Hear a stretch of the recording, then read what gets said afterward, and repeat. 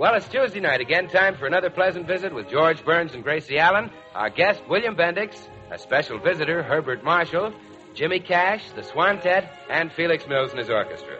And now meet the people who live in the Burns house, George and Gracie.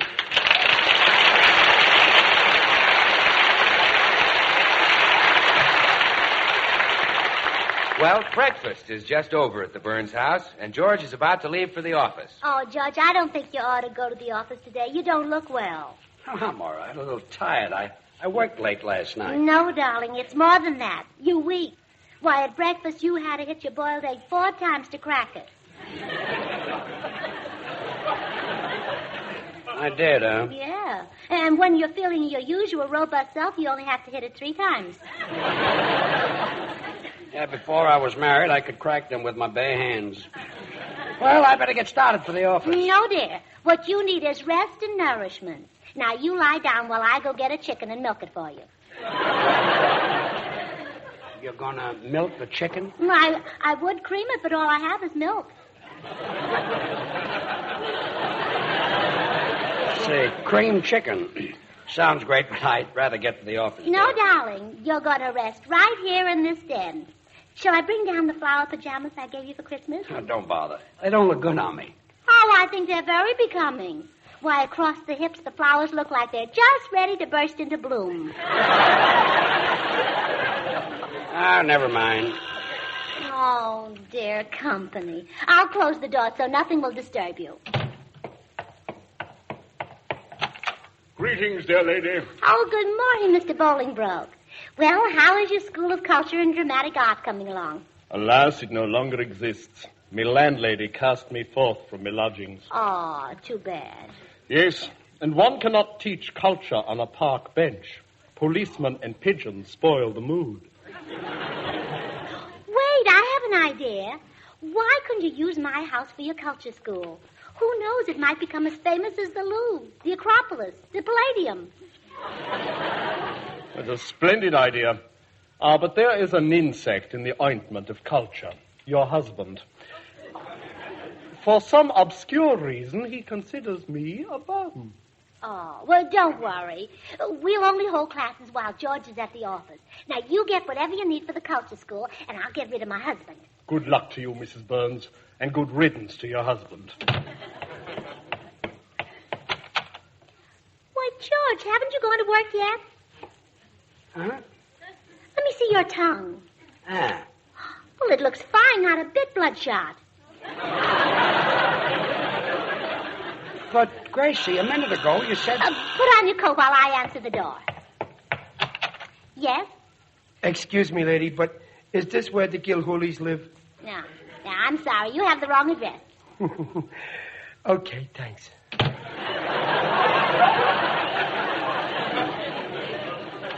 Who was that?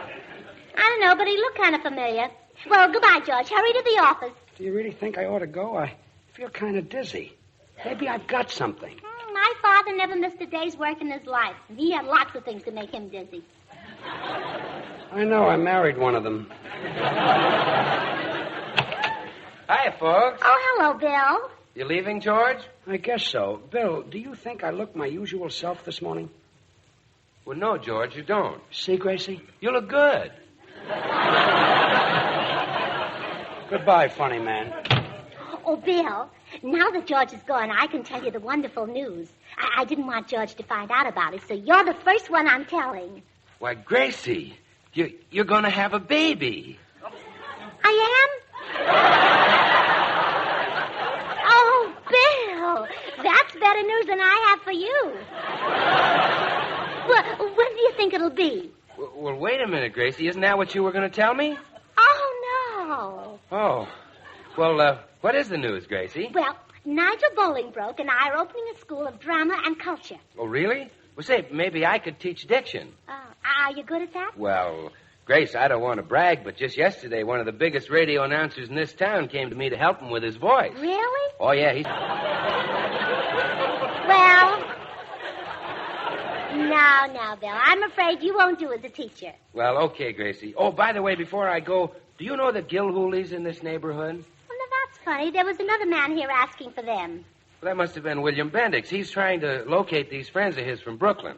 William Bendix, the movie star? Yeah. Oh, my goodness, and I practically slammed the door in his face. Oh, the poor man.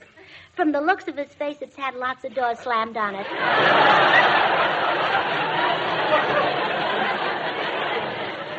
Well, you know, Gracie, Bendix is really a swell guy. I worked with him in the picture Wake Island. You remember that big, dumb Marine? Yeah, I thought you were very good. No, he was the big, dumb Marine. Oh, yes. Say, Bill, wouldn't William Bendix be a wonderful guinea pig for our culture school? Well, what do you mean? Well, if we could make a suave, sophisticated leading man out of him, we'd be famous. You'd be magicians. He doesn't go for that culture stuff, Gracie. Well, maybe I can get him interested. Oh, excuse me, Bill. Look, lady, are you sure you don't know where the Gilhoolies live? I'm just dying to talk to somebody from Brooklyn. Well, come right in, Mr. Bendix. You mean you're from Brooklyn? Well, they call me Green Pernt Gracie. Well, hallelujah! Well, Gracie believes that William Bendix is the ideal pupil for her school of drama and culture. So she has lured him into the house by pretending to be from Brooklyn. Gee, lady, it sure is great to meet somebody from Brooklyn. Oh, yes, the motherland. Yeah. Ah, such a lovely place with its trees and its flowers and its little flat bushes. Yeah, you said it kissiful, lady. What memories? Eating weenies and kraut from a pushcart while the new moon caresses the Navy Yard. Oh. You make it sound like poetry, Mr. Bendix. Oh, I don't take no credit. Brooklyn brings out the poet in anybody that's human. And you are, aren't you? Yeah. Well, enough about Brooklyn. Let's talk about you, Mr. Bendix. Okay, that's an interesting subject. How does it feel to be such a flop in pictures? Oh, I ain't doing so bad. Well, the folks back home are disappointed in your playing a cab driver. They'd rather see you as Romeo or Madame Curie. Oh, I couldn't play them. They was foreigners. Just the same, the home folks feel that you've let them down. And they don't feel that way about Ronald Coleman. Gee, is he from Brooklyn? One of the oldest families. Well, that's funny. I never run into him in none of the saloons. And Brooklyn is mighty proud of Walter Pigeon. Him, too? Sure. You don't say. You see, Mr. Coleman and Mr. Pigeon are successful because they're cultured Brooklyn gentlemen. Yeah. They make out pretty good with the dames, too, huh? Oh, are you interested in women? Oh, yeah, they could very easily become a hobby with me. Well, why do you suppose Charles Boyer always gets the girls? Politics? No, because he's a cultured Brooklyn gentleman. I thought he was French. That's right, from the French Quarter of Brooklyn. The left bank. The left bank? Yeah.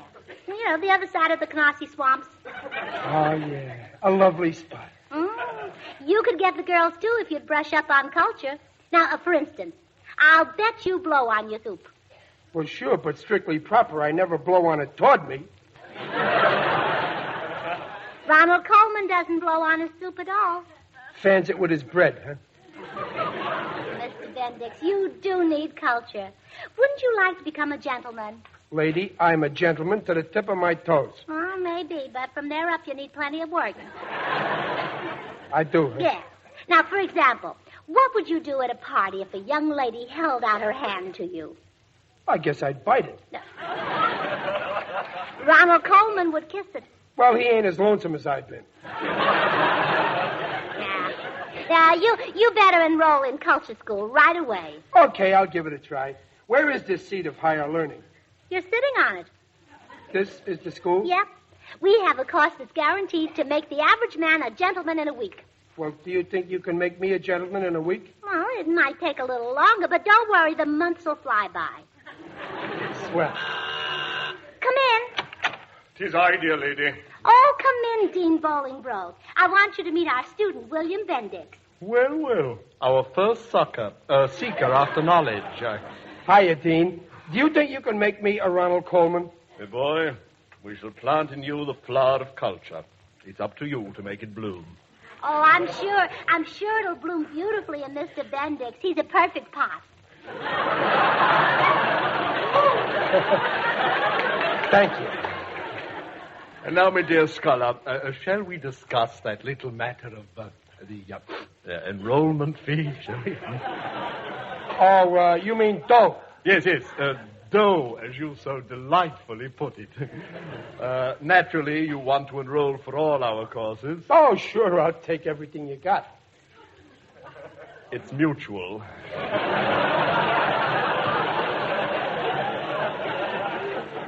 Now, just count your money slowly into my palm. Okay.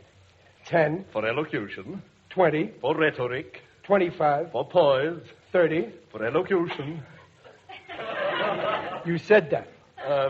That was compound elocution. This is complex. Oh, well. I guess that's the bundle. Wait a minute. Hold on. Here's a buck I didn't see. You may keep that for your honesty. Oh, gee. Thanks, Dean. Not at all. You show great promise, dear pupil. I predict that you will make the Hall of Fame. And I didn't make a bad haul myself. Farewell, friends. Oh, no, wait, Mr. Bolingbroke. How about Mr. Bendix's culture lesson? Well, there isn't time today. If your husband comes home and catches us running this culture school, he'll skin us alive. Oh, dear, that's right. And we haven't got the skin to spare like he has.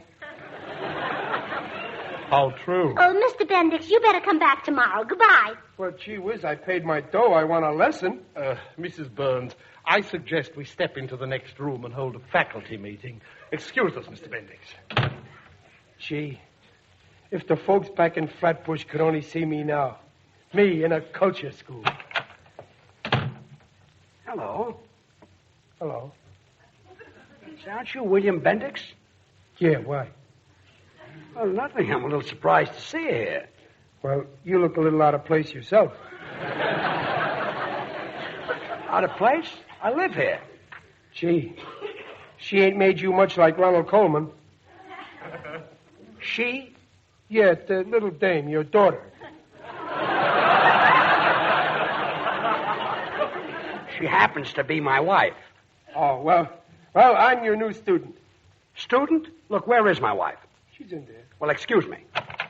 Why, George, you're not supposed to be home this early. I mean, hello, dear. Bolingbroke, what are you doing here? Leaving. Goodbye.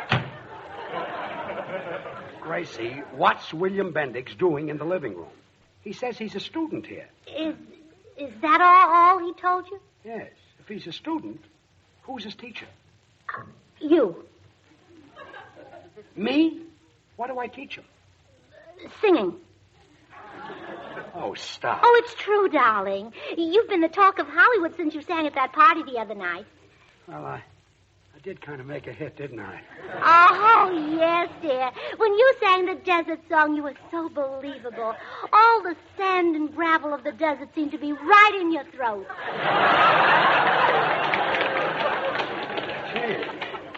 My desert is calling.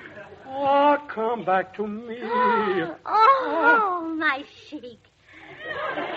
So that's why Bendix is here. He wants me to teach him to sing. Sure. You know, Gracie, when I walked in here, I half expected you to make up some kind of a lie. Oh, really? Yeah. Oh, you're cute.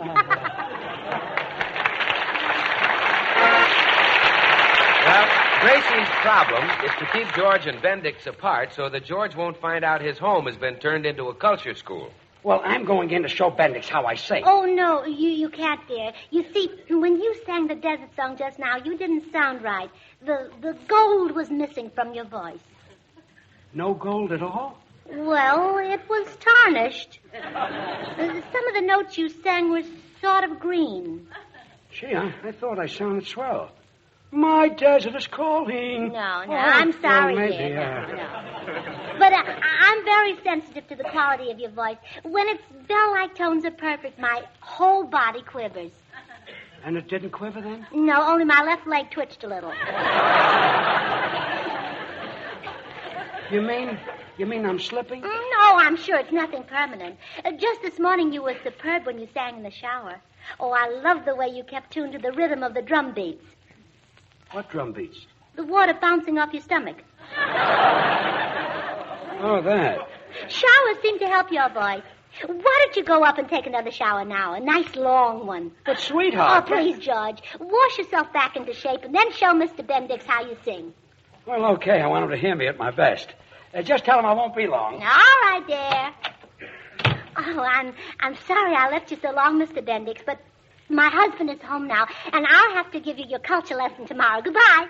But, gee, lady, I want to go out stepping tonight. Couldn't you just slip me enough culture to get anyhow an ugly dame? Well, maybe a short lesson, just long enough for a shower. What's that? Oh, nothing. Now, we'll pretend that we're Hollywood's two most charming and sophisticated personalities. You be Ronald Coleman, and I'll just be myself. Okay. Now, you're serving me tea, and you just say whatever you think Mr. Coleman would say. All right. A saucer of tea, Madam Ship. Cheerio. Lemon? Quite. Crumpet? No, just squeeze it. Spoon? Oh, let's have our tea first. Pip, pip. Been hunting today, Ronald? Constantly. And how was the hunt?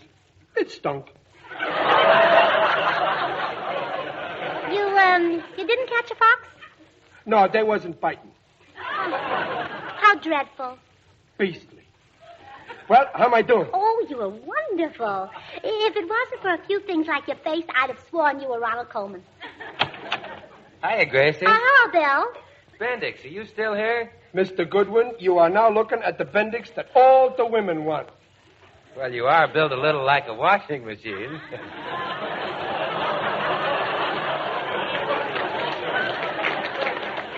One more dirty crack and I'll kick your teeth in. Oh, Mr. Bendix, remember your culture. You should say one more uncouth remark and I'll kick your teeth in. Oh, yeah. You see, Goodwin, this little lady has molded me into a Ronald Coleman. Really? It doesn't show. Oh, Bill, I think he definitely looks molded. Gracie, will you bring me a towel? Oh, George is out of the shower. You boys better leave. Mr. Bendix, I'll see you tomorrow. Goodbye. Bye. Well, Goodwin, now that I'm cultured, I ought to get plenty of dames. Oh, my goodness. Haven't you boys gone yet? Well, we were just... Well, it's too late now. My husband's on his way down to give you a singing lesson. Singing lesson, but Ronald Coleman doesn't sing. But think how many more women you'll attract if you talk like Coleman and sing like Sinatra. Gee. Oh, well, you can be a new and different Sinatra. The microphone can lean on you. Gracie, George is giving singing lessons? Oh, yes. Why, if it weren't for him, Frank Sinatra wouldn't be where he is today. George? Sure, he found an apartment for him. Well, Bendix, I'm ready for your singing lesson. Now sit down and I'll show you how you'll sound after 5 or 6 years of hard study. I ain't got nobody. Nobody cares for me. Including me. Goodbye, George. I'm so sad and lonely, baby. Won't somebody take a chance with me? Ba-doo-doo-doo. Oh, you see how he closes his eyes, Mr. Bendix? Yeah, he's closing the wrong thing. I'll sing sweet love songs all the time. If you'll be my baby, baby, then you'll be mine. I ain't got nobody, babe, and nobody cares for me.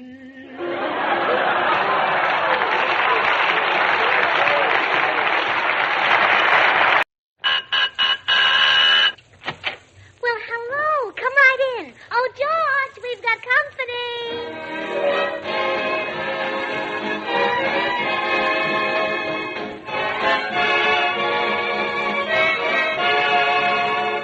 Well, it's Tuesday night again, time for another pleasant visit with George Burns and Gracie Allen, our guest star of the new Warner Brothers picture In Our Time, Paul Henreid, with Jimmy Cash and Felix Mills in his orchestra.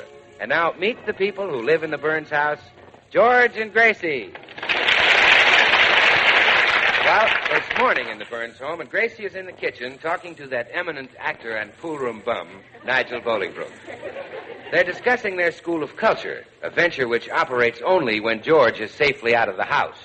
Oh, Mrs. Burns, if only your husband would relent, we could operate our school on a larger scale. It's no use, Mr. Bolingbroke. George just doesn't like you, and he's very stubborn about people.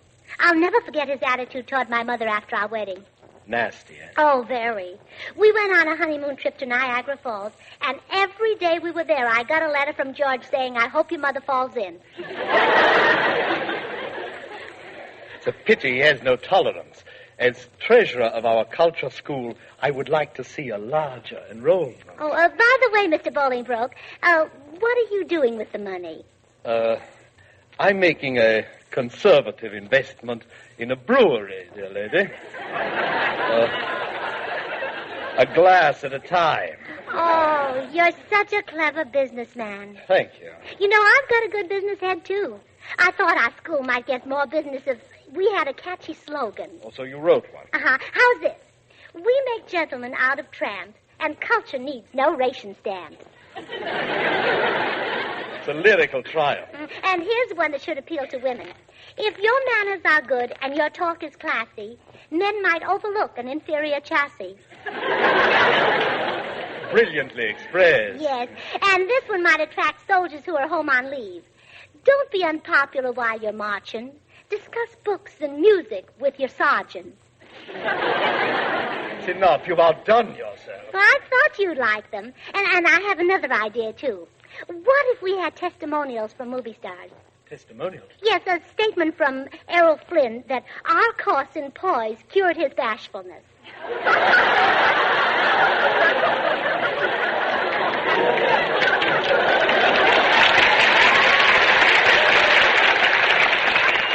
But he's never been our pupil. I know, but it would attract attention. Nevertheless, it can't be done. Well, now, that's just where you're wrong. I've already had a testimonial printed and scattered all over town. It says, if it weren't for your school, I'd still be driving a truck. Signed, Paul Henreid. Oh, my dear girl, he'll be furious with you. Why should he be? We're perfect strangers. Well, you don't understand. Well, I've never seen Mr. Henreid, even in a picture. But all my girlfriends are mad about him. I don't dare mention his name while they're reading. They all get hiccups. But, Mrs. Burns, let me explain. So, using Mr. Henreid's name must boost our school.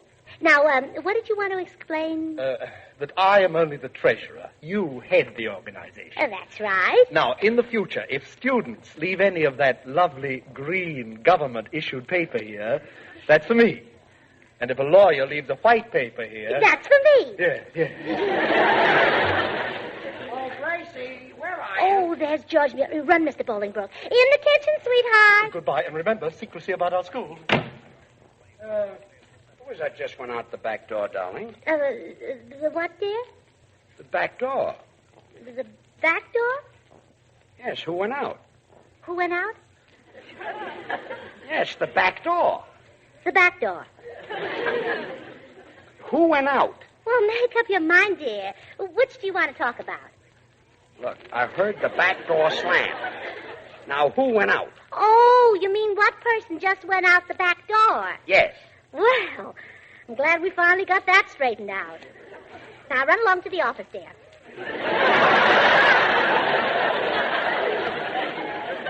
Gracie, I'm not leaving till you tell me who was here. Oh, all right. I wanted to surprise you, but if you must know, I'll tell you. Good. Who was it? The census taker. The census taker? Yeah, but I told him we didn't have any, so he left. Gracie, the man ran out when he heard me coming, and the census taker won't be here until 1950. Now, you see how bad you scared him? Gracie, let's have a little talk. For about a week now, something has been going on behind my back, and it gives me a funny feeling. Well, then take off the woolen ones and put on cotton ones. Gracie, I'm serious. You've been acting strangely. Like you're kind of glad to see me leave for the office and sorry to see me get home. Don't you love me anymore? Oh, sweetheart, of course I love you. You're the only man in the whole world for me. You wouldn't pull my leg, would you? Anything to make you happy. Lift it up. No, I mean, don't lie to me to save my feelings.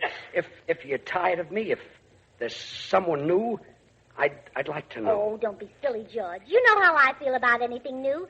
The older things get, the more precious they get, and you're awfully precious. Thanks. And I miss you terribly when you're away. So hurry to the office now so I can start missing you. Well, okay. Goodbye. Goodbye. Well, hiya, George. Oh, hello, Bill.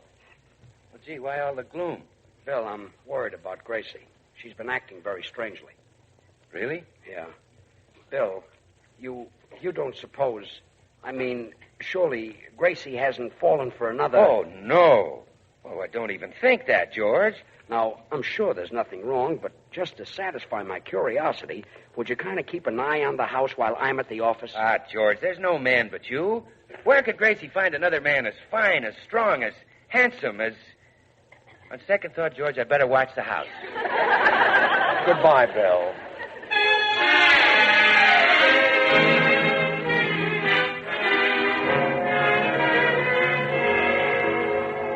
Well, Gracie never dreamed that Paul Henreid would see one of the handbills claiming him as a graduate of her school of culture. But he did. As a result, arriving at the Burns home with a bewildered look on his face is Paul Henreid. Yes? Pardon me, is this the school of culture that claims Paul Henreid as a graduate? Oh, yes. Come right in. Thank you. Yes, indeed. We're mighty proud of what we did for Paul. And we can do the same for you. Oh, I see. Well, just what did you do for Paul? Only made him over, that's all. We like to work with raw material, and Mr. Henreid was about the rawest we ever had. Really? Oh, you should have seen him. Sort of a young Wallace Beery. But you succeeded in making him a gentleman. Well, finally. First, we taught him grace and poise by making him walk around with a book balanced on his head. He was very good at that. I'm pleased to hear it. He had a natural ability. His head was gorgeously flat. A rare gift. Yes, and then we taught him how to make love. Surely that was one thing you didn't have to teach him. Oh, I can see that you don't know Mr. Henreid. Oh, of course, he knew a few things, such as how to hold hands and wink. Scarcely enough for a well-rounded life. I should say not. So we gave him our course in cultured whistling. Cultured whistling? Well, yes, we taught him how to whistle things like Bach and Beethoven. That way he can pick up a much nicer class of girls. Did this complete his course? Oh, no. And then we thought up tricks for him to do in the movies, like the one in that picture with Betty Davis, where he lit 2 cigarettes at once. That was your idea? But of course. When he came to me, he was so clumsy that he burned himself lighting just 1 cigarette. Incredible. Well, now, if he had taken our advanced course, by now he could have put the whole pack in his mouth. Which would have easily won the Academy Award. Well, sure. And now I've got a thrill for you. I can make you into another Paul Henreid. No. Yes. Of course. First, you'll have to get rid of that funny accent. Oh, naturally. Where are you from, Alabama? No, Missouri. Oh. Well, what do you say? Would you like to sign up? Madam, my name is Paul Henreid. Oh, well, then we'll have to change it. 1 is enough. You don't understand. I've led you on just to see how far you would go. I am the only Paul Henreid. You? Yes. You sure? I have the word of my mother and father. Can you trust them? Implicitly. You have used my name falsely in connection with your school, madam. Well, I'm very sorry, but I will have to have my lawyers call on you. Oh, please. Please, no tears. This is the end of my career. I only wanted to spread culture and be a woman that everybody admired. No, I wanted to do for humanity what Florence did for the Nightingale.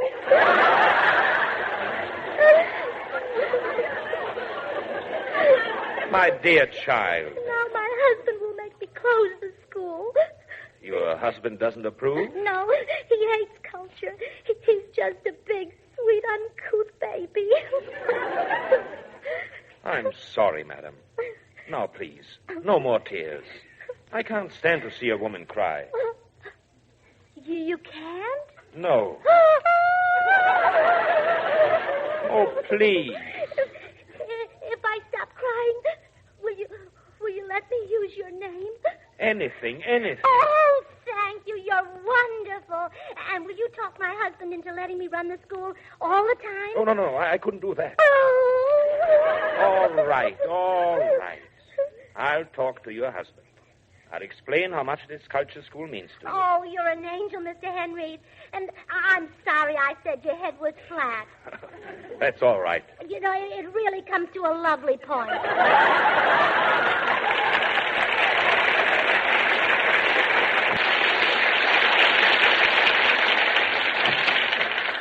George, listen, I know you don't like to be disturbed at your office, but this couldn't wait.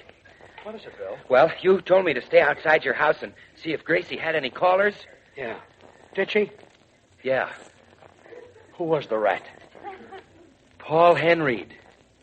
Henreid, the actor? Yeah, that's right. Brace up, old man. It's worse than I thought. Not only a rat, but a continental rat in a pinstripe suit. Brace up, old man. A hand kisser. A bender at the waist. Brace up, old man. Bill, I'm braced and I'm not an old man. Okay, you're braced. I hardly know what to think. Bill, what would you do if you were me and your wife fell for Paul Henreid? Well, I'd get a gun. Yeah? And I'd load it. Yeah? And I'd shoot myself. Well, you're a big help. Come in. Pardon me. My name is Henreid, and I'm looking for George Burns. Huh? Well, here I am. Hey, should I stay, George? No, Bill. You wait outside. I'll handle this. Well, okay. But if he starts anything, just scream. Well, Mr. Henreid? Mr. Burns, let me begin by telling you that I'm acquainted with your wife. A most charming and lovable person. I know that. I'm her husband. Mr. Burns, I'll be frank. Your wife has turned to me to help her get released from a very ordinary and humdrum existence. Well, that's nice. I appreciate the fact that this is a rather unconventional situation, but we can hardly blame her for wanting a little culture, can we? Gee, I thought I made her happy. Oh, come now, Mr. Burns. Supplying 3 meals a day and a roof over her head, plus an occasional kiss on the cheek. Oh, surely you must realize that any woman wants more than that from life. Are you sure Gracie feels this way? Positive. She begged me to come and talk to you. And when I refused, well, she burst into tears. Holy smoke, am I that bad? Yes. You are keeping her dreams from coming true. Well, I'd kind of like to think it over. All right. There is no hurry. I'll come to your home later today for your decision. Bonjour, Monsieur Burns. Bonjour.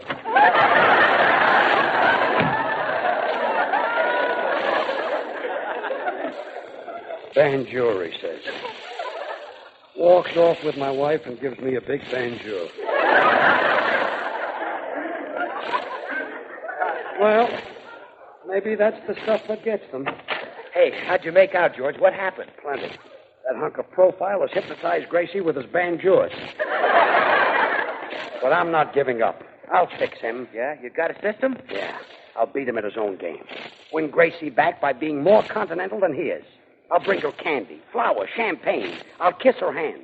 I'll bow from the waist. Well, in other words, this is going to be a charm contest between you and Paul Henreid? Yes, and may the best man win. George, don't give up so easy.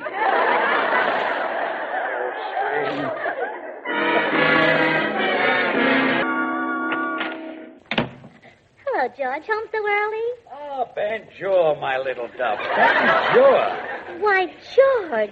And you've got flowers and candy and champagne. Don't speak. Just stand there and let me feast my eyes on you, my lovely princess. Well, George, are you sure you're all right? My cherie. I'm bewitched by your beauty. I'm intoxicated. I thought so. Tight as a knot. No, my queen. I'm always this way when you're near me. May I kiss your hand? Well, yes, if you want to. And now, may I kiss your other hand? Well, yes, I'd love it. Now let me kiss your hand. I'm mad about you. Tell me, my pet. Do you like me more than Paul Henreid? Of course. Paul Henreid couldn't like you more than I do. No, sweetheart. I mean, could he be a better husband than I am? Oh, don't be silly. Come in. Oh, come in, Mr. Henreid. Thank you. Well, came to get the decision, eh, Henreid? Well, I've got bad news for you. My wife loves me. She's crazy about me. She thinks I'm the most charming man in the whole world. But You find that kind of hard to believe, don't you? A little. You're a good loser, Henry. Goodbye and no hard feelings. But what about the culture school? The culture?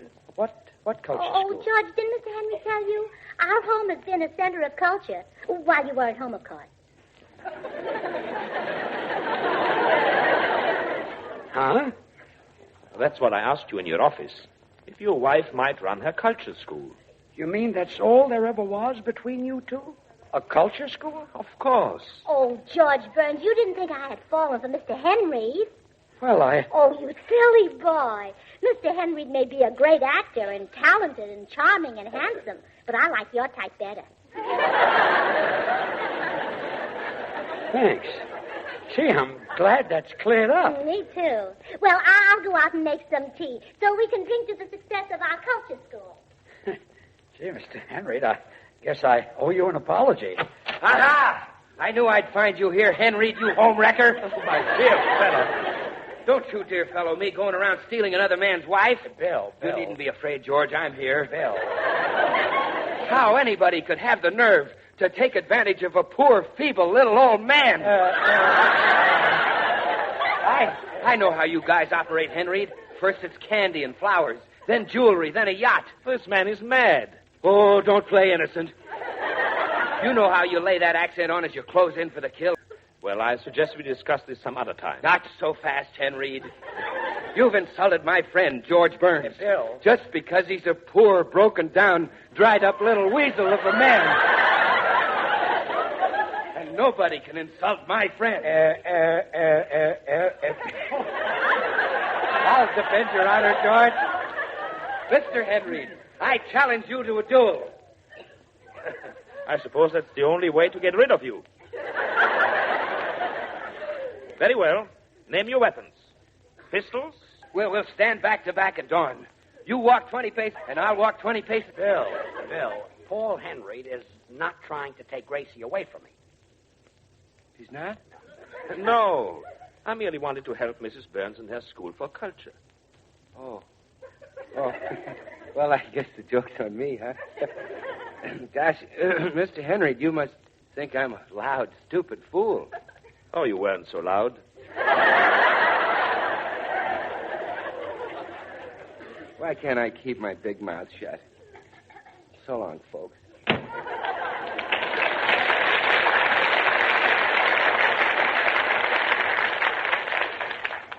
Amazing chap. Your wife's culture school seems to get me involved in all sorts of misunderstandings. You haven't heard anything yet. Now that you've endorsed this school, Gracie will run you ragged. You'll be a wreck. Well, in that case, I must find a way out.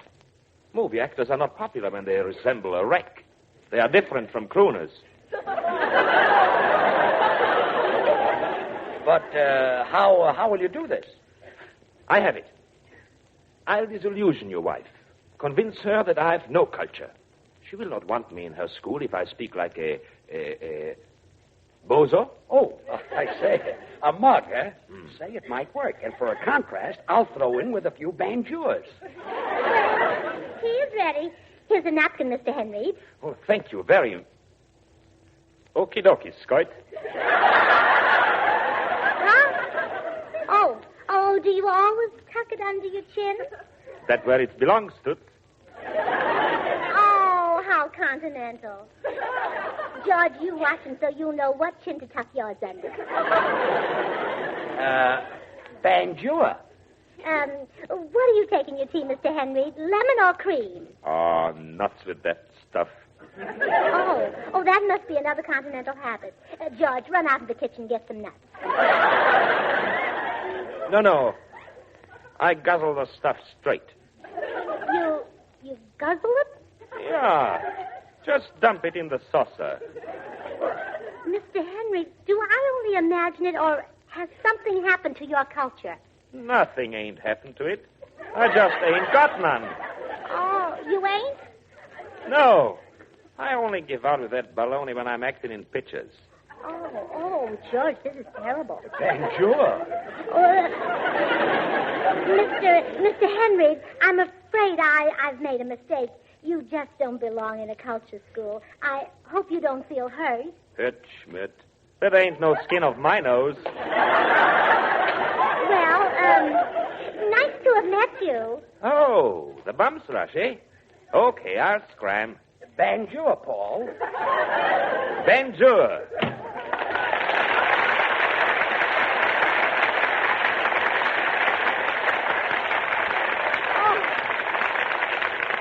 Oh, my goodness, what a narrow escape. Why, George, you're twice the gentleman he is. But of course. Here, let me kiss your hand. All right. There. Now the other hand. All right. Now my elbow. Sure. Now the other elbow. Okay. Hey, what are you doing? Taking off my shoes. Banjure.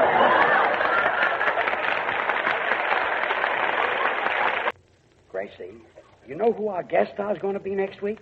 William Powell. Oh, William Powell. Oh, he's got the most wonderful figure in Hollywood. William Powell? Oh, sure. His figure is so terrific that they're calling his new picture The Heavenly Body.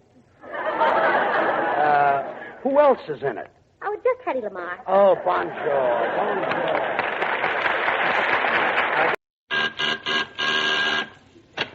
Oh, George, I've got a cold. You better say it. All right. Well, hello. Come right in. Oh, Gracie, we've got company.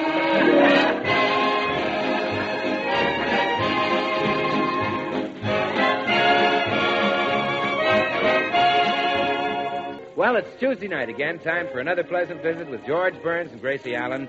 Our guest, William Powell, star of the Metro-Goldwyn-Mayer picture Heavenly Body, with Jimmy Cash, Felix Mills, and his orchestra. And now meet the people who live in the Burns house, George and Gracie.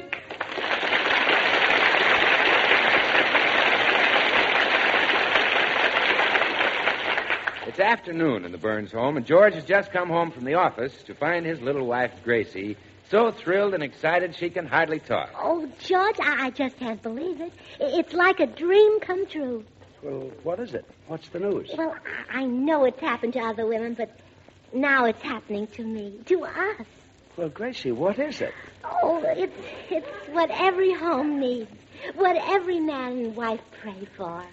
Gracie, you mean we're going to have a... Yes. A cleaning woman.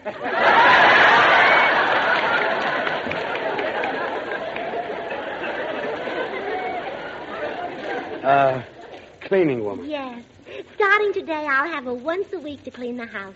Gee, I thought we were going to have a baby. Oh, George, a baby couldn't clean this big house. Well, let it go. Well, you don't seem very thrilled.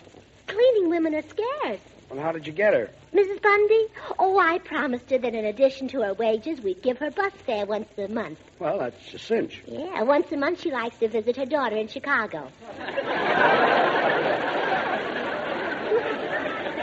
That's where we pay the bus fare. Yeah, round trip. Might be cheaper to move to Chicago. Oh, that's probably Mrs. Bundy now. Stand up straight, dear. I want you to make a good impression. Okay. Come in. Well, here I am. Oh, Mrs. Bundy, I'm so glad you could make it. Where do I start cleaning? Well, first, Mrs. Bundy, I understand it's customary to present letters of reference. Oh, don't bother. You folks look honest. Well, that's nice. Oh, this is my husband. Hello. Mine's bigger. Oh, yes, George is rather petite, but don't let his size fool you. He's as strong as an ox and much handsomer. Thanks, dear. Oh, here's the duster, Mrs. Bundy. You can start right here. Okay. You work for lots of movie stars, don't you? That's right. And believe me, I could tell you plenty about them. Oh, well, that's what I was leading up to. Only I can't talk when I'm working. Oh, well, in that case, let me work and you talk. That's what I was leading up to. Well, now, hand me the duster. Wait a minute, Gracie. You're going to pay Mrs. Bundy 90 cents an hour just to gossip about movie stars? You could get that from Luella Parsons for a nickel. Well, if Luella Parsons works that cheap, she can't be a good cleaning woman. Well, it looks like there'll be no dinner cooked around here tonight. I better go out and eat. Oh, all right. Goodbye, dear. Bonjour. Well, who do you want to hear about? The Humphrey Bogarts, the Walter Pigeons? Well, start with the Humphrey Bogart. Is he as tough around the house as he is in pictures? No, indeed. I've been around there plenty, and he doesn't wear the pants in that house. Oh, my goodness. Isn't that kind of drafty? I mean, he ain't the boss. Oh. Oh, I'll get it, Mrs. Burns. You just keep right on dusting. Yes? Oh, hello. I'm Bill Goodwin.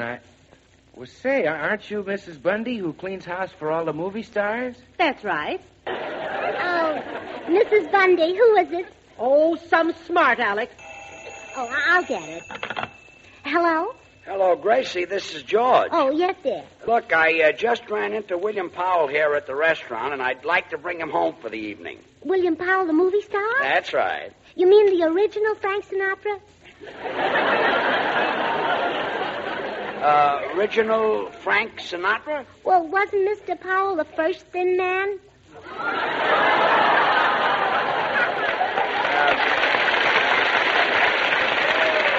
Look, Gracie, they're redecorating Mr. Powell's house, and the poor guy hasn't had any sleep now for 3 nights. Is it all right if he sleeps with us tonight? Well, wouldn't he be more comfortable in the guest room, dear? Get things ready. We'll be there at 9 o'clock, dear.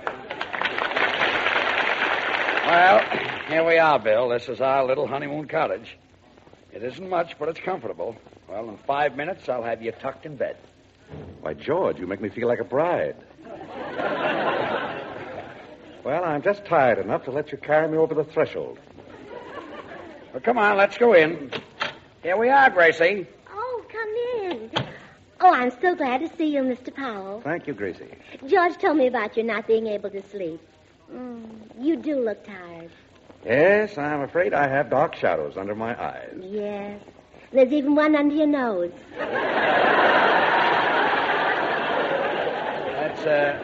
That's his mustache. Oh.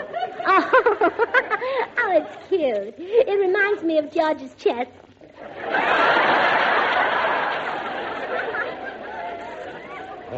How revolting. Of course, there's more hair on your lip. Gracie, stop being silly.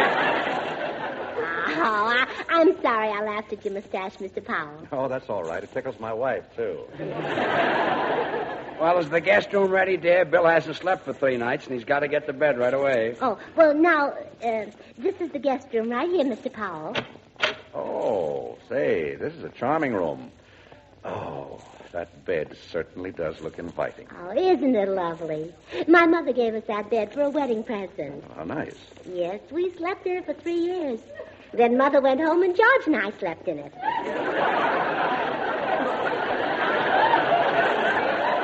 Gracie, let's get out of here and let Bill get to bed. Well, good night. Good night. Good night. Good night. Oh, I almost forgot, Mr. Powell. If you open that top dresser drawer, you'll find one of George's nightshirts. Oh, yes. Thanks for telling me. I'll be careful not to open it. Oh, you'll love it. I'll show it to you. There, isn't it, darling? You're very chic, but the neck's too small for me. I could never get my head through that tiny hole. Oh. Well, I have to make it that small so it won't slip down over George's shoulders. Come on, Gracie. Good night, Bill. Good night. Good night. Oh, there's just one more thing, Mr. Powell. I hope you won't practice your tap dancing tonight and keep us awake. Oh, no. I'm William Powell. The one with the flying feet is Eleanor. You have us mixed up. Oh, how could I get you mixed up with Mrs. Roosevelt? Gracie. Oh, good night. Bill has got to get up at 6 o'clock in the morning and start work on a picture. Oh, really? Yes, and he's worried about it. You see, the actress they've got opposite him can't handle the part. It's the part of a persecuted woman. Persecuted woman? Yeah, you know, her husband takes her baby away from her and all that. It's a tough part to play. Oh, pooh. Any really great actress could play it. Betty Davis, Helen Hayes, Catherine Cornell, Greer Garson, any one of us. Us? Sure. Well, Gracie, go to bed. I'm going out and get a glass of milk. Oh, so that's why poor Mr. Powell hasn't been able to sleep these for 3 nights. He thinks no one can play a persecuted woman. Well, his troubles are over. Mr. Powell? Mr. Powell? Yeah, what is it? Mr. Powell, I want my baby.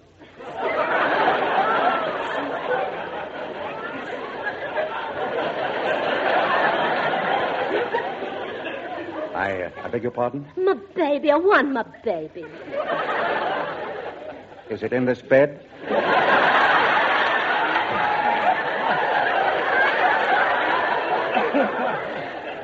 I don't know where it is. George is hidden it from me.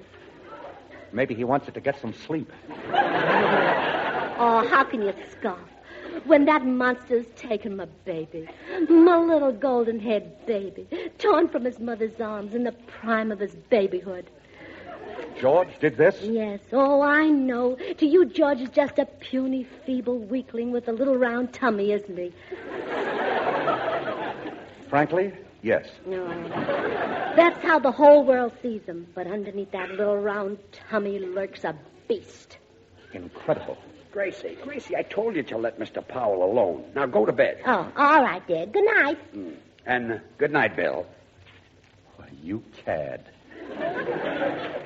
Huh? You little round-tummied cad. Bill. Where's the baby? The what? The baby. Do you feel all right, Bill? You put on a fine act. Make the world think you're a great guy. Invite your friends here to sleep. But where's the baby? You mean you can't sleep without a baby in the room? Now, cut out that innocent stuff. Where are you hiding the child? Gee, Bill, you better lie back and relax. I'm afraid losing 3 nights' sleep has kind of got you. Never mind. Just get that baby and stop torturing a poor, innocent mother. There, little mother. Now just get some sleep and you'll be all right in the morning. Then I'll bring you your baby. I'm talking about Gracie's baby. Gracie's? Gracie, come in here. What is it, dear? What did you tell William Powell about a baby? Oh, that. I was just showing him how great a part I could play, or any great actress could play the persecuted woman in his picture. Then you have no baby? Oh, no. And how often I've envied you, Mr. Powell. Me? Oh, yes. Your son Dick is so talented.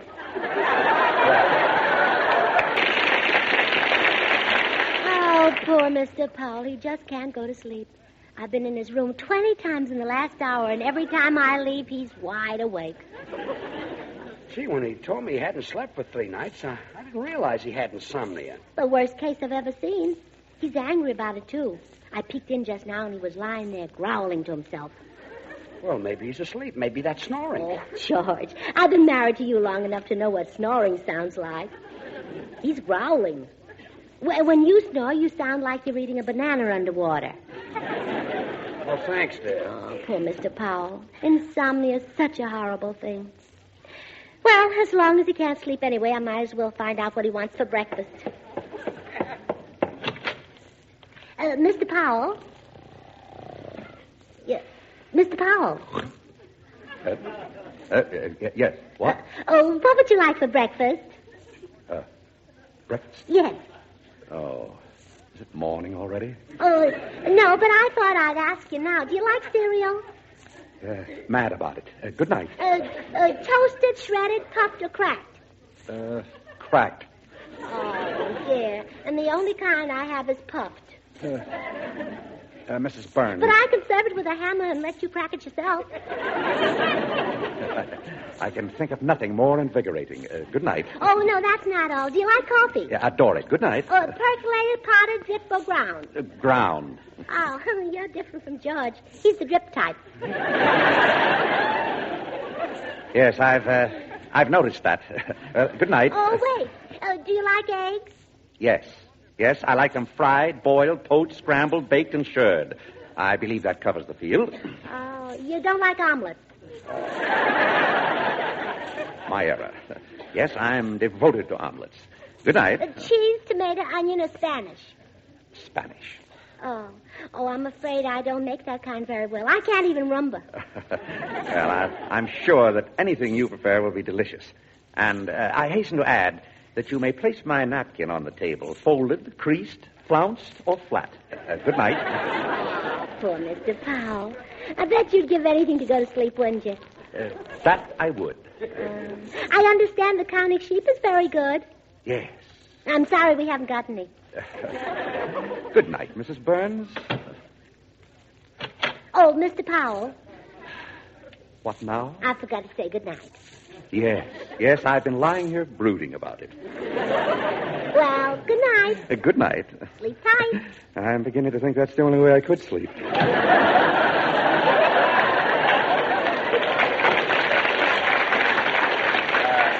Gracie, is he asleep yet? No. Oh, maybe he'll go to sleep if you talk to him. All right. I'll see what I can do. My, it's dark in here. A peculiar habit of mine. I like to sleep in a dark room. I'm not disturbing you, am I? No. In fact, you're a great help. Really? Yes. I haven't slept in 3 nights, and your help making it 4. Well, you'll soon be sleeping like a top, and there's nothing like a good night's sleep. There's certainly nothing like it here. Did you set the alarm clock? Yes, for 6. Well, you don't have to worry about it not going off. It's a darn good clock. Fine. Has sort of a sweet, mellow chime. Oh, how nice. Why don't you stay a little longer and we can listen to the chime together? Good night, Bill. Good night, George. Is he asleep yet, George? No, poor guy. Wait.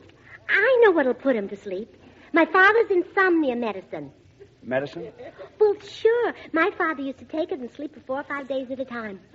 Well, what kind of a medicine is it? I don't know. It's put out by those 2 famous doctors, Haig and Haig. Oh, yes, that's a great medicine. Oh, you answer the door, sweetheart. I'll go look for the medicine.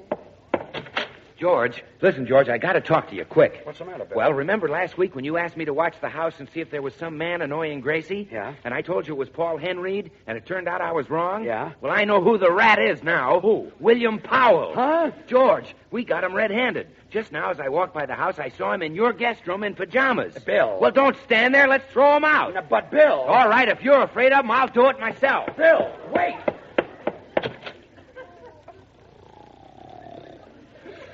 Get out of that bed, you rat!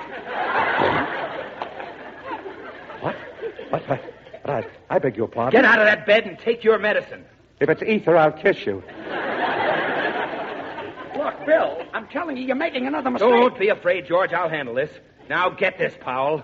George's wife loves him and only him. Oh, sure, to you, he's just a wrinkled, repulsive little hollow-chested pipsqueak. Now, don't start that again. George, tell me something. Has this whole evening been part of a gigantic plot to wreck me, physically and mentally? Is MGM tired of me? Have they taken this diabolical way to break my contract? Oh, no, Bill, listen to me. Mr. Powell is not interested in Gracie. Huh? He only came here to get some rest, didn't you, Mr. Powell? Yes, fool that I am. Gee, Mr. Powell, you must hate me. Thank you, I will. Now, if you gentlemen will board your trains, I'll curl up here in Grand Central Station and go back to what I lovingly call sleep. Good night. Well, good night, Mr. Powell. Good night. Oh, hello, Bill. Hi, Gracie. George, is Mr. Powell asleep yet? Yeah, he's wider awake than ever. Oh, my goodness. I've never seen such insomnia. I'll see what I can do. Oh, precious. Mr. Powell? Mr. Powell? Huh? Oh, what is it? It's me, Gracie. Oh, no. Oh, now, don't worry too much if you can't sleep. Thomas Edison only slept 4 hours a night. Really? When was he a guest here? I just had an idea.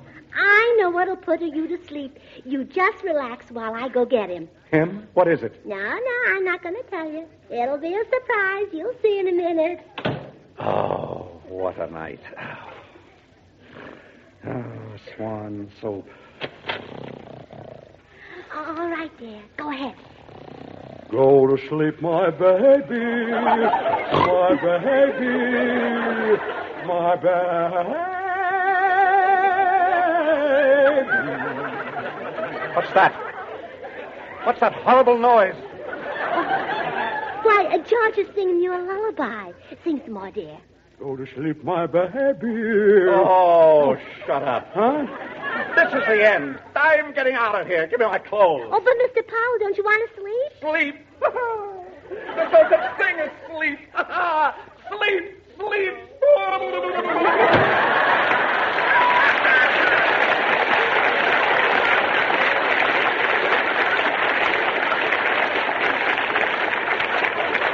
Well, George, worst case of insomnia I've ever seen. Yeah, poor guy. Well, come on, Gracie, let's get to bed. You know, George, I don't think I'm going to be able to sleep now. You don't? No, sweetheart. Would you... Oh, sure. Go to sleep, my baby. Oh, Judge, you're wonderful. Baby. Oh. My baby.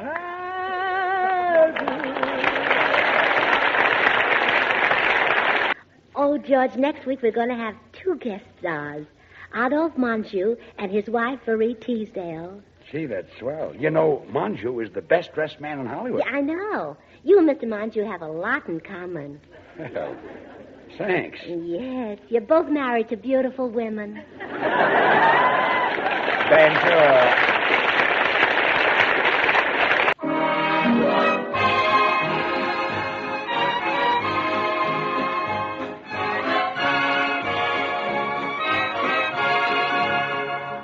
Well, it's Tuesday night again. Time for another pleasant visit with George Burns and Gracie Allen, their guests Adolphe Monjou and his charming wife, Marie Teasdale, with Jimmy Cash, Felix Mills and his orchestra, and the Swantet. And now meet the people who live in the Burns house, George and Gracie.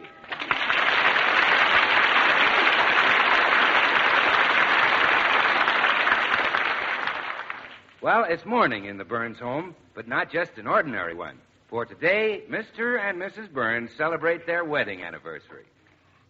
George, even though it is our anniversary, you don't have to bother with my present this year. But I insist. No, George, please. Gracie, you know when we were married, I bought you a chain with a pearl on it, and I've been adding to it every year. Yes, but I thought you ought to stop. The chain is 3 feet long now, and the pearl hangs too far down. All right, dear, no gift. Oh, George, I don't need presents to make me happy. Just being your wife is enough. Oh, thanks, sweetheart. Our marriage has been one of the great love affairs. You've been to me what Romeo was to Juliet, what Armand was to Camille, what Carmen was to Miranda.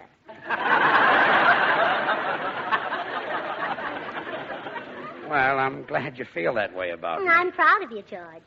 Why, even our new cleaning woman, Mrs. Bundy, thinks you're very clever. She does? Yes. She thinks you're going to be very successful someday. That's nice to hear. In fact, she can't understand what's delaying you. Only yesterday when you walked out of the door, Mrs. Bundy said, "What's holding him up?" I'm glad she likes me. Well, honestly, I'm so happy I feel almost selfish.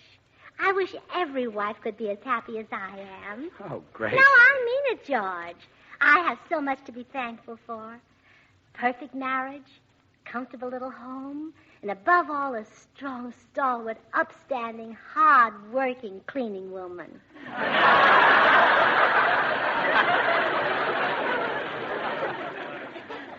While we're on the subject, Gracie, why don't you get rid of that cleaning woman? Oh, you do all the work. All she does is sit around and gossip about our neighbors. Oh, that's not true. No? No, she gossips about other people, too. I thought so. I wonder what's keeping Mrs. Bundy. She was coming here as soon as she finished at the Manju's. She's probably snooping around to see how Manju's mustache looks in the morning.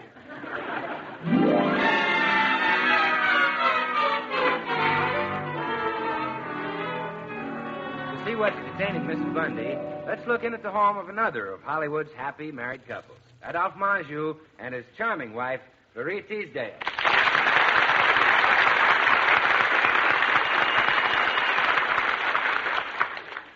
Marie, darling, before I leave for the studio, would you do me a favor? Well, of course, dear. I'd be happy to.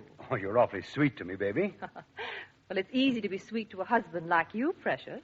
You know, we ought to get some kind of award, staying happily married in Hollywood. Yes.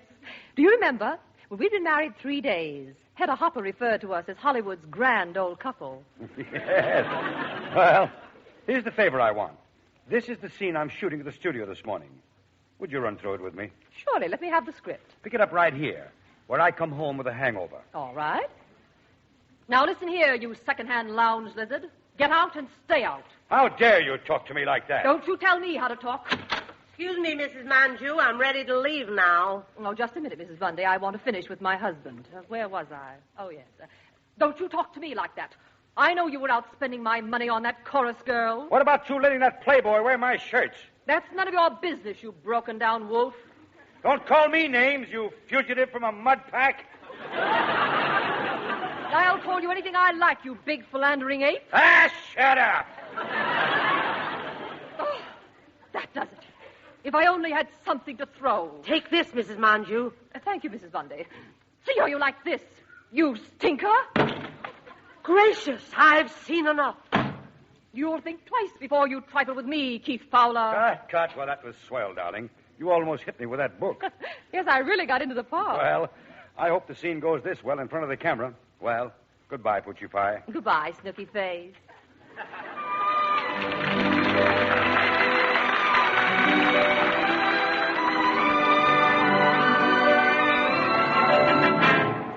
Oh, and then what happened, Mrs. Bundy? Then Mrs. Manju called Mr. Manju a broken-down wolf. Oh, dear. And what did he say? Well, I can't talk while I'm working. Here, hand me the broom. Well, don't forget the corners. Last week you didn't do such a good job. Oh, last week you didn't have such good gossip. Well, go ahead. Well, when she found out he was running around with another woman, she called him a big philandering ape. Oh, she's wrong. Mr. Monju's no bigger than George. Then he accused her of running around with men and called her a fugitive from a mud pack. How terrible. Mrs. Bundy just told me some terrible news. The Adolph Monjus are about to split up. Really? Well, frankly, I'm not surprised. What? Oh, Bill, it isn't fair that George and I should be so happy and Monju so unhappy. I'm going to help them. Oh, no, I wouldn't interfere if I were you, Gracie. Oh, pooh. There's no reason in the world why there should be any uncertainty about their marriage. I'm going over there right now and put an end to it. That's what I'm afraid of. Up to this moment, Mr. and Mrs. Adolph Monju have been one of Hollywood's happiest couples.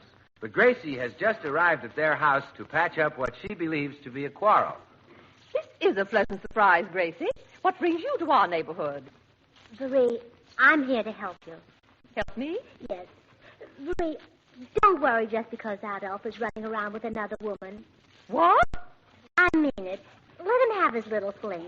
Let him eat his wild oats. Gracie. That other woman is just a passing fancy. He'll come back to you in 10 or 15 years.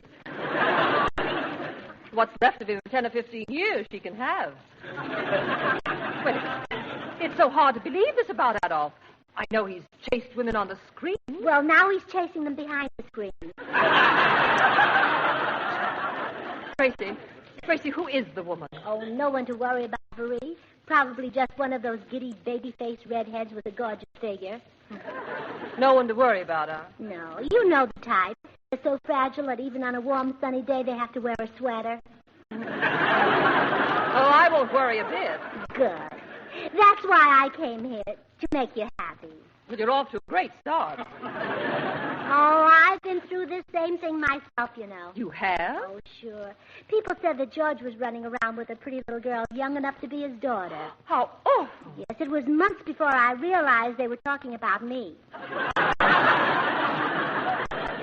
So Adolph has got himself a redhead, has he? By that skinny little weasel. Skinny little well-dressed weasel. Oh, just wait till I get my hands on that man. I'll tear off that droopy mustache and pin it where he can wag it. Now, Marie. There's nothing to worry about. He'll get tired of this other woman, and then he'll come crawling back to you. How else? Well, I just thought I'd drop by and cheer you up, Marie. Have I made you happy? Ecstatically. Gracie, what do you think I should do? The thing to do is ignore the other woman. Pay no attention to her. If Adolph brings her home, pretend not to see her. Oh, but Gracie! After dinner, if you want to sit in Adolph's lap, just sit right on top of her. Oh, fine. Well, I'll be running along now, Marie. Well, thanks for everything, Gracie. Oh, don't mention it. I won't rest until you and Adolph are as happy as George and me. Fat chance. I had to get a handsome worm for a husband. Yes. Too bad you couldn't have gotten one like George.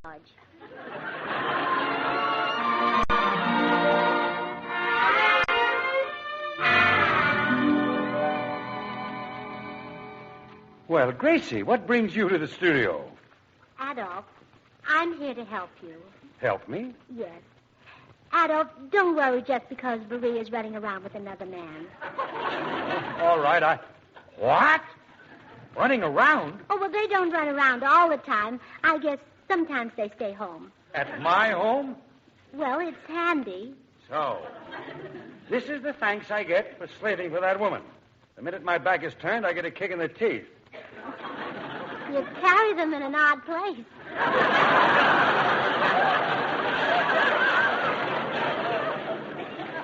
Who is the man? Tell me. Oh, my goodness, don't get so excited. He could be any one of a dozen. Oh, I bet I know.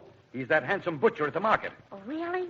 I thought we'd been having awfully tender steaks lately. Oh, now cheer up, Adolph. She'll come back to you.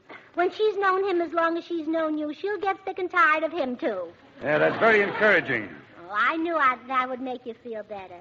That's why I came here, to make you happy. I'm tickled to death.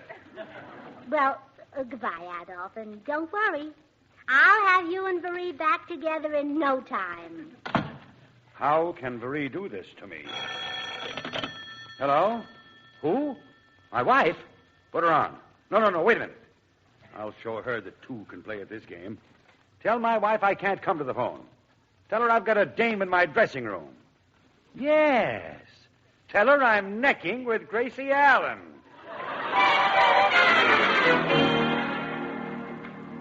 What did you say? Necking with Gracie Allen. Yes, that's what I thought you said. Goodbye. So that's why she came over here, to lead me off the trail. Well, I'll show that husband of mine that two can play at this game. I'll grab the first man that comes along, any man. I don't care if he's just a feeble, broken-down excuse for a man. Come in. Hello, Marie.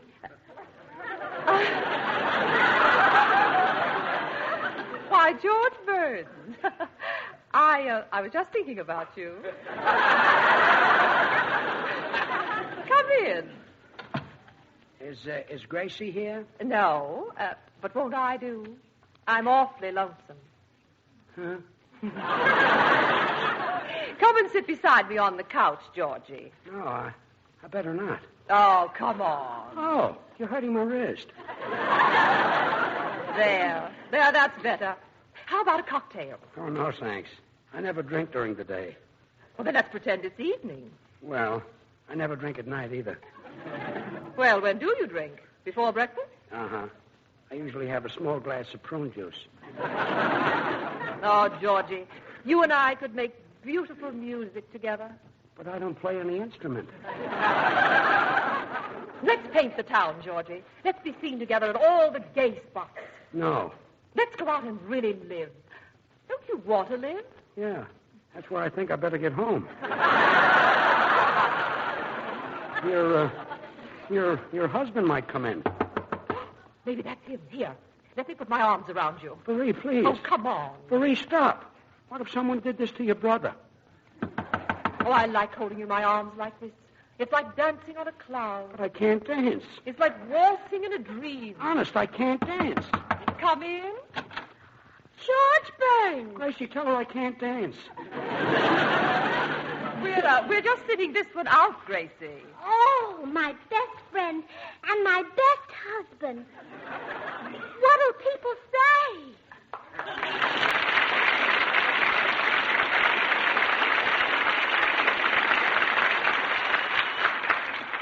Hello?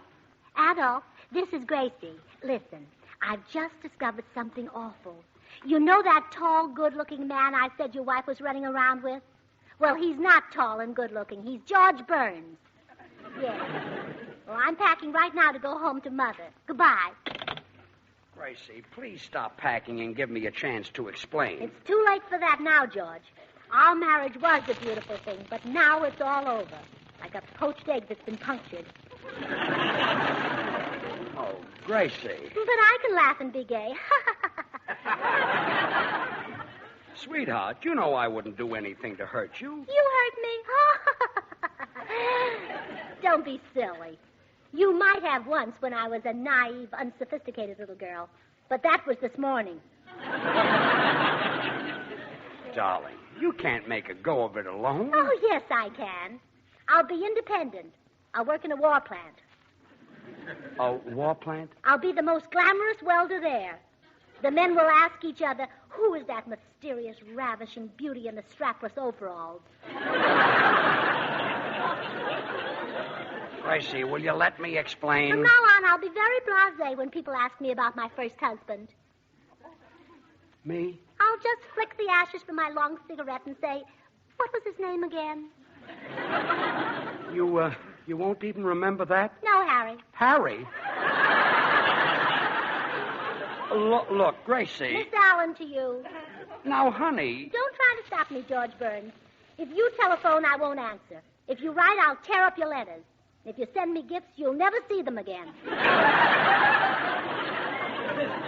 But, darling, it's you I want to see. Oh, we may meet around town and chat a little. But promise not to laugh at my jokes too much. I can't laugh at your jokes? No. People will say we're in love.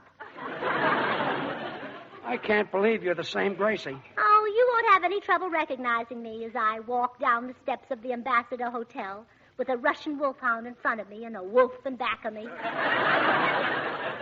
This is ridiculous. There's someone at the door. I hope it's Tommy Manville. Oh, fine. Come in. Oh, Adolf. Hello, Gracie. Hi, Adolf. Well, this is quite a novelty, George, finding you with your own wife. Now, look, I'm innocent. Innocent, huh? Why, you homewrecker. I'll teach you to trifle with my wife. I don't think he needs lessons. I might understand my wife falling for some handsome, virile man, because she's used to that type. But you look like the Frank Sinatra of the Townsend Plan.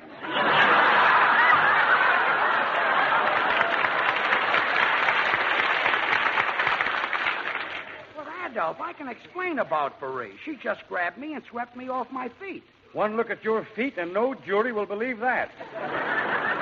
Well, it wasn't my fault. I'm innocent. That's right. Blame the woman, you cad. Why, for 2 cents, I'd poke you in the eye. Don't give it to him, George. Now, look. Come in. Marie. Well, Gracie, so now you have my husband and your husband, too. Aren't you scraping the bottom of the manpower barrel? Marie, tell your husband there's nothing between us. He's jealous. He is, Oh, come to my arms, Georgie, darling. Crush me to you as you did before. Gracie, tell her I can't dance. Get away from my wife. I don't want your wife. Oh, now you're all through with her, eh? Casting her aside like an old shoe. Who's an old shoe? I guess he means you. Listen to her, the hussy. Adolf, what do you see in her? What do you see in him? George, what do you see in her? What do you see in him? Well, hiya, folks. What's going on? Oh, Bill, we're in a terrible mess. Really? What's wrong? I'm going to leave Adolf. And I'm going to leave Marie. And I'm going to leave George.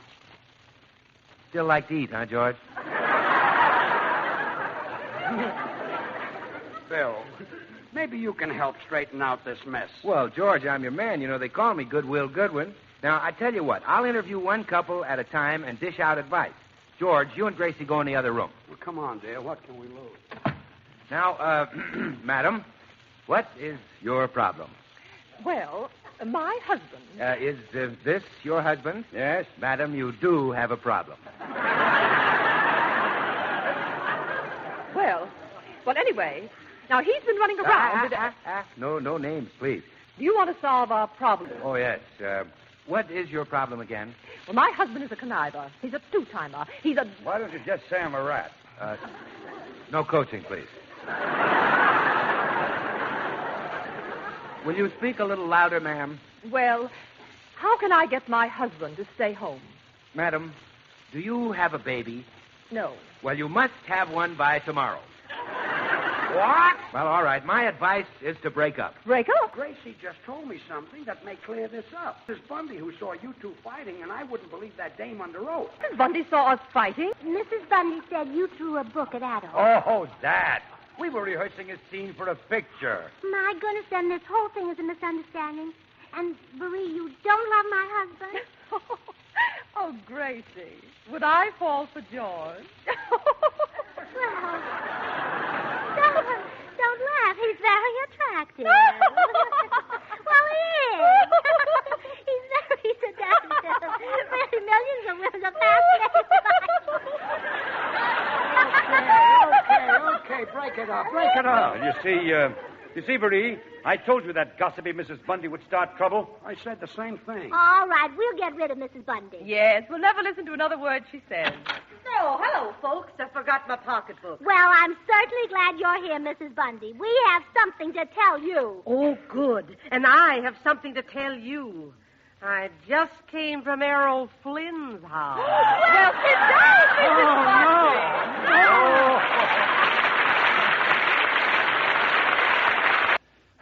Now, just a moment, George and Gracie. I have a little surprise for you. Tune in. The National Radio Magazine has asked me to present you with this beautiful plaque, and I'd like to read what it says on it. To George Burns and Gracie Allen, because their comedy team has created two lovable characters who have become national institutions, because their program with its wholesome and sparkling humor has brought hearty laughter into the American home, because they have given freely of their time to entertain the men and women in service. George, Gracie, it is my pleasure to present you with this plaque. Well, thank you, Adolf. And thanks to Tune In Magazine. Good night. Good night.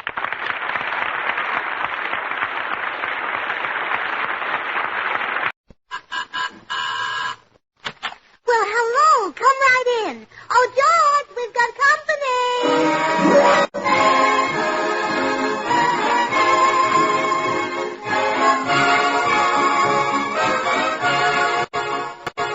And now meet the people who live in the Burns house, George and Gracie.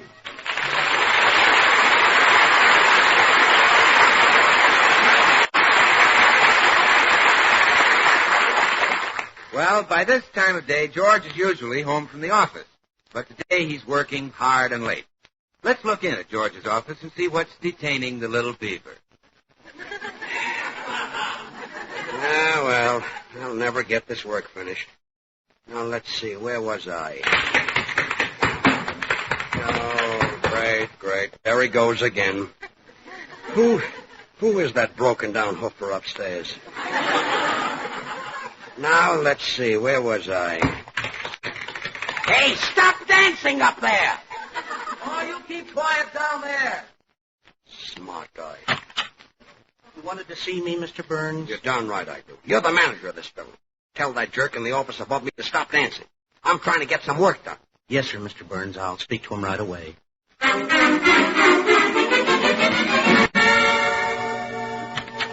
Excuse me. May I speak to you, Mr. Astaire? Well, sure, come in.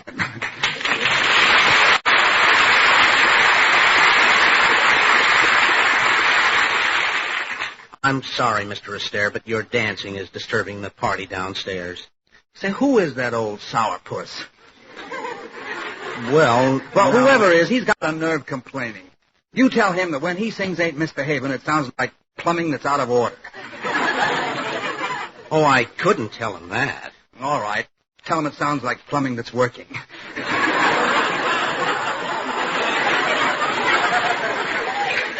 But, Mr. Astaire... Look, I rented this office to dream up some new routines and hold tryouts for a new dancing partner. Now, go down and tell old Gravel-Throat to go home.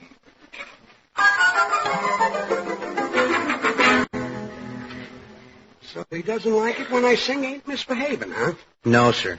Well, look, if he doesn't stop dancing, I'm going to move out of this office building. Oh, please don't do that, Mr. Burns. You've been with us a long time. You bet. And if you move out, we'll lose all that back rent.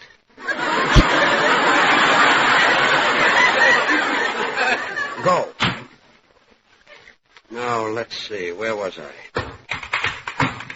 Ain't misbehaving all by myself. Ain't misbehaving. Hello, darling. What? George, look. Your high notes are so strong today you're knocking the plaster right off the ceiling. That's not me, Gracie. There's a guy in the office above me who thinks he's a dancer. Oh, great. There he goes again. He's been doing that all day. He's driving me crazy. Oh, now, George, don't be upset. Feel sorry for him. You can tell by listening that he's obviously some poor old feeble trooper trying to get back into vaudeville. I guess so. Remember when you danced in vaudeville, darling? Sure. They used to call me Twinkle Toes Burns. Oh, my goodness. How you used to wear out your socks dancing. You know, it seems like I was always knitting you socks. That's right. Remember the first pair of socks I knitted you? You thought they were sweaters. Yeah. You never did wear them. They were too small for your feet and too big for your chest. Well, you better run along home, sweetheart. I'll be working here at the office till midnight. Ain't misbehaving all by myself. Ain't misbehaving. Oh, my goodness, George. I'm glad your voice isn't as flat as his feet. You said it. I think I'll go up and punch that guy right in the nose. Oh, now, George, please. You don't know your own strength. You'll lose your temper and take a swing at him, and the first thing you know, there'll be some teeth knocked out. You need all you've got. But, Gracie, I've got to get my work done. Well, I'll go up and talk to him, dear. You get to work. Well, Tootsie Sagro, what are you doing in this office building? I'm looking for a job, Gracie. You see, I decided to give up man.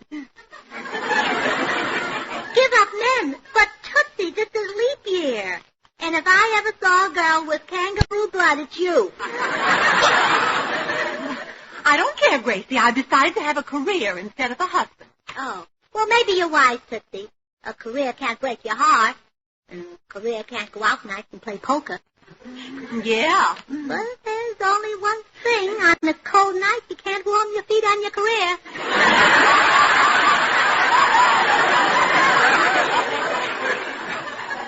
I don't care. That's what I'm going to do. Oh, hiya, girl. Oh, hello, Bill. Oh, hello, Tootsie. Say, is George in his office, Gracie? Oh, yes, Bill. Oh, but before you go in, listen to the news.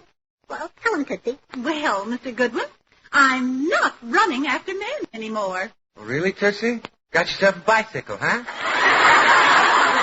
Oh, Bill, you're just jealous because Tootsie's going to have a career instead of marrying you and raising a bunch of little good ones.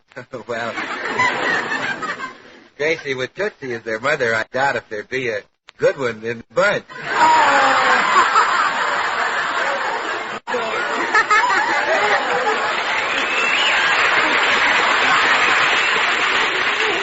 Well, if you two will excuse me, I have to go upstairs and tell the man in the office over George's to stop dancing. He's disturbing George.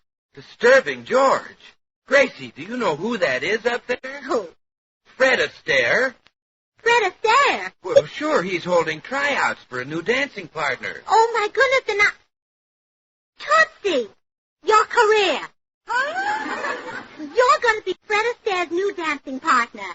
But, Gracie, I can't dance. Oh, don't be silly. If Fred can dance so wonderfully with his tiny feet, you'll be 4 times his great.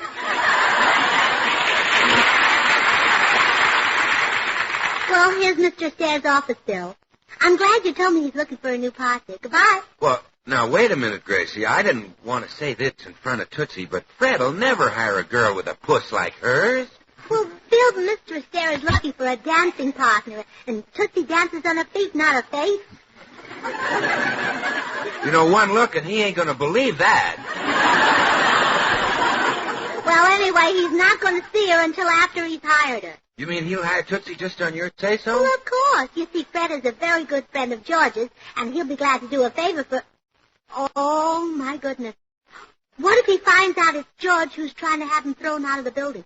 Well, Tootsie'll have no career. No, that's right. And Fred needs a partner like Tootsie. She'll be such an improvement over Ginger Rogers. Grace, are you kidding? Why, Ginger Rogers has the most luscious, the most gorgeous figure you've ever seen. That's just it. Now when Fred dances with Tootsie, people will watch him for a change.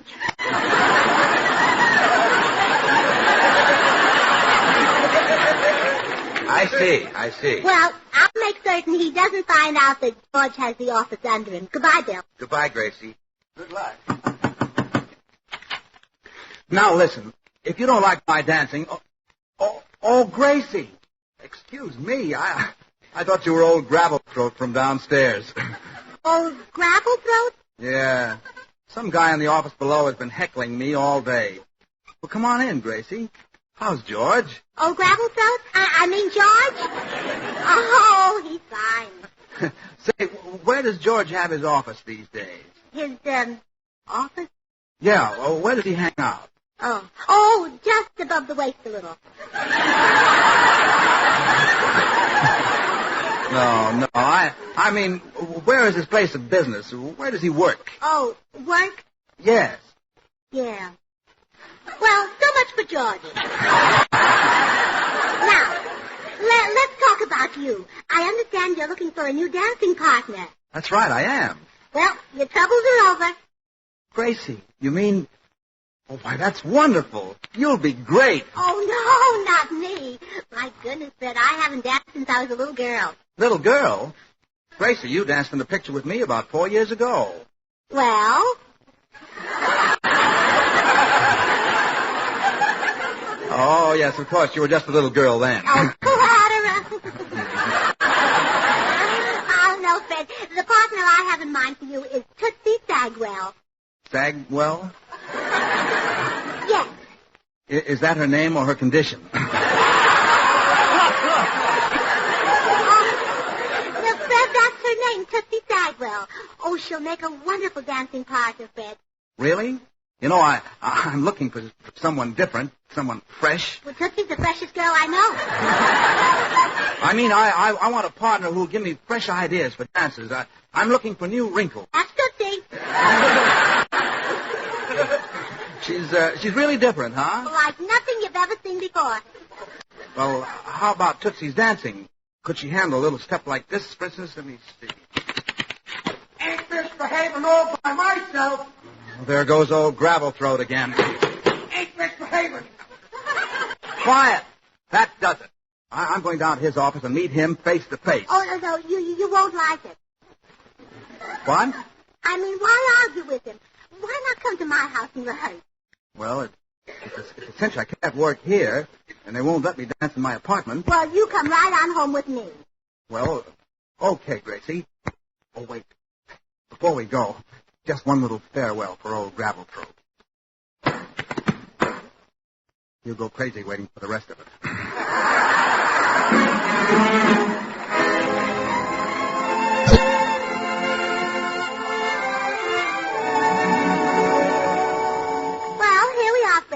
You can rehearse in the room just above this one. It's George and my bedroom. Oh, you sure you won't mind my dancing in your bedroom? Oh, no, George and I never danced there. And besides, George went home for hours. Okay. The room right above this one, huh? Yeah, that's right. First door to the left at the top of the stairs. Thanks, Gracie. Well, it looks like Tootsie will have her career. Hello, dear. Why, George, what are you doing home? I couldn't work at the office with that dancing going on over my head. Driving me crazy. It was? Yeah. I can still hear it ringing in my ears.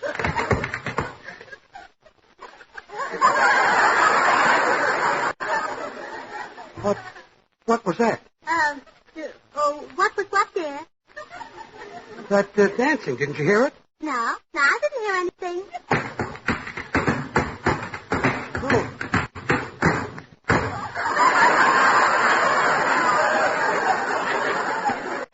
There it goes again. Don't tell me you didn't hear that. Not a sound. Oh, my gosh. Maybe it's affecting my hearing. Gracie, shout in my ear. Shout as loud as you can. George! George! Are you shouting, Gracie? I'm screaming my lungs out. Oh, I'm as crazy as a loon. I better go up to our bedroom and lie down. Oh, no. Oh, wait till I get him out. Huh? You wait here. I'll fix the bed.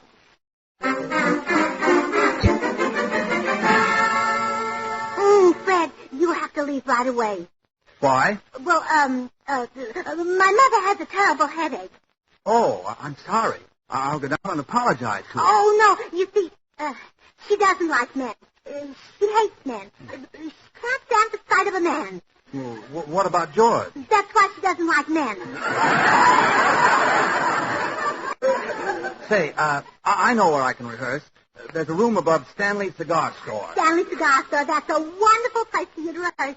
You slip down the back way, and I'll see you later.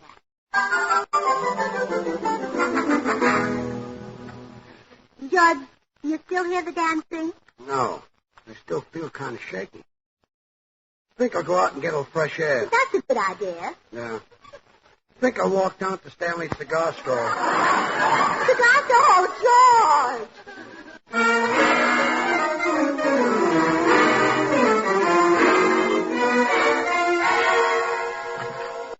Oh, hello, Mr. Burns. Hi, Stanley.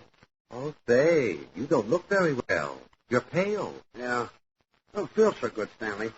Let me have 3 Perfecto Royale cigars. Here's your nickel. Mr. Burns, wouldn't you rather be pale than green? Very funny. Let's have the cigars. I'll have to get them from the back room. Why do you keep my cigars in the back room? Oh, Mr. Burns. What a day. I still hear that pounding in my ears. Oh, no. No, not that. Stop it.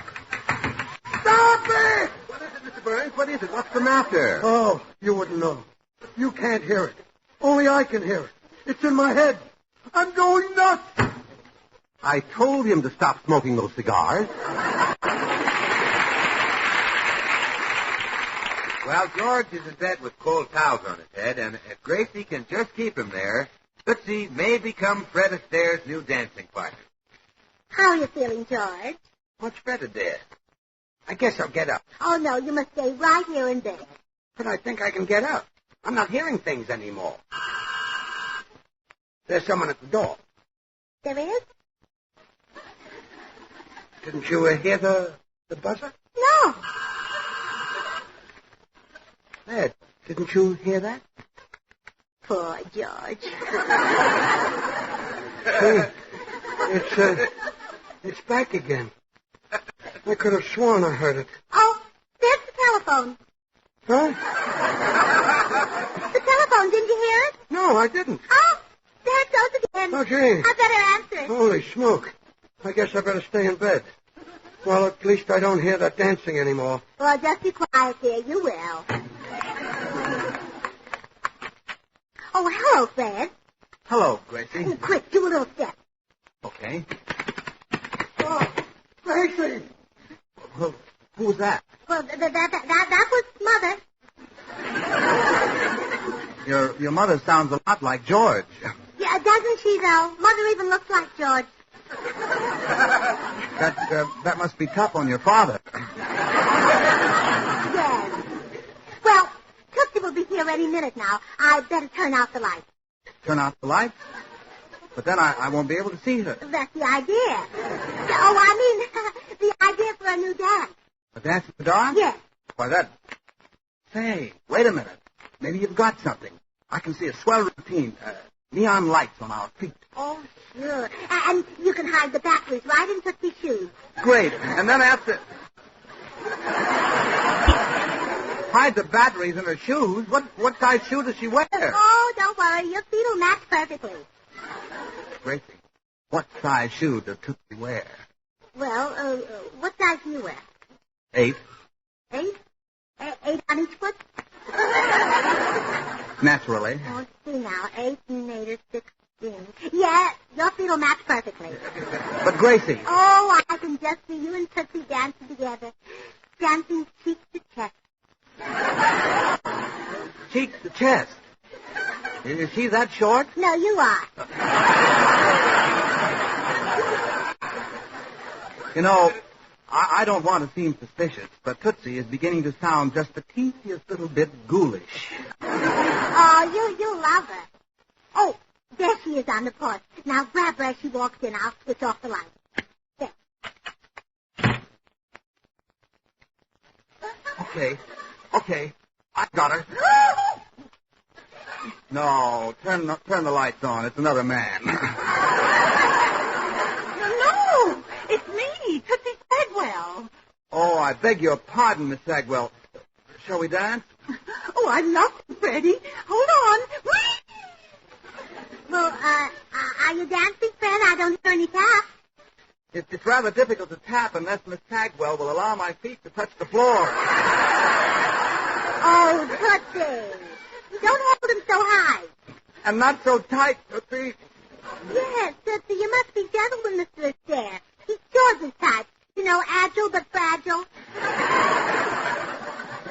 It's no use, Gracie. I've got to see Tootsie to dance with her. Turn the lights on, please.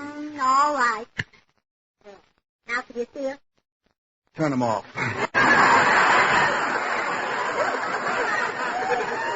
But Mr. Astaire, aren't we going to trip the light fantastic? I'm afraid not. Now that it's light, you're too fantastic. Hey, what's going on out here? Oh, it's George. Goodbye. Fred Astaire. Hello, George. What are you doing in that nightshirt? Oh, I've been in bed. Some jerk in my office building almost drove me crazy today. That's funny. Some jerk in my office building almost drove me crazy today. Really? What building are you in? What you two jerks mustn't get together.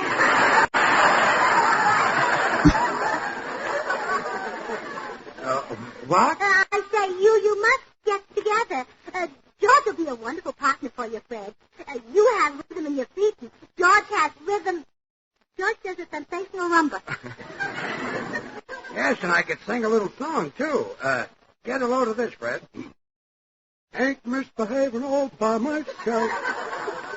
Where have I heard that before? Ain't misbehaving, I'm happy on the shelf. Gravel throat. Huh? Well, there goes another partner. Gravel throat? Gee, Fred, and that was you in that office above me. Had I known, I wouldn't have complained. Well, George, if I'd known it was you in the office below, I wouldn't have annoyed you with my dancing. Oh, Fred, I love your dancing. Well, thanks, George. And I love your... whatever it is you do.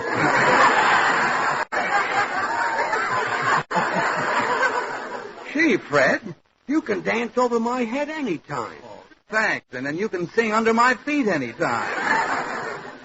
Gosh, Fred, you're tough. No, George, you're tough. Oh, boys, I hate to interrupt, but Valentine's Day was yesterday.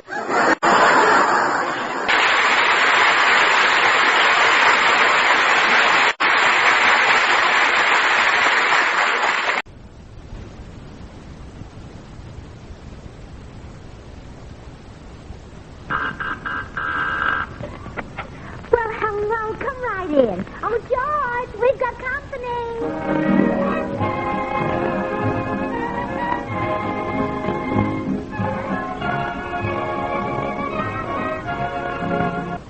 Well, it's Tuesday night again. Time for another pleasant visit with George Burns and Gracie Allen. Our guest, Cecil B. DeMille, director of Lux Radio Theater, with Jimmy Cash, Felix Mills' orchestra, and the Swantet. And now meet the people who live in the Burns house, George and Gracie.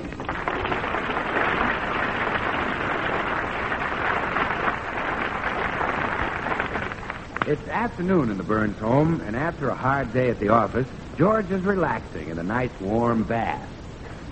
Throw April showers, nice on your way.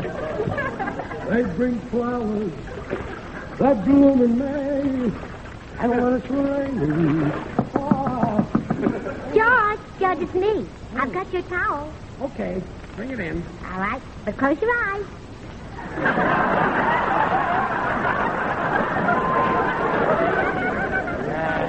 Close my eyes? Yeah, I have on my old dress. Come in. Oh, don't stop singing, George. Please let me hear just one more golden cadenza. It isn't raining rain, you know. It's raining violets and winter she Oh, see, I've never heard such beautiful music come out of a tub. Well, I'm glad you like it. George, I wonder what makes you sing so extra wonderful when you're taking a bath. Well, I've heard that the tub sort of makes your voice resonant and gives it a ring. What's funny? I was just thinking. The tub gives you a ring and you give Never the mind. There's someone at the door. All right, I'll get it. Hello, Mrs. Burns. I'm sorry I'm so late. Oh, that's all right, Mrs. Bundy. Have you had lunch? Yes, I cleaned house for Mr. Cecil B. DeMille today, and I had a big lunch at his house. Liver and bacon. Oh, really? Is Mr. DeMille nice to work for? Yeah, but he cooked the bacon a little too crisp. Mr. DeMille cooked your lunch? Oh, yes. That poor man is having such trouble finding a cook. Well, you better start cleaning, Mrs. Bundy. It's getting late. Here's the broom. All right. My, the things I could tell you about Cecil B. DeMille. Really? What, for instance? Well, I can't talk while I'm working. Well, look, here, hand me the broom. Well, Mr. DeMille is supposed to start a picture in a few days with Bing Crosby. Uh-huh. But Bing is still on another picture. And Mr. DeMille is frantic. Well, I should think so. Where could he find another Bing? In my bathroom. Huh? Mrs. Bundy, I want you to hear something. Listen to this. So keep looking for a bluebird and listening to that song. Well? You better call a plumber. Oh, no, Mrs. Bundy. That was my husband singing. It was? Oh, yes. And he'd sound even better if he was still in the tub. But he's getting best now. George sings his best when he's in the water. He's like a frog. I noticed that. Say, Gracie. Oh, hello, Mrs. Bundy. Hello. Well, George, how does it feel to be Cecil B. DeMille's new discovery? What? You're going to replace Bing Crosby in his new picture. Are you crazy? Me singing the DeMille picture? Well, why not? If you can sing so beautifully in our tiny little bathtub, think what you'll be able to do in one of DeMille's. Oh, stop dreaming. He'd never use me. Oh, I wouldn't say that. He's done things that have startled Hollywood before. Yeah, I guess so. Oh, George, you'll be famous. Just think of your name flashing on the screen. Cecil B. DeMille presents a Cecil B. DeMille production, directed by Cecil B. DeMille, and starring Cecil B. DeMille's new discovery, Gracie Allen's husband.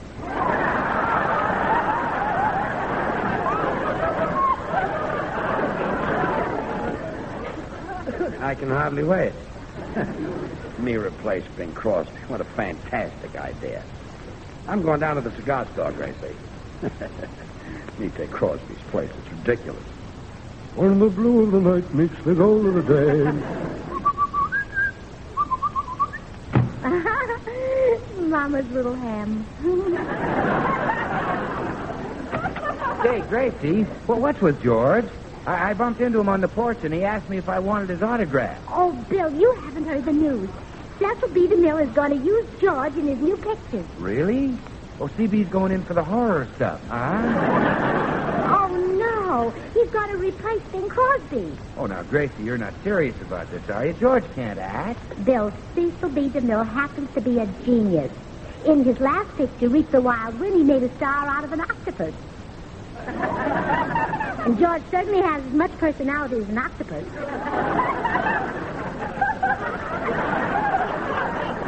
Well, maybe if you can teach him to squirt ink. Bill, there's only one thing that worries me. I'm afraid when George becomes a great singing star, the girls will all mob him. I wouldn't worry, Gracie. But I saw Bing Crosby come out of the Brown Derby and a bunch of women swarmed all over him.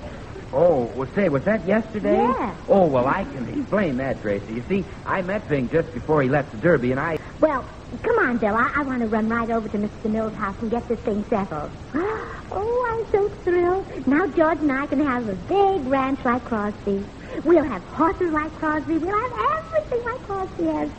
Well, Gracie, you mean you'll have 4? 4. We'll have 8. Maybe 10. Gracie! We may even have 50 acres. I would like to see Mr. DeMille. My story just won the Pulitzer Prize. I'm sorry, Mr. DeMille is tied up. He'll see me. I'm the president of Colossal Pictures. Sorry, Mr. DeMille can't see you. Well, surely he'll see me. I have $5 million to invest in Mr. DeMille's new picture. I'm sorry, Mr. DeMille can't see anyone. Who are you, young lady? Me? Oh, I'm the new cook. I'm sorry, Mr. DeMille can't possibly... Cook! Mr. DeMille! Mr. DeMille! It's a cook! A cook! Did you say cook? Oh, yes. Hello, Mr. DeMille.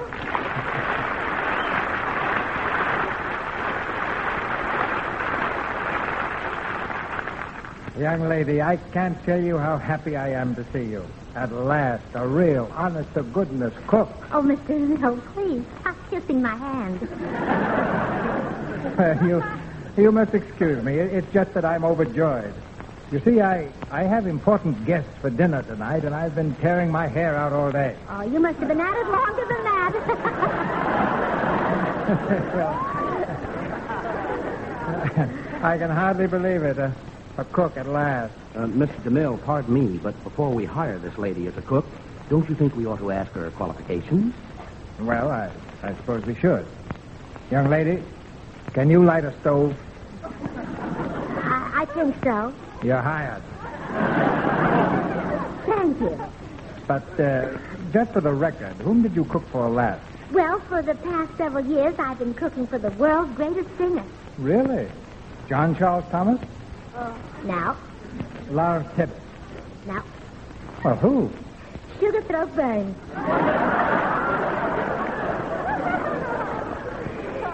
Sugar Throat Burns? Your new discovery. But I never heard of him. Nobody ever heard of Claudette Colbert either until you put her in a bathtub. And now I want you to put Sugar Throat in a bathtub. Well, I'm afraid that's impossible. But I'd better warn you about one thing, Mr. DeMille. What? Don't fill the tub with milk like you did for Claudette.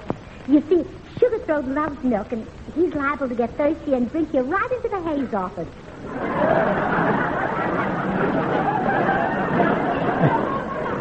I assure you I have no intention of putting milk or Sugar Throat into a bathtub. But Sugar Throat's just the man to replace Bing Crosby in your new picture.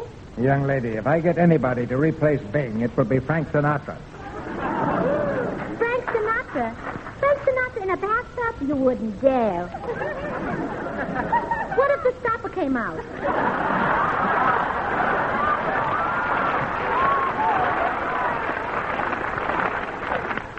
Well, I don't intend to put him in a bathtub. I'm much too busy to be fishing Frankie out of the Los Angeles River. You're right. Sugar Throat's your man. And now, Miss... just call me Mimi. Well, Mimi, my guest will be arriving soon, so suppose you take over your duties as cook. Oh, you have to make the decision first. You mean it's either Frank Sinatra or Sugar Throat? No, it's either Sugar Throat or no dinner. Oh, very well. Very well. I'll see that Sugar Throat gets a chance in the picture. Oh, thank you, Mr. DeMille. And if you ever want to get into radio, he'll help you. Thank you.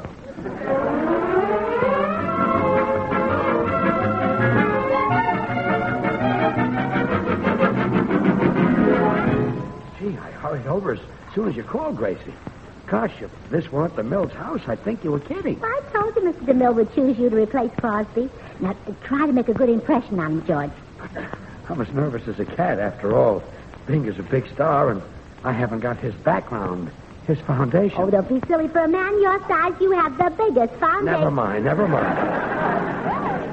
I can mention my vaudeville experience. That'll help. Gee, I better limber up my voice before I go in to see DeMille. When the blue of the night.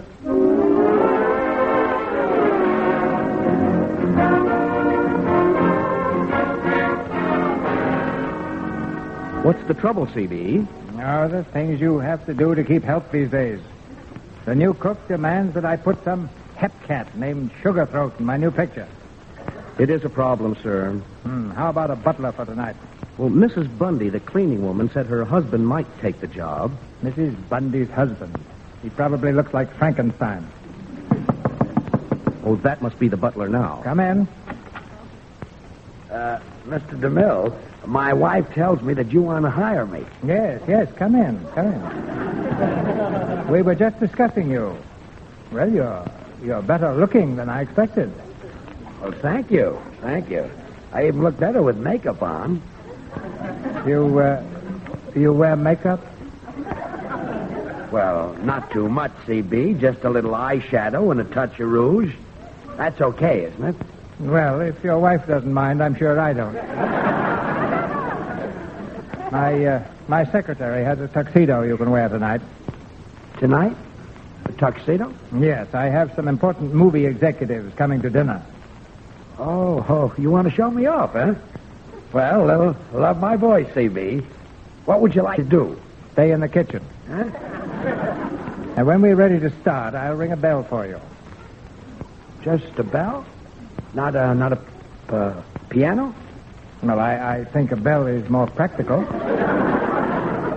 Well, okay. You're the boss. Shall we discuss the details now or later? What details? Well, there's the matter of my name. What about billing? Oh, very well. I'll call you Billing.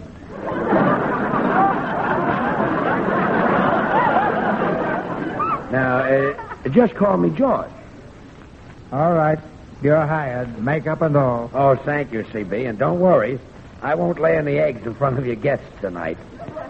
Well, I trust not. Well, I'll go in and tell the little woman.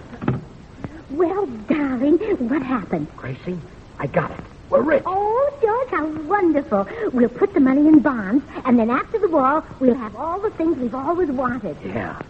We'll have a swimming pool. Oh, I've always wanted a swimming pool. Me too. With deep water at one end for diving and shallow water at the other end for you. I'll practice when we get the water. Yeah. And we'll have... Say, George, how much did Mr. DeMille say he was going to pay you? Oh, I forgot to ask him. Wait a minute, I'll find out. Oh, now, George, don't be ashamed to take $2 or $3 less than Crosby. Okay. Oh, Mr. DeMille. Yeah? I forgot to ask you what my salary would be. Oh, yes. Well, you're helping me out of a spot. Yes? So I'm going to give you more than usual. Oh, boy. I'll start you at $25 a week. Thanks. Well, dear. $25 a week. Oh, George, the water in that swimming pool is going to be awfully low.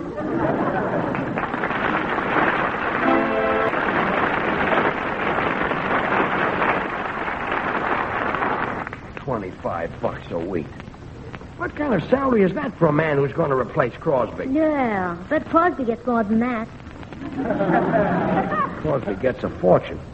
Oh, not that I expect as much as Bing. After all, he's established. But we young fellas deserve a break, too. Sure. $25 a week. I should be getting $2,500 or $25,000. $25,000? Oh, George, Mr. DeMille wants you to work at Paramount, not Lockheed. Well, he can't do this to me. George, are you ready to serve dinner? Do what? Serve the dinner. Want me to serve the dinner? Well, of course. Now step lively. Get a load of that, DeMille. He must have the first nickel he ever made.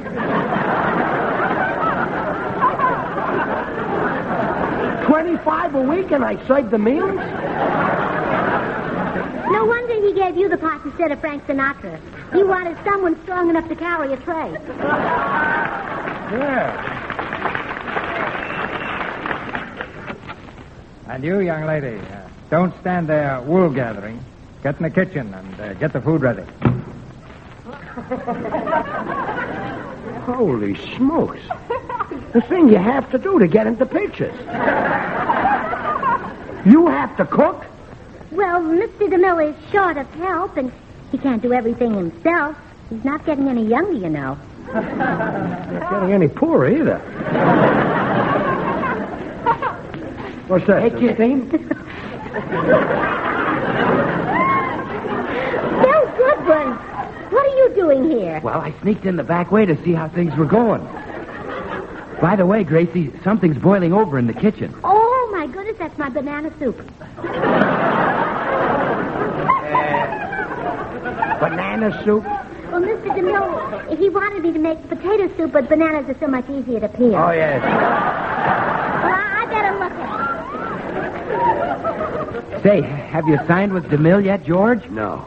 Bill, that guy offered me $25 a week and expects me to wait on the table. Well, that alone is worth $50. Yeah. And he expects Gracie to do the cooking. That's worth $75. And expects me to sing in his picture. Oh, well, that's what brings it down to $25.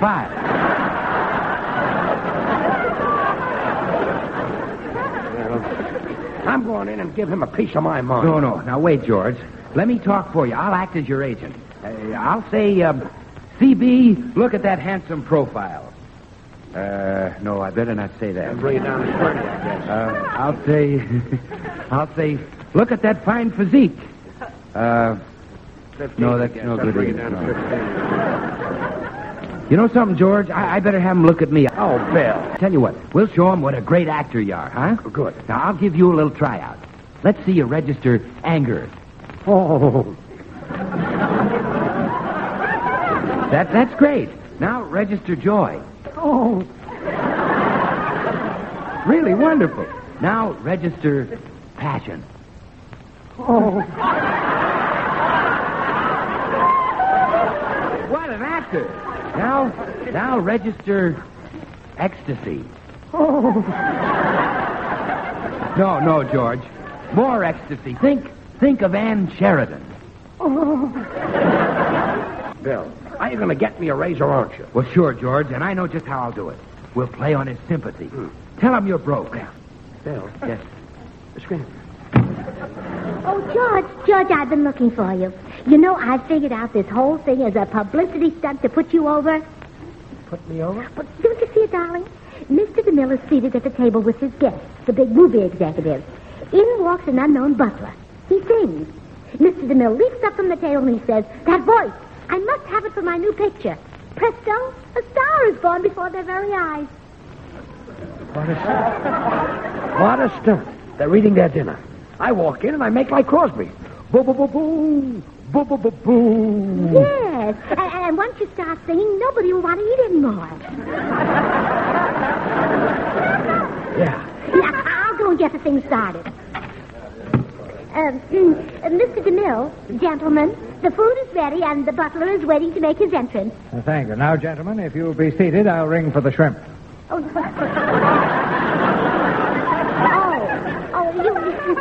You shouldn't say that. He just looks short because he's got a flat head.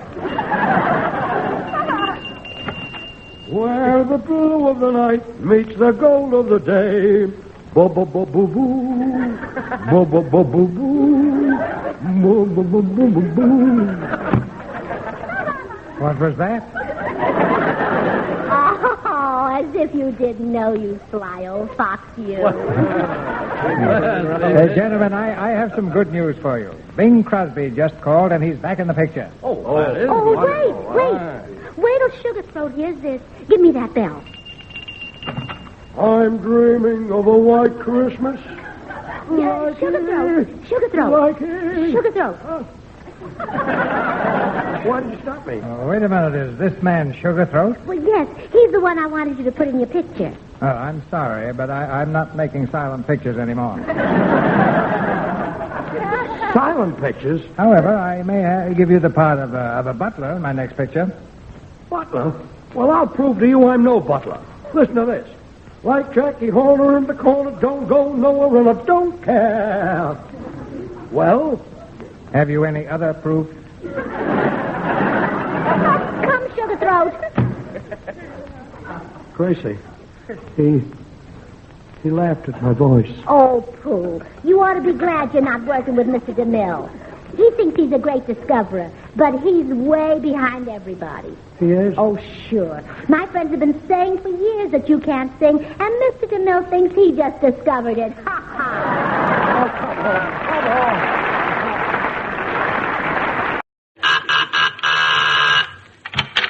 Well, hello. Come right in. Oh, George, we've got company.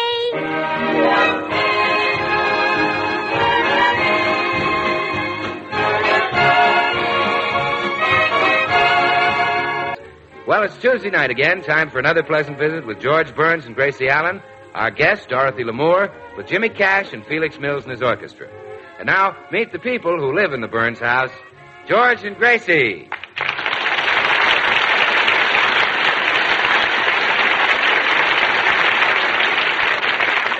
Well, tonight it is my sad duty to make an announcement that will plunge the music world into deepest gloom.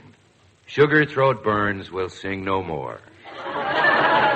It seems his feelings were hurt last week, and he's still sulking, despite all the efforts of Mrs. Sugarthroat. Aw, cheer up, George. Just because Mr. DeMille didn't want you to sing in his pictures doesn't mean that you aren't great. He laughed at my voice. Oh, Pooh. What does Cecil B. DeMille know about making pictures anyway? I'd rather not talk about it. Oh, but, darling, I can't stand to see you like this. Those big, soft, wet brown eyes are glazed with pain. Like a disappointed cow. It won't do any good talking to me, Gracie. I'll never sing again. Oh, George, don't say that. I know you've been hurt, cruelly hurt, but that happens in Hollywood. Into each life a little rain must fall. That happens in Hollywood, too.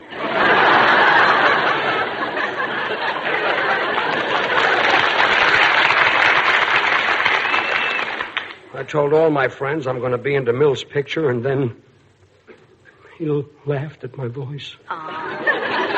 Well, don't you worry, dear. All the movie studios will be after you. With Gene Autry and the Army, I'll bet Republic will want you to be their new singing cowboy.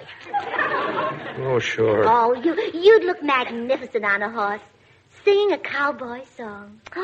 I can just see the fade out of the picture. As the horse trots off into the sunset, the last thing we see is your face as you sing.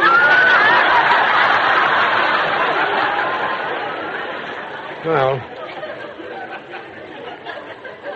I'm not going to sing anymore. Oh, but you're so convincing with those Western songs. Remember at Ronnie Reagan's party when you sang Give Me My Boots and Saddle? Ronnie said it was all he could do to keep from giving you a boot. Very flattered. Why, this whole town will be after you. As a matter of fact, there was a scout here just this morning asking for you. Really? Yeah. He wants you to help his troop collect papers. I'm going down to the cigar store. Oh, George, please, before you go, unlock those little silver tonsils and give me just one glorious burst of melody. Don't hum, sing.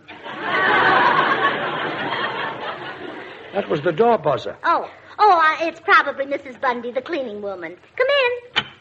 Hello, Mrs. Bundy. Hello, Mrs. Burns. Hello, Mr. Burns. Goodbye. My goodness, if the rest of your house looks as bad as your husband, I'm going to have a job straightening it up today. Oh, Mrs. Bundy, George has sworn never to sing again. My, how'd you get him to promise that? Oh, I didn't want him to do it. He did it because he's all hurt and disillusioned. And I've just got to think of some way to snap him out of it. Well, whenever I feel myself slipping, I pull myself together with numerology. Oh, sounds like a girdle. Oh, no. Lots of movie stars use numerology. Why, Dorothy Lamour uses it all the time. Oh, then it can't be a girdle. I should say not. Numerology controls our destinies. Your name tells you what number you vibrate to. You see, we all vibrate to certain numbers. Yeah, that's true. I'm getting so I shake all over when I hear Mercy Dotes. Not musical numbers, Mrs. Burns. Real numbers. The letters in your name tell you what number you are. Now, take my name, Fanny Bundy. I'm a 9. A Bundy's a 3, and Fanny's a 6. Oh, really? You know, I would have guessed you were at least an 18. Numerology is fascinating. Like I said, Dorothy Lamour won't make a move without it. Right now, she's searching frantically for a leading man who's a number 7. Oh, a number 7 scarce? Well, number 7s who sing are. It's a musical picture. Oh, is that so? Mrs. Bundy, is my husband by any chance a number 7? Well, let's see. George is 3 and Burns is 2. No, he's number 5. Oh. Well, isn't there some way I could stretch him into a 7? Well, the letter K is 2. That'd make him a 7. Really?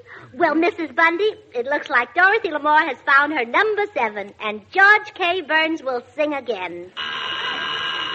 Come in. Oh, hello, Bill. Well, hiya, girls. What's a good word? Numerology. Numerology? Yes, George is a number 7. He is? Uh-huh. And that makes Dorothy Lamour vibrate to him. Well, lucky George. I'm not sure I understand, Gracie. Well, Dorothy Lamour is practically on her knees begging for a 7. Oh, well, that I understand. Been in that same spot many times myself.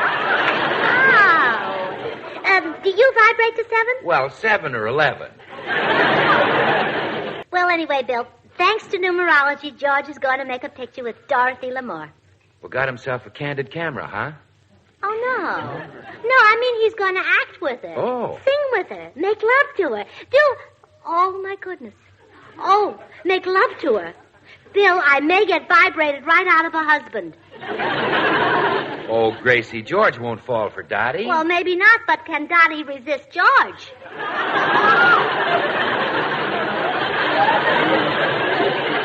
She's only human, you know. Gracie. Oh, I don't know, Bill. Beautiful girls have fallen for George before. Who? Me. I should have guessed. And I'm not too sure I can trust George either. Dorothy L'Amour is pretty alluring. Well, Dorothy L'Amour has nothing on you, Gracie. No, she hasn't got much on herself either. That's what worries me. I see what you mean. Well, Gracie has found out that Dorothy L'Amour, who believes in numerology, is searching desperately for a singing leading man who vibrates to the number 7. So Gracie has altered George's vibrations and is now calling on the glamorous Miss L'Amour.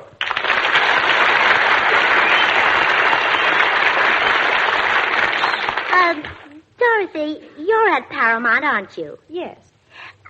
Would you do me a favor? Why, of course, Gracie. Would you ask Paulette Goddard and Veronica Lake to please stop fighting over my husband?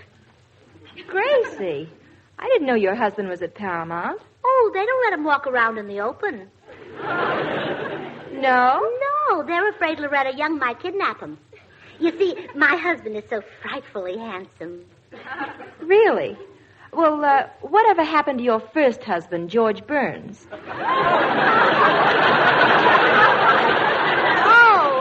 Oh, this is the same one. I'm still married to George Burns. Well, I must not remember George very well. Isn't he kind of short with a little pot tummy? Oh, no, you're thinking of Cary Grant. Well, what does George look like? And he has a beautiful singing voice, too. He sings? Like a nightingale. You know how the girls swoon when Frank Sinatra sings? Yes. Well, when George sings, Frank Sinatra swoons. That shouldn't take much. Well, of course, George's main attraction is that he's a number 7. But, of course, you wouldn't understand that. It's numerology. Wait a minute. Number 7? George is a number 7? Where do you get your hair done, Dorothy? Never mind about my hair. Gracie, that figure. It's amazing. Oh, thank you. Yours is kind of pretty, too. No, I mean about George being a number 7.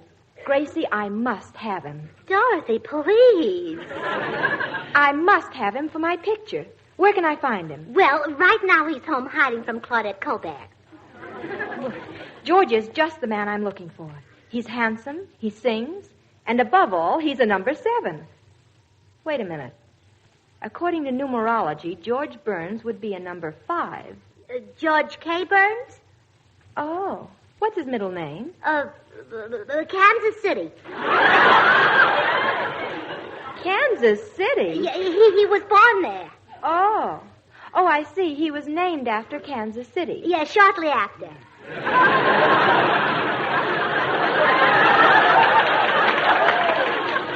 Gracie, why don't I go home with you right now and talk to George? I can't wait to see if he's as handsome as you say. Well, why not arrange the whole thing on the phone? On the phone? Well, yes, and then you can see him when you start shooting the picture. Here's our phone number. You can call him. But why can't I see him? Well, the poor boy is so exhausted from being chased by all those women, especially today. You see, today Rosalind Russell chased him, and she has such long legs. So, goodbye, Dorothy. Well, I can't let a number 7 get away from me.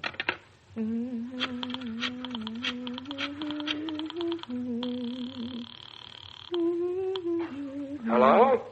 Hello. Is this George Burns? Yes. This is Dorothy L'Amour. Who? Dorothy L'Amour. Look, George, would you please be my new leading man?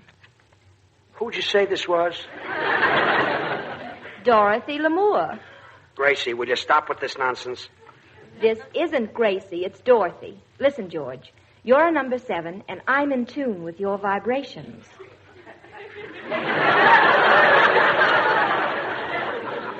You're also a little bit nuts, aren't you? George, I'm going to sing at the Hollywood Canteen tonight. Would you make it a duet with me? Then maybe I can change your mind. Oh, sure. Shall I wear a sarong? You still don't believe it's me, do you? No. Well, you wait there. I'll come right over. Yeah, do that.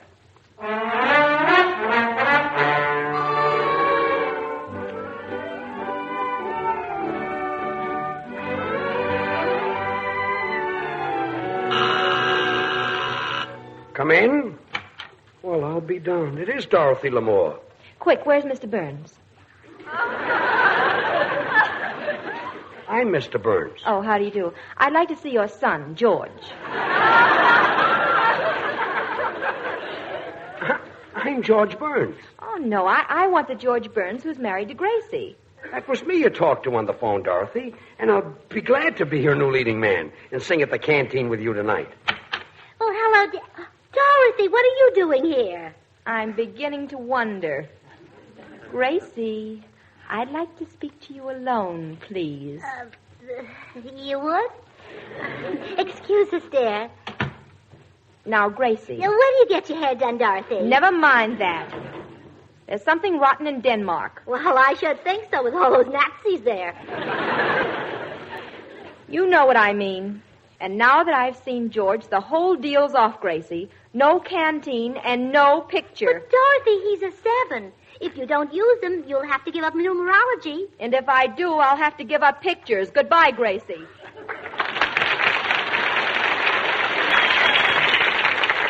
Well, George doesn't know that Dorothy L'Amour has changed her mind about singing with him, and he is now at the canteen rehearsing their duet.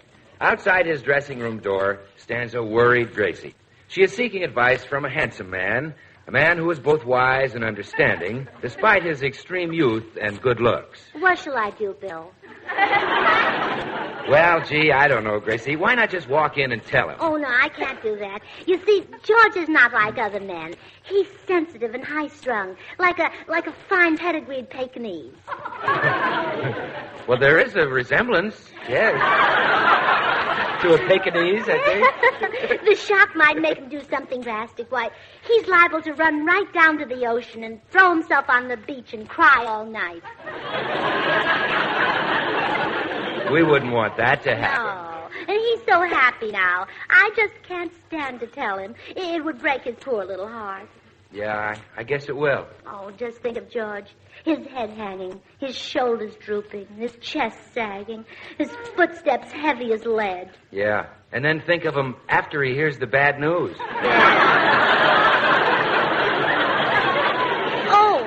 Oh, I know, Bill. What? Maybe I can talk George out of working with Dorothy. Yeah? That'll save his pride. Well, you think you can do it, Gracie? Well, I can try. You wait here. The night is young, the skies are clear, and if you want to go walking, dear, it's delightful, it's delicious here. Hello, dear. Gee, my voice sounds richer and deeper than ever tonight. I can hardly believe it's me singing unless I look in the mirror and see my mouth open. Well, close it and come on home. But I haven't done my duet with Dorothy yet. Now go away and let me rehearse. The night is young, the skies see? I'm already the forgotten woman. You're the what? The forgotten woman. The wife of a big star who goes up and up and up, while his forgotten wife goes down and down and down. Look, Gracie. Oh, your public will take you away from me. Lonesomeness will drive me down and down until I'm just a shell. A beautiful husk who's lost her corn.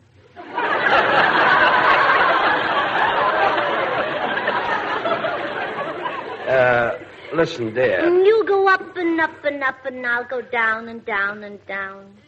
Honey, you see... Oh, I'll sink lower and lower and become coarser and coarser until I reach the gutter. Oh, honey, you could never do that. Gutter butt, Mac. Gracie, what's eating you? Oh, all right. You may as well know the truth. I'm afraid that you and Dorothy will fall madly in love. That's silly. How is it? Listen, George, when the lighted match of her charm is dropped into the gas tank of your personality, there's got to be an explosion. This is ridiculous. Now, run along and let me rehearse. You won't come home with me? No. Very well, dear. Oh. Any luck, Gracie? Oh, no. We've got to get Dorothy to change her mind. Bill, do you think you would get any place with Dorothy L'Amour? Well, it'll be fun trying. Oh, good. Now, there's our dressing room. See what you can persuade her to do. Yeah, man. Come in. Excuse me, Miss L'Amour. Gracie wants me to talk to you about George. Nothing doing. I found out that George isn't a number 7 at all. He faked the middle initial, K, just to make him a 7. What a dirty trick. Yes. Say, you're kind of handsome. What's your name? Bill K. Goodwin. Bill K. Goodwin? Uh-huh. Why, you're a real number 7. Well, my friends call me Sev for short. You might do as the lead in a South Sea Island picture. Can you act? Can I act? Dottie, get a load of this. Oh, oonga boonga.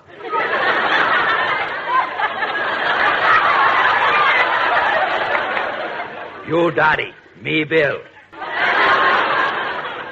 What's that supposed to be? Pigeon English? No, Dottie. Do you want to be my leading man? Huh? Oh, you're leading man, Dottie. And what a picture it'll be. Just picture us in the quiet of the tropical night, listening to the gurgle and splash of the water. You're nutty. But you're cute. Say, by the way, can you sing? Oh, can I sing, Dottie? Just picture me in a leopard skin, will you? Singing the Hawaiian war chant. Oh, wait, hey. Hey, cut it out. Cut it out. What's the matter, Dottie? Well, you're supposed to be my tropical lover. Well, let's make up for lost time. Come here, Dottie.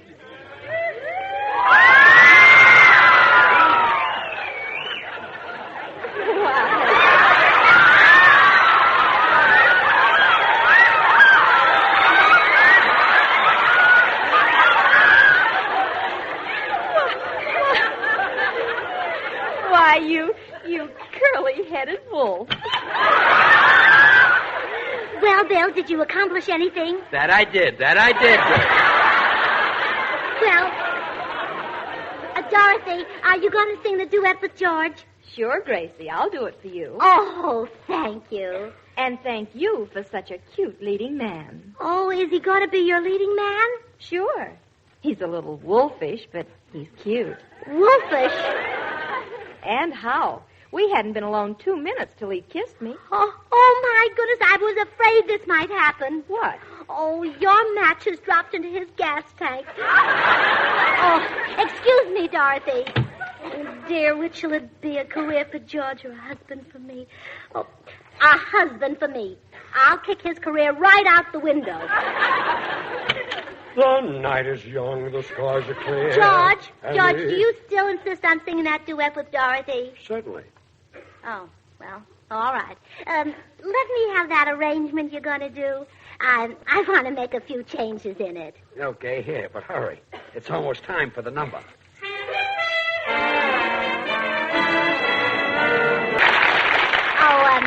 Thank you, boys. It's nice to be at the canteen again. And now I'd like to introduce a new singing team, Dorothy Lamore and Sugarthroat Burns. They will sing a song which has just been especially arranged by me.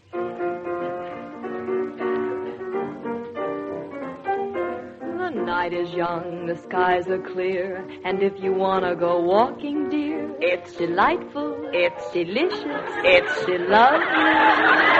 I understand the reason why you're sentimental, 'cause so am I. It's delightful, it's delicious, it's lovely.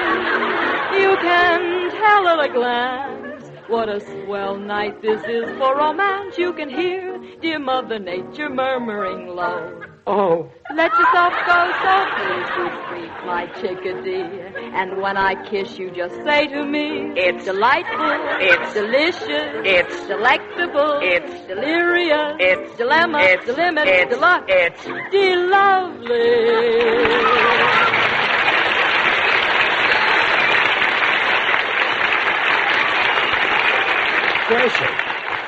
Gracie, what did you do to me? That'll finish my career. Yeah, I know. Come along, dear. You're my gas tank, and we'll use my matches. I'm confused.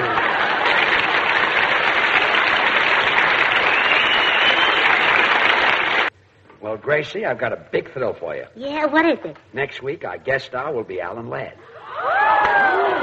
Oh. Really? Well, aren't you thrilled? Oh, gee, Gracie, he thrills all the women. Well, dear, they're not married to you. Oh, good night.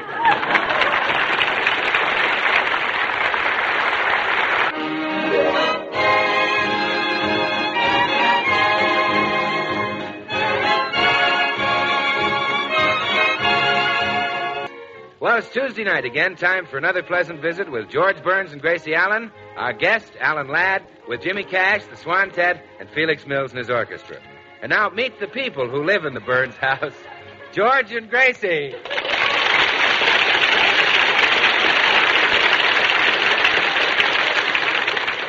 Well, it seems there's a little stag poker game brewing for tonight, and George is just dying to play. But he's afraid Gracie won't approve, so get a load of the subtle line he's handing the little woman. Gee, honey, I've never seen you look as beautiful as you do today. Well, thank you, dear. You're much too beautiful for the clothes you wear. Why don't you go out and buy yourself some new clothes? George, do you feel all right? Fine. But I'm worried about you, dear. You've been seeing too much of me. Why don't you go out with the girls tonight and see a movie or something? A movie? Yeah. Enjoy yourself. And if you're wondering whether I'll be lonesome, the answer is no. That's also the answer to can you play poker tonight?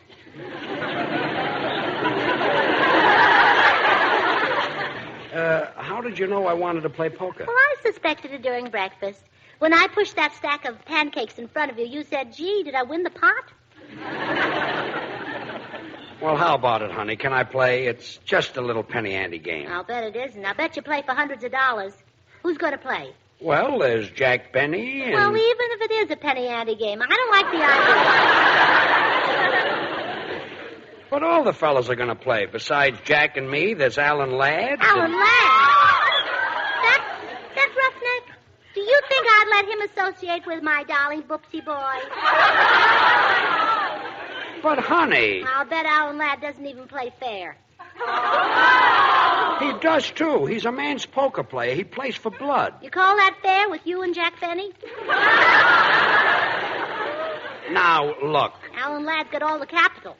Yes, sweetheart. Alan Ladd happens to be a very refined and cultured gentleman. He's a wolf. A wolf? Yes.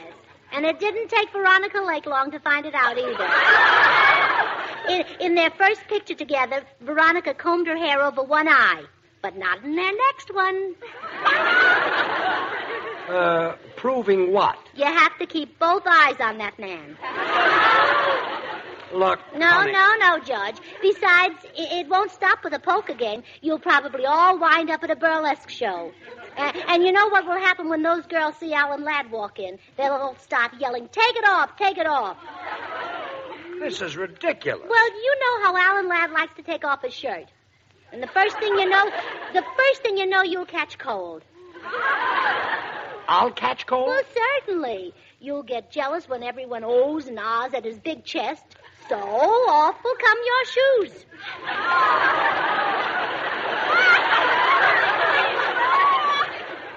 But, honey... No poker, George. Mama knows best. Well, what'll I tell the fellas at the cigar store? They'll kid the pants off me. Well, if they do, you call me and I'll pick you up in the car. Oh, fine. I'm driving to the beauty shop anyway. You're not going to touch the car, Gracie. Every time you take it out, you bang into something. But, George, what do you mean? Have you seen the fenders lately? Yes, and they're beautiful. Pleats are very fashionable this year. Don't take the car out of the garage, and that's final. Goodbye, dear. Goodbye.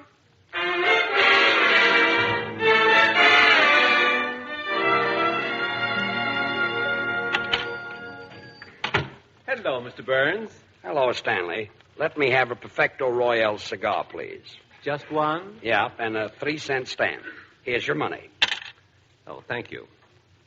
Don't I get any change? No. One Perfecto Royale cigar and one 3-cent stamp. That kills your nickel.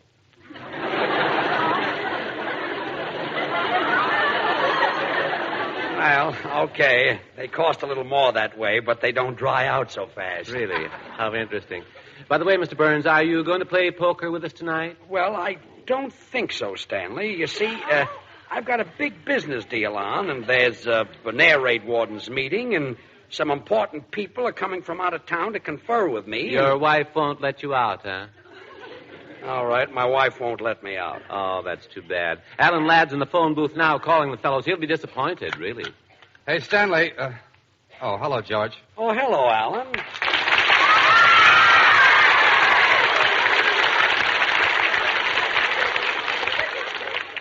Hey, I was just going to call you. All set for the game tonight? Well, no, Alan. You see, I've got a big business deal on. There's some out-of-town people coming for a conference. Oh, your wife won't let you out, huh? Okay, you guessed it. Look, George, why don't you remind Gracie who's the boss around your house? Remind her who pays the rent and buys the groceries, and remind her who gets out and earns the dough. You think that'll do any good? Sure. She'll realize how hard she's been working, go to bed early, and you can sneak out. Well, I'll just skip it tonight. Hi, Alan. Hello, Bill. Oh, hello, George. You playing with us tonight? No, Bill. I've got a big business deal on. Your wife won't let me play. Yes. I didn't think it would work. Hey, Bill, with Lucky George out of the game, maybe you and I can hold hands for a change. Well, would you like to, Alan? Well, naturally, every poker player likes to hold beautiful hands. Well, grab on, boy. What? Now, look, Bubbles, I don't want to hold your hand. I want to hold cards like George. Hey, how does George always manage to pull in the pot? Well, he just takes a deep breath. Funny. Bill, I'm talking about George having beautiful poker hands. Well, sure, Al. I'm sorry I brought this up. Now, if you'll excuse me, I want to phone my wife and tell her about the game. You mean you haven't asked her yet?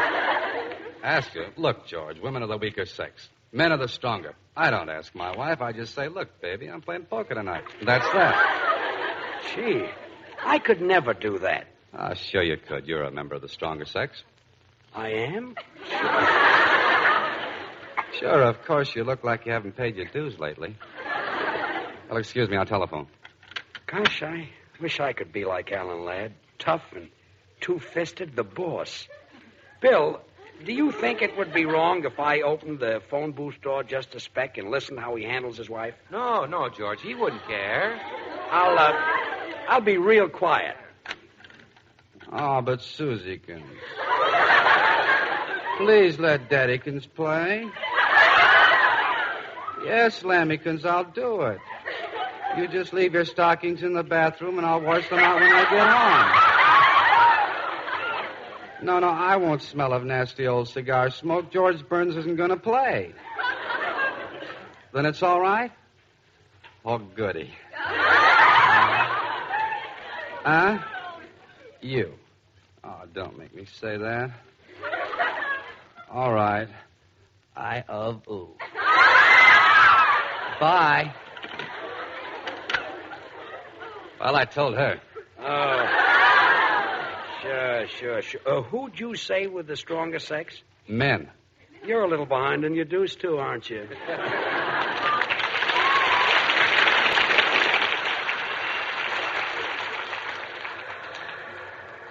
Well, hiya, Gracie. What are you doing downtown? Oh, I just came out of the beauty shop, Bill. My goodness, they're busy. They even tried to save time by talking me into a Republican hairdo. What's that? Well, they just have you walk between two electric fans and you come out looking like Mr. Wilkie. That's a great idea. Bill, can I give you a lift home? Gracie, I thought George wouldn't let you drive the car anymore. Well, he doesn't know I've got it. Get in, Bill. I don't know why George should be nervous about my driving. I'm a wonderful driver. Oh, how do you like that? That parked car ran right into us. Oh, yes, it deliberately pushed its fender into your bumper, Gracie. Yeah. I hope George didn't hear the crash. You know, he's right there in Stanley's cigar store. Oh, my goodness. All right. Whoever told you could drive a car? Well, I might have known. Another crazy woman driver. Well, speak up. What have you got to say for yourself? Well, sure, and it's too frightened I am to speak. The fire darting from your blue Irish eyes the way it is. Well, now, is it a Colleen from the old sod or do me ears deceive me? Oh, faith, officer, how could ears as large as those deceive you? Oh, 'tis sorry I am that I frightened you, McCushla. The big blabbermouth of me roaring at you like that. Ha-ha, roaring, you say. Like music it was. Sure, you have the voice like the notes of an organ and teeth like the keys of a piano. Go on now. You wouldn't be pulling the wool over me eyes, would you? That I would. 'Tis handsome you'd be in a sweater. Pauline, now. Can we go now, officer? Quiet, foreigner. All right, miss, all right. You can drive away now. I'll just take down your license number just in case Alan Ladd wants to know who backed into him. Alan Ladd? Was that his car? Oh, sure. That's why you only dented the fender. His car is just as rugged and tough as he is. Oh, gosh. It's a good thing Frank Sinatra wasn't parked there.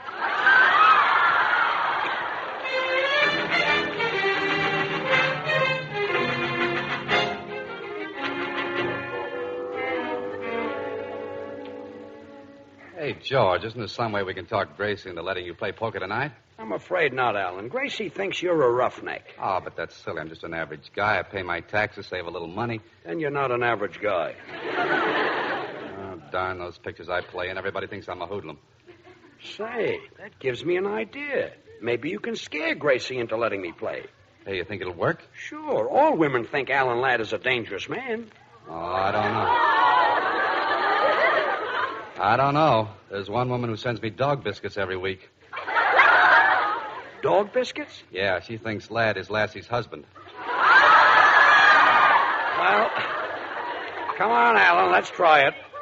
Okay. Well, here's my car, Will. Holy smoke, look at that fender. 2-1, it was a woman driver. Begging your pardon, Mr. Ladd, but I saw the whole thing. Here's the license number now. It was a pretty little Colleen who backed into your car. I knew it. A woman driver. That's why I won't let Gracie drive the car. Oh, well, it isn't hurt much. Come on, let's forget it. Forget it? Are you crazy? That's why women drivers are like they are. Guys like you let them get away with murder. But, George, I don't want to make any trouble. You're right, Mr. Ladd. You're right. Forget the whole thing. Forget it, nothing. Sue her for every penny she's got. Yeah, and sue her stupid husband, too. He's a dope for letting her take the car. Why don't you keep your big fat mouth out of this? Or shall I run you in for impersonating a man? Well, anyway, think it over, Alan. I'll see you at my house pretty soon. Okay, George.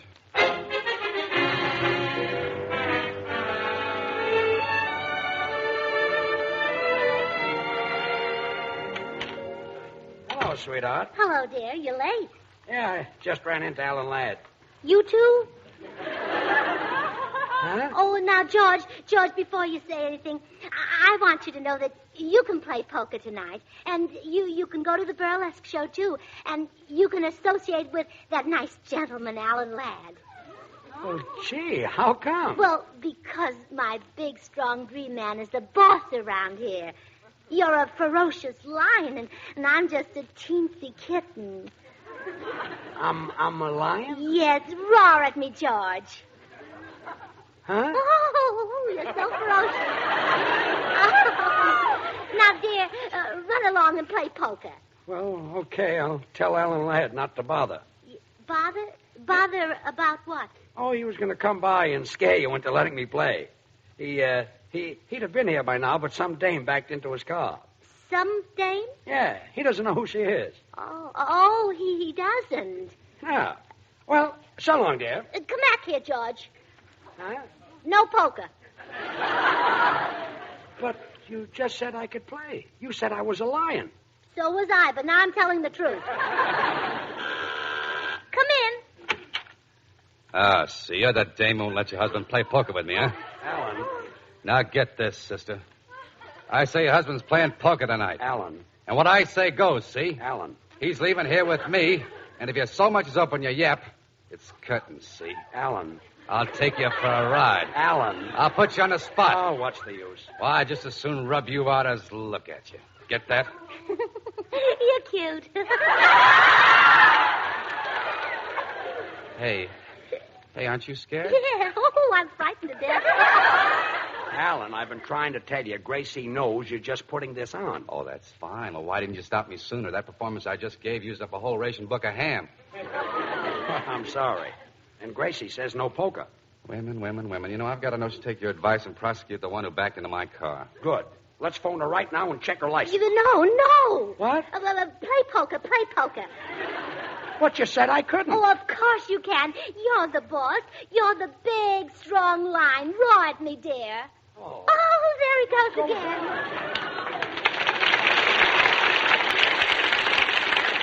Well, Gracie is trying desperately to get George and Alan Ladd out of the house before they discover it was she who backed into Alan's car. Now, run along and play poker, boys. And, George, don't stay down on your knees too long rolling those queens. You're thinking of bones. I know, George's are so brittle. Well, goodbye, dear. Wait a minute, Gracie. You've been acting very strangely. 1 minute you don't want me to play poker, the next minute you do. First you're hot, then you're cold. Yeah, and I have spots in front of my eyes, too. And dizzy spells. I know. This one has lasted about 10 years now. Well, you run along, dear, so I can lie down and rest. Hey, wait a minute. I think I see the whole thing. You do? Yeah, sure. Hey, George, come here. I want to talk to you a minute alone. Oh, dear. Hey, George, I thought I recognized those symptoms. I don't understand. Well, of course you don't. You've never been a father before. What? You mean Gracie is... Sure. My wife acted just like this. Holy smoke. Wait here. Gracie, have you been keeping something from me? Yes, dear. But now I suppose Alan Ladd has told you. Yes. Yeah, he did. Sweetheart, when is it going to happen? It happened this afternoon. What? Oh, now, don't get excited, dear. It doesn't look bad at all. Just a little dent in the rear.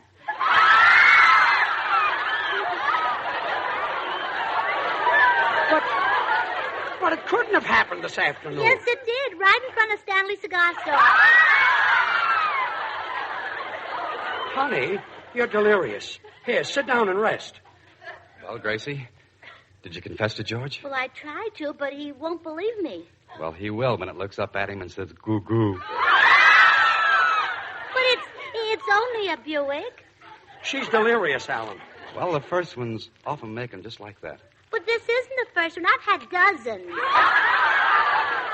You've had dozens of babies? Babies? Oh, is that what you've been talking about? Certainly. What have you been talking about? Oh, well, run along and play poker, dear. Yeah, I think we'd better, George. I'm beginning to get a little dizzy myself. But you still haven't found out who backed into your car. All right, I'll call now. Oh, no, you mustn't. Hey, fellas, how about the game? Be with you in a minute, Bill. We're checking up on my car. Oh, you found out, huh? Found out what? Well, you found out that Gracie... Show us how you raced out the door, Bill. Well, but Gracie... Come on, race. Oh, gee, Mr. Ladd. I thought sure he was going to give away that it was me who backed into your car. What? Gracie. Oh, run along and play poker, dear. So you drove the car against my strict orders? Oh, now, George, come on, let's forget it. Be glad that Gracie wasn't hurt. Yes. Yeah, I know a woman who smacked into a car so hard she broke her eardrum. Gracie is not hurt, are you, dear? Eh? What did you say, dear? Oh, fine. Speak up. I can't hear a thing since that accident. Alan, come here a minute. I want to talk to you. Alan, I want you to swear out that complaint. You want your wife put in jail? Yes. You must have some money saved up.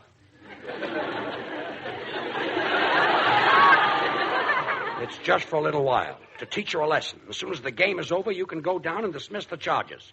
Yeah, but the game may last a couple of hours. Think of Gracie alone with those policemen all that time. I know it's tough, but they'll get over it.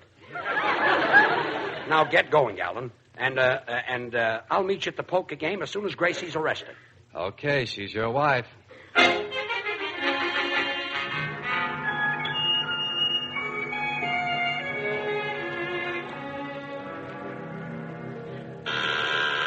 I'll get it, George. Oh, hello, officer.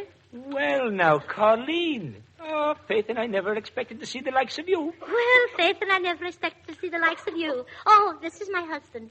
I'll bet you never expected to see the likes of him either. Sure, and it's sad I am to do what I have to do. Never mind the Blarney, officer. Do your duty. Very well. Little Colleen, I must take your husband out to jail. What? Oh, George. You're supposed to take her. Are you the owner of the car that backed into Mr. Ladd's? Well, yes, I'm the owner, but she's the The one... owner is legally responsible. Now, come along quietly now. But, officer, there's a mistake. Officer, listen.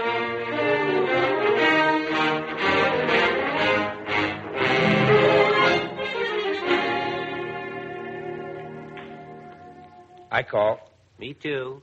Here's my dough. Boy, what a pot. Too bad George is missing this game. Yeah. What do you got, Alan? Small straight. Beats me. I'm dead.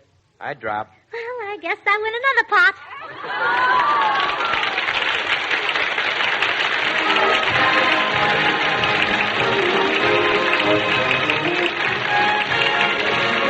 Oh, George, just wait till you hear who our guest star is going to be next week. Who? Paul Lucas. Oh, he's wonderful. Oh, sure, he just won the Academy Award. The Oscar. Yeah. You know, George, I think you ought to have an Oscar. Really? Yeah, it's too bad they only give them to actors. Good night.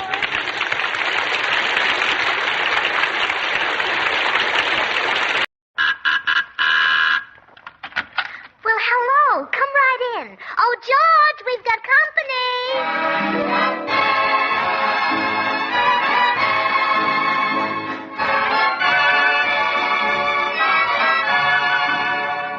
Well, it's Tuesday night again. Time for another pleasant visit with George Burns and Gracie Allen. Our guest, the Columbia star Rita Hayworth, with Jimmy Cash, the Swan-Ted, and Felix Mills in his orchestra.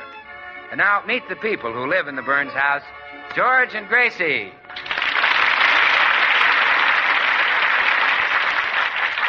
Well, Gracie has spent a very happy afternoon getting the complete works at her favorite beauty shop. She's just leaving when someone calls her name. Hello, Gracie. Why, it's Rita Hayworth. Oh, my, it's nice to see you again. It's been a long time. Yes, I believe the last time was at my wedding. That's right. George and I still talk about the day you became Mrs. Orson Welles. We'll never forget it. Neither will I, Gracie. Well, it was just the first time we'd ever seen a groom usher in the guests, play the organ, carry the bride's bouquet, and throw rice at himself.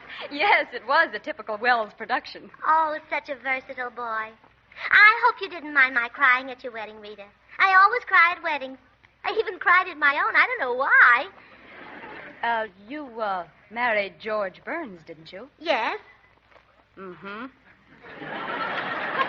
You know, Rita, I'll bet a lot of women wonder what it's like to be married to a genius. Yes, they do. Well, sit down and I'll tell you. You'll tell me. Yeah. Oh, I almost forgot. You married one, too. Gracie, this beauty shop is new to me. What girl do you recommend for a manicure? Oh, well, Edna knows more about fixing the cuticle. Yes. And Betty knows more about putting on the polish. Yes. But I always go to Lucille. Why? Well, she knows more about the other customers. Thanks, Gracie. That's the girl for me. Oh, not that I believe the gossip I hear at a beauty shop. Oh, well, neither do I. I just let it go in one ear. Yes. Yes, it's unreliable. Oh, I know you like this shop, Rita. I've been coming here for years. Good. Of course, lots of people don't understand why I bother with beauty shops. They think I don't need any treatments. What do you think? I agree with them. Oh, Rita, the things you say. Well, it's true, Gracie. You always look so... attractive. Yes. And so, alluring. You're taking the words out of my mouth. Well, I just wanted to be sure they were there. Oh, Gracie, I always enjoy being with you. So much so that I'm going to ask you a favor. Oh, what, Rita? Well, I'm afraid to stay in that big house of mine. Well, I shouldn't wonder with a man like Orson Welles around. You don't understand, Gracie. Orson's away on business, and well, I'm afraid to stay there alone. Oh. So, would you come over and spend the night with me? Oh, gee, I couldn't, Rita. Oh, why not? Well, George is afraid to stay home alone, too. Well, then bring him along. I'd love to have you both. Well, it sounds like fun, but George might object because his nightshirts aren't back from the hardware store yet. Don't you mean back from the laundry? No, the hardware store. He's having some iron bolts sewed into the hems of his nightshirts to keep them from creeping up. Well, don't let that worry you, Gracie. I can give George a pair of Orson's pajamas. Oh, well, they'd be much too large for him. George is very petite, you know. Oh, well, then he can wear a pair of my pajamas. Oh, do you think they'd fit him? Well, sure. I can take in the shoulders a little. Oh, well, all right, Rita. We'll be over this evening. Thanks, Gracie. Bye. Bye.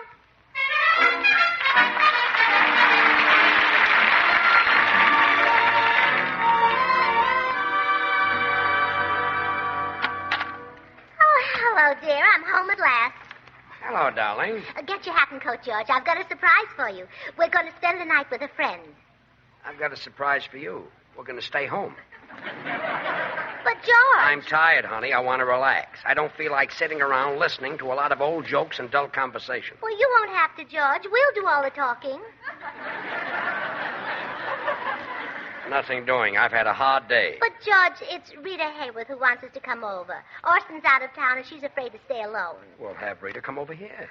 But if she comes over here and we go over there, she'll still be alone, yeah. Honey, I'm not leaving the house tonight. I plan to curl up with a magazine and a cigar. Well, take them along. I can't curl up at Rita Hayworth's house.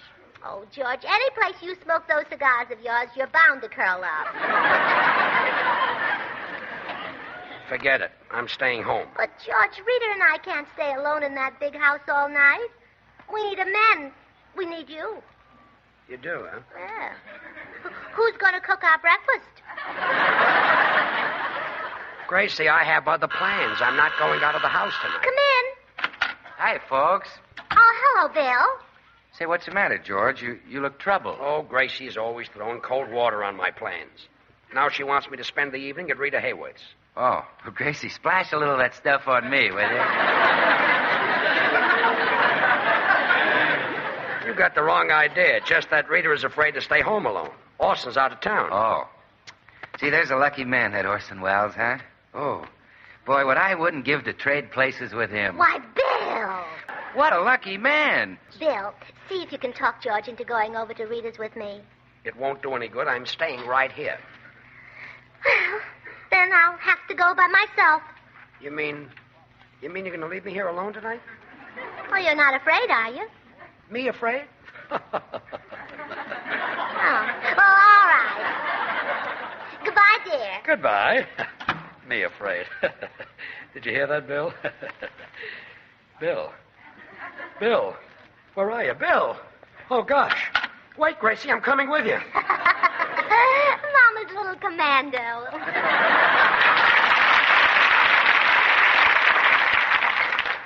Say, this is a nice place Rita and Orson have. Let's go in, Gracie. No, wait a minute, dear. I want you to make a good impression on Rita. Stand up straight and pull in your chest. Pull in my chest? Well, what if it has changed location? To me, it'll always be your chest. It's in. Every wife likes to be proud of her husband, darling. And I want to be as proud of you as Rita is of Orson. Straighten your tie. Okay, my tie's straight. I want to show Rita I can pick 'em as better than she can. Oh, thanks. See, she picks Orson's ties, too. Let's go in. Oh, wait a minute. Now, remember to watch your manners and don't put your feet on the table unless you take your shoes off first. Don't come down to breakfast in your nightshirt unless Rita does. Look, Gracie, No, let's... just a minute, George. I want to show Rita that you're just as intelligent as her husband. So discuss things like taxes and rationing and the soldiers' vote. And say, George, what is it the soldiers want to vote for? For president, of course. But we've got a president. I know, but every 4 years we elect a new one. Silly boy.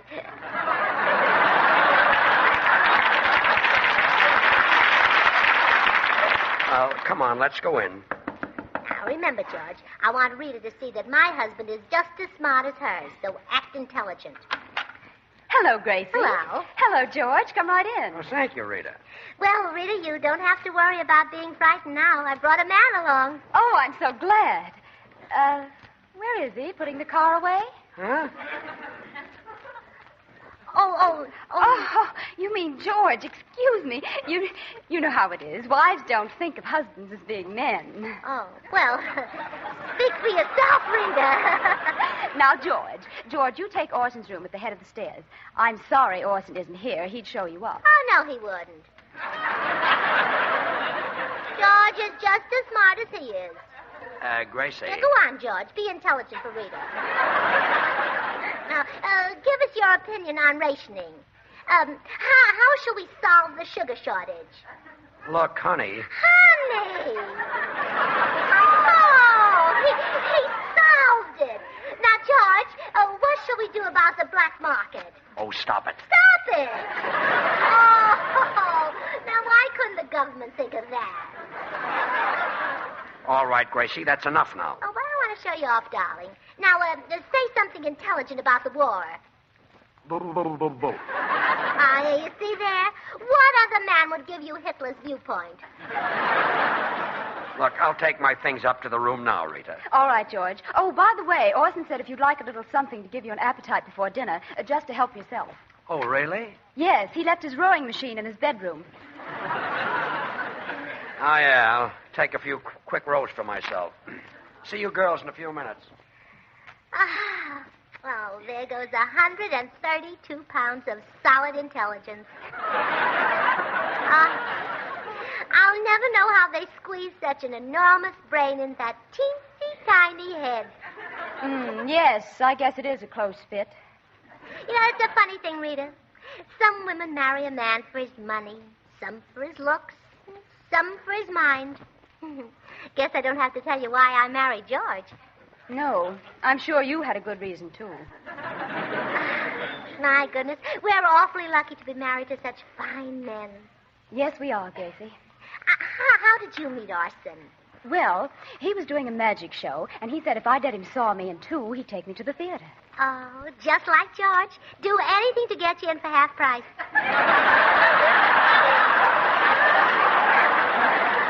Oh, but I still say we're the luckiest two women on earth to have such wonderful husbands. Yes, I agree. Oh, and I think how close I came to marrying somebody else. I had lots of chances, too, you know. I guess you did, too, Rita. Yes, a few. Oh, yes. I can see how men would be attracted to you. You crochet beautifully. Thank you. Oh, Rita, we're really so lucky. Wasn't life empty before you got married? Yes, it was. Just a lot of fellows sending you flowers and candy and rushing you off your feet all the time. Oh, yeah. Every night another date. The theater, nightclubs, dances, wining and dining and... Say, that was fun, wasn't it? Yes. Come to think of it, it was. I never see the inside of a nightclub anymore. Neither do I.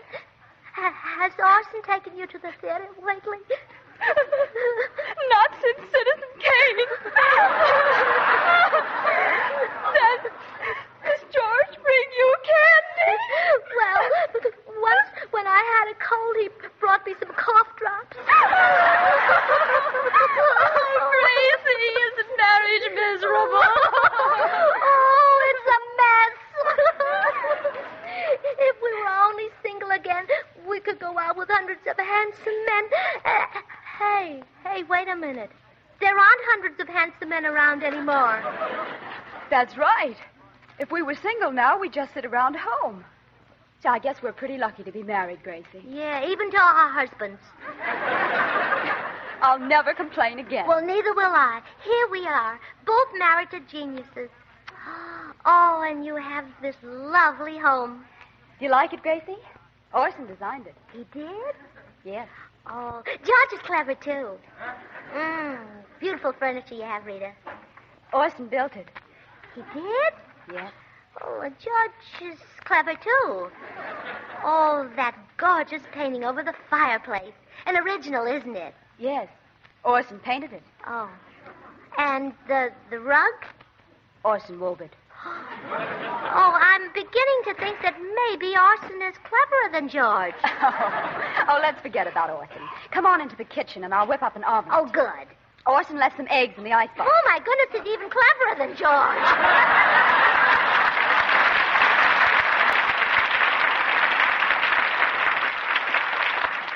Oh, Rita, this is awful. Here I thought George was a genius, and now he turns out to be just the man I married. Oh, it's nothing to get upset about, Gracie. Oh, you don't understand, Rita. It's like having a great big dish of tutti frutti, and then the fruity melts away, and you're left with just the tutti. Calm down, Gracie. You're twisting and wadding that handkerchief to shreds. I can't help it. How would you feel if you suddenly found yourself married to just plain George Burns? Give me the handkerchief. Oh, Rita, I'm going to make George into a genius if it's the last thing I do. Will you help me? Well, what can I do? Well, tell me, what makes Orson a genius? He isn't, Gracie. He's just an average, normal, everyday man. But doesn't he do anything unusual? No. His daily routine is the same as any other man's. He goes to bed about 2 a.m., gets up at 3 and has a moon bath. Mm-hmm. And then he writes a couple of poems in Chinese, has a breakfast of 2 3-minute ostrich eggs, and translates the morning paper into Egyptian. By that time, his brain is awake and he goes to work. Well, doesn't he have any recreation? Oh, certainly. He enjoys the usual sports. Every spring, he swims upstream with a salmon. Oh, my goodness. Oh, George is going to need a lot of changing. Well, I better get started. He's asleep up in his room.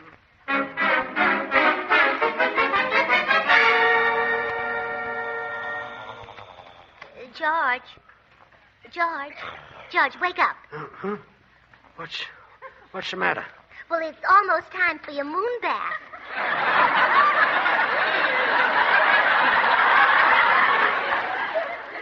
My what? Your moon bath. And besides, you're not supposed to be in bed yet. Why not? Orson Welles goes to bed at 2 in the morning. Well, okay, I'll move over when he crawls in. Oh, George, concentrate. Make up some poetry. Poetry? Gracie, what have you been drinking? Oh, go on, George. Poetry. Mary had a little lamb. Now, say it in Chinese. Ming Toy had a little lamb. Oh, that's wonderful. You're coming along fine. Do you think you can swim upstream with a salmon?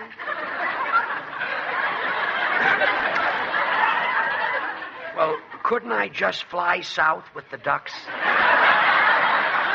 Well, wait here. I'll find out.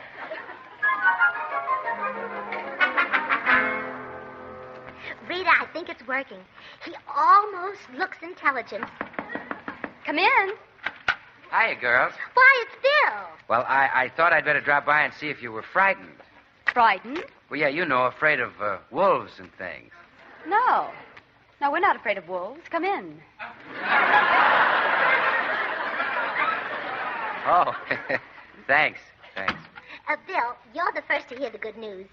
A new Orson Welles has just been born. No. Well, congratulations, Rita. No, Bill. What Gracie means is that she's practically got herself a new husband. Oh, well, congratulations, Gracie. No. What we both mean is that we're making George into another Orson Welles. Oh, now, look, girls, if you really want a new Orson Welles, just latch on to these resonant pear-shaped tones of mine. You too? Well, listen, you can't tell me from Orson when I read poetry. What's going on around here? Oh, George, you're up. But, darling, you forgot your slippers. Mama's little genius mustn't let his piggies get cold. I'll go up and get your slippers. Rita, this place is turning into a madhouse. What's wrong with Gracie? Oh, she thinks Orson is a genius, and she wants you to be like him. Well, that means no rest from now on. Say, it might cure Gracie if you became too much like Orson.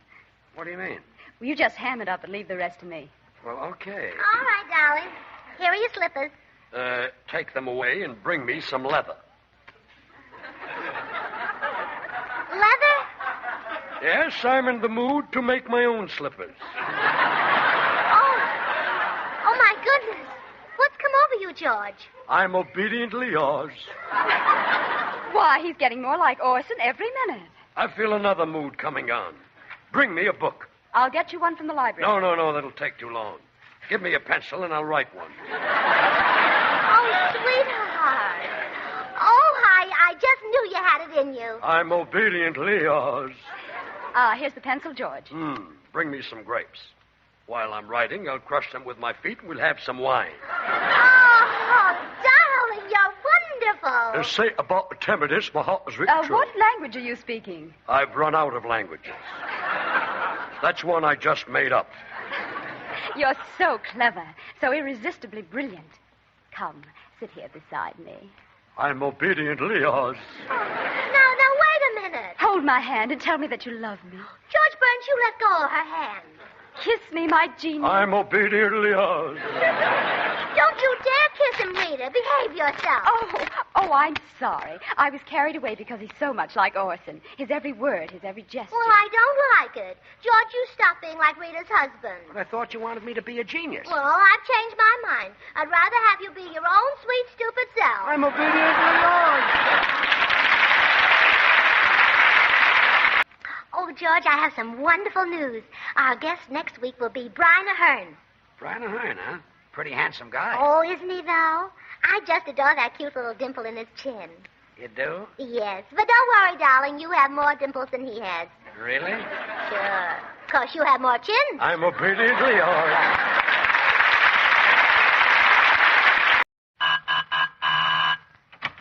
Well, hello. Come right in. Oh, George, we've got company.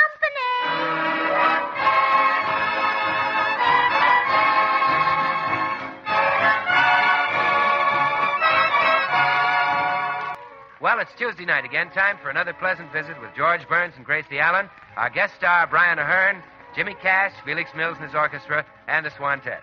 Now, meet the people who live in the Burns house, George and Gracie.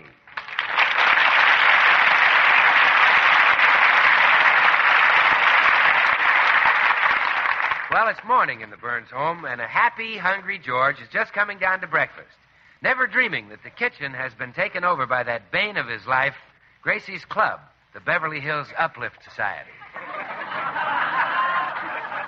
Oh, what a beautiful morning. Oh, what a beautiful day.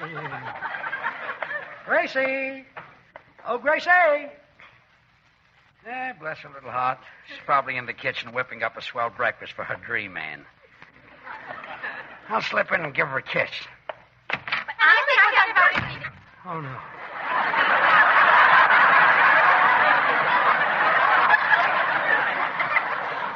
Not the uplifter. She can't do this to me.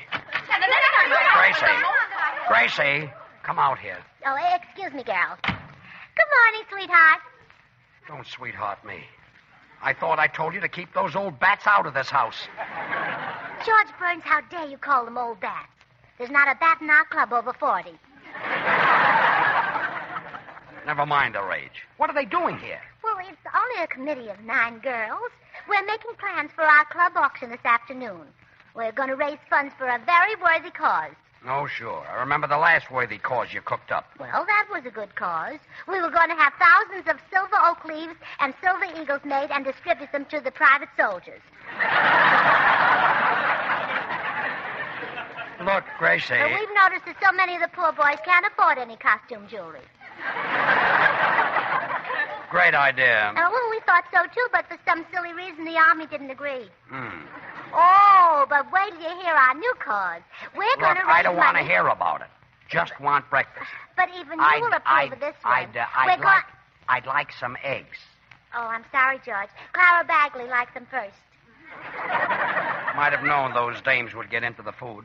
How's the bacon? Blanche Morton was crazy about it. Pancakes? Tootsie Sagwell. Toast? Me. Gracie, this isn't fair. I know it's awful, but when the girls meet, they can't resist food. You know, at one house, they ate everything but a can of spinach. Well, what can I have for breakfast? Oh, how about a nice can of spinach? I give up. I'll go down to the drugstore and get a sandwich. Well, bring back some for us. We're starving. Oh, yeah. See you later. Oh, poor George. Just a slave to his appetite. No, quiet, girls. Girls. Now, let's get on with the discussion about the auction. Remember, we agreed to furnish food and clothing for 9 needy babies. So we just got to think of something to auction off. Gee, I had the perfect thing yesterday, but I lost it. Oh, yeah. What was it, Tootsie? One of Frank Sinatra's shoes. Oh, really? Where did you get it? Off his foot. You know, a bunch of us girls chased him for blocks and caught him and threw him down and sort of tore him apart, and I got a shoe. And you lost it? Yes, a girl who was just passing by snatched it out of my hand. Oh, what a shame. There's always somebody who doesn't know how to act like a lady. Yeah. I wish Mrs. Bundy, my cleaning woman, would hurry up and get here. She cleans houses for lots of movie stars, and maybe she could suggest something from one of them to auction off. Oh, who does she work for, Gracie? Oh, well, now let's see. This morning she cleans for Brian Ahern. Oh, Brian Ahern!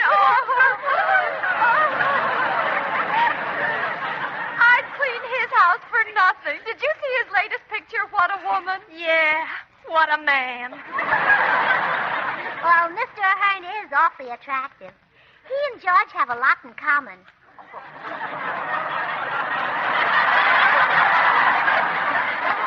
Gracie, Brian Ahern is a tall, handsome Englishman. What does he have in common with George? They're both on the side of the United Nations. Practically twins. Oh, excuse me, girls. That must be Mrs. Bundy now.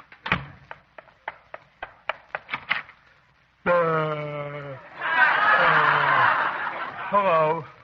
I'm here to clean your house instead of Mrs. Bundy. Oh, I hope nothing bad has happened to Mrs. Bundy. I'm her husband.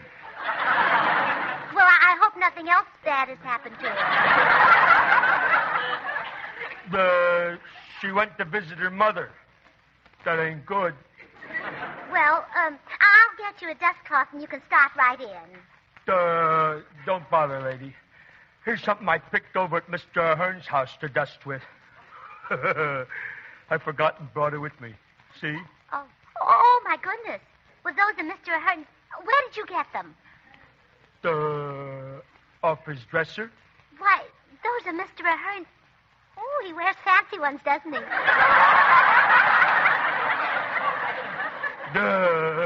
Yeah. They make a dandy dust cloth. Dust cloth, nothing. That's just what we need for our auction. Girls, look. And they're Brian Ahern. My, he wears fancy ones, doesn't he? Yeah, they're even embroidered. That's his name.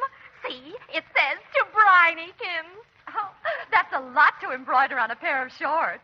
Oh, I don't know. I'll bet there's room enough on George's for his name, address, telephone number,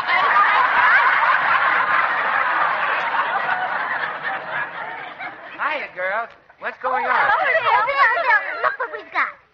Say, George is losing weight, isn't he? No. These belong to Brian Ahern. And just think, they were being used to dust the furniture. Really? You know, Ahern must be a pretty agile guy. How did he dust? Back up to the furniture and rub up?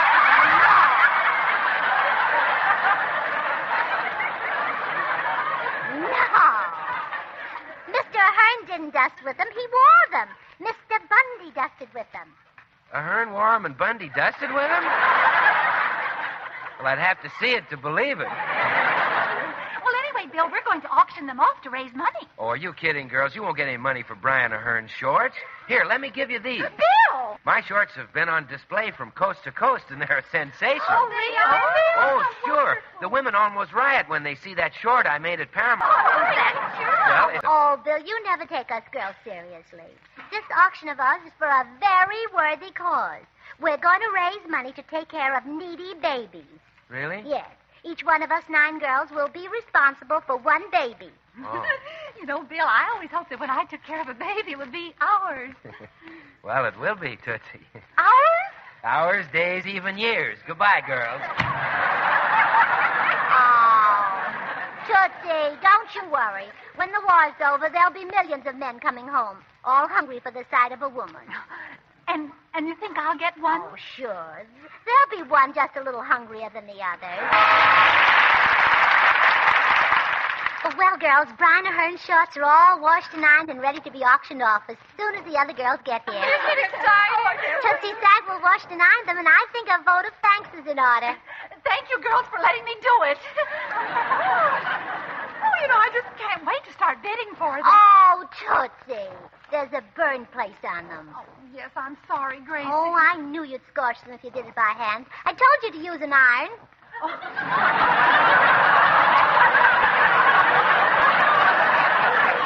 You won't show. Well, now remember, girls, let's run the bidding up. Oh, yes, we ought to get enough money from his shorts to make lots of baby clothes. Yes. I'll bet Mr. Hay never dreamed that we'd be making little ones out of his big ones. Oh. We may not have an auction, Gracie. Here comes Mr. Ahern up the walk, and I'll bet he wants his shorts back. Oh, dear. Quick, girls, run. No, Tootsie, not at him. What will you do, Gracie? Well, don't worry, I'll stall him. Oh, you go in the other room. Hurry. Oh, I don't Coming. Oh, how do you do? Are you Mrs. Burns? Oh, yes. Come in, Mr. Ahern.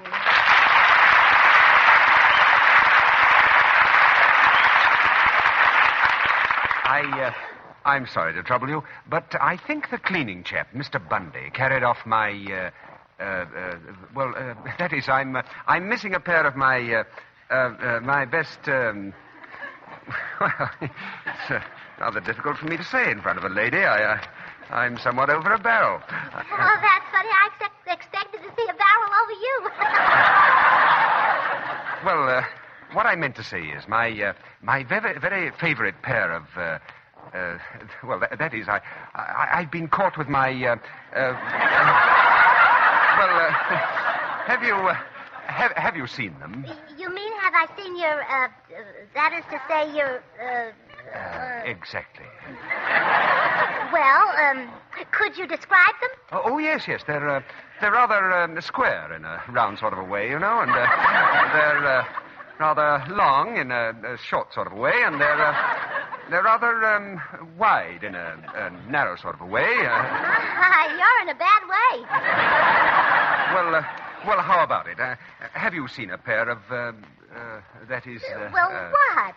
By Jove, I hate to embarrass you, but you forced me to come right out and say it. Well, go ahead. Oh, very well. Mrs. Burns, I've lost my whatchamacallits.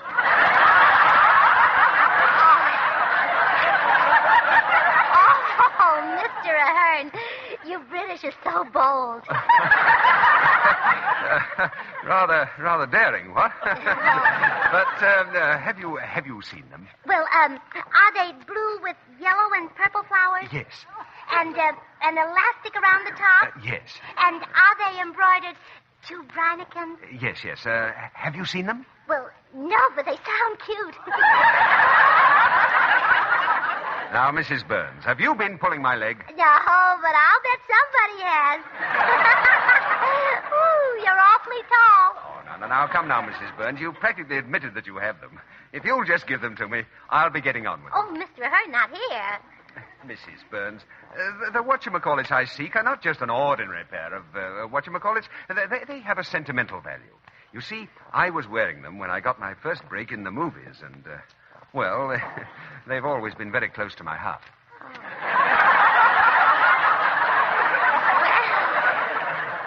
You wear them rather high, don't you? Well, and in the picture I'm making now, there's actually a scene where I appear in them. They've already shot part of the scene, so I must have the same shorts at the studio tomorrow. Oh, well, I'm sorry, but we need them worse than you do. But surely your husband has a pair of his own. Oh, yes, he has. They may not be as cute as yours, but they keep his ankles warm. Well, then, why do you want mine? Well, we're going to auction them off. Auction them off? But why? Well, to raise money for the 9 babies. 9 babies? Well, yes. We have to buy food and clothing for them. We need the money desperately, Mr. Ahern. Oh, well, of course, this puts a different light on things. I'll see what I can do to help you. 9 babies? By Jove, you're married to George Burns, aren't you? Yes. 9 babies. I'll see you later, Mrs. Burns.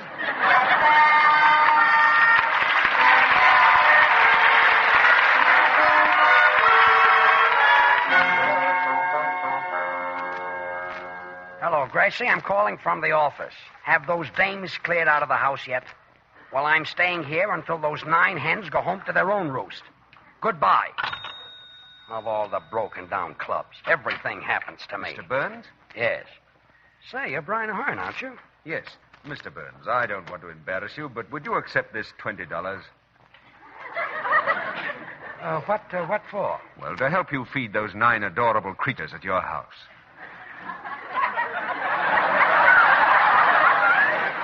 Adorable? Most of them are zombies. Well, you can't expect them all to look like your wife. Say, how did you know about them? Well, I've just come from your house. You're a lucky man, Mr. Burns. I adore the little beggars. Vegas is right. They eat me out of house and home. And their babbling and squawking is enough to drive a man crazy. Oh, well, you've no one to blame but yourself, old bean. If you don't like them, why do you have so many? It was my wife's idea. Personally, I'd like to take them out and drown them. I say, you have some gruesome thoughts. Look, Ahern, if you're so crazy about them, why don't you take them over to your place? Well, I wouldn't mind fondling a couple of them on my knee. You have some pretty gruesome thoughts yourself. Personally, I'd like to get rid of all of them. Oh, no, you mustn't do that. Oh, I mustn't. Now, listen, I know my wife. There may be only 9 now. But if I don't get rid of them before I know it, there'll be 20. 20? Yeah. Oh, I say, well... And I'm getting rid of them once and for all. Please don't do anything rash. I'll find some way to help you. Goodbye. Keep your chins up. Chins? Poor chap. No wonder he has no money. With 9 babies, I guess Gracie has to stop working.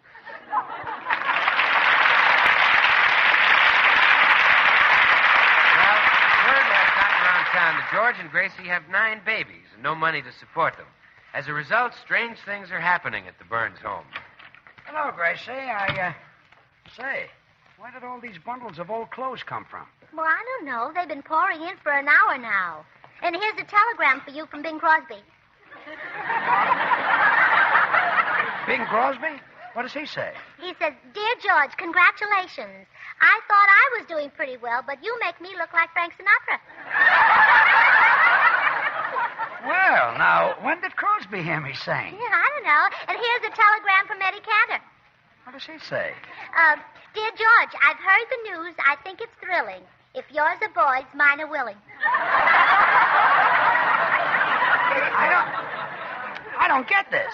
Any more messages come in? Yeah, there's one from your draft board. My draft board? What did they say? They said that now that you're a father, you're 1A. A father? They say I'm not a father. What's going on around here? Come in.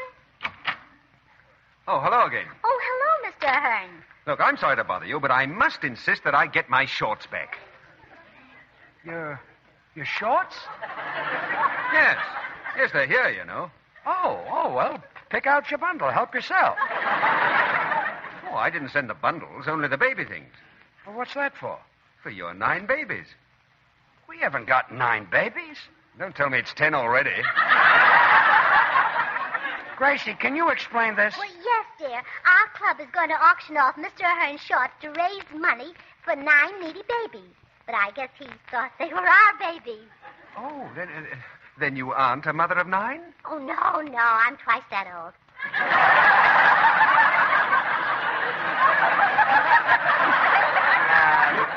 Gracie. Well, come on, Mr. Ahern. The girls are waiting. You can auction off the shorts yourself. Gracie. Oh, but I must have the shorts for that scene in my picture tomorrow. Yeah, perhaps there's some other way in which I can help you raise the money. Yeah. Gracie. Oh, I've got it. You can be in our play. Gracie. Well, I'd be very happy to, if that'll help the needy babies. Oh, Gracie. wonderful. I'll tell the girls. Gracie, I've had enough of this. I'm putting my foot down. There's not going to be a play. And those silly club women must be out of my house in 30 seconds. Once and for all, we'll see who's the boss around here. All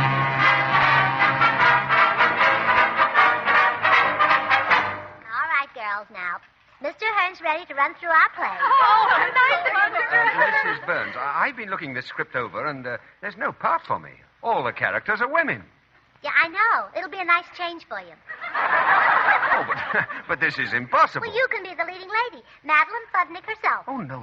I wouldn't do it. No play, no shorts.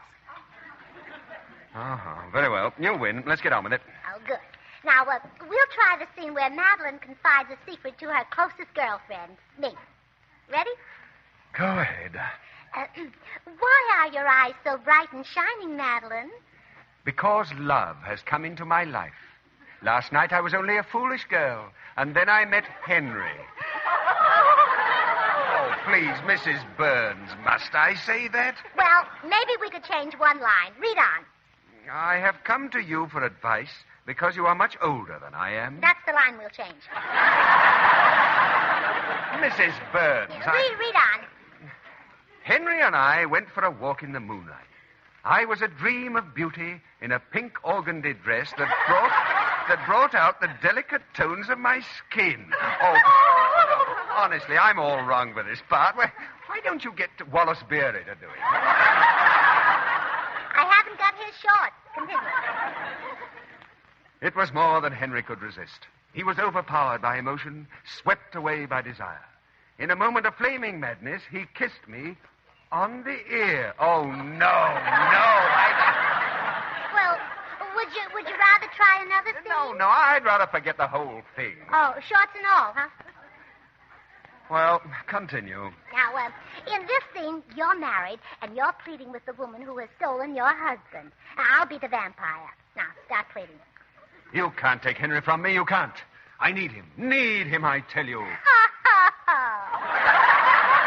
You can't wreck the home I made for him. The little cottage where I stitched every curtain with my own hands. Wait. There is something that you don't know. Oh, pardon me. Hello, Gracie. I came over... Oh, now, Bill, Brian Ahern is here.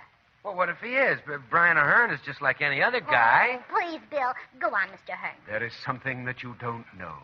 Next month, I am going to become a mother.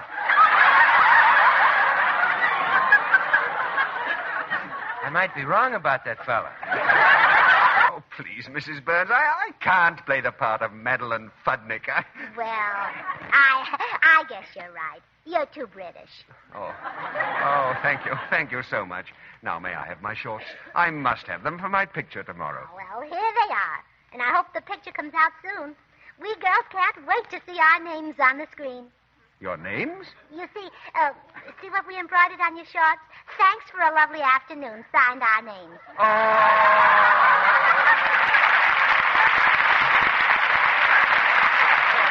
George, our guest star next week is going to be Lucille Ball. Yes, I know. She's beautiful. Yes. More beautiful than I am, huh? Oh, no. She has a prettier figure, huh? No. Well, she's taller. Well, yeah, she's taller. George Burns, you don't love me.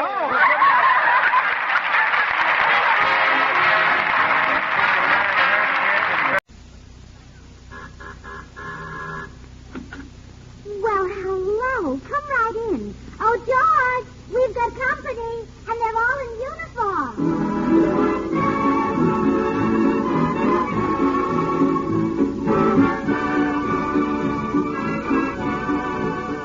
This is Bill Goodwin, inviting all you to enjoy another pleasant visit with George Burns and Gracie Allen, our tenor Jimmy Cash, and Felix Mills and his orchestra. And now, meet the people who live in the Burns house, George and Gracie.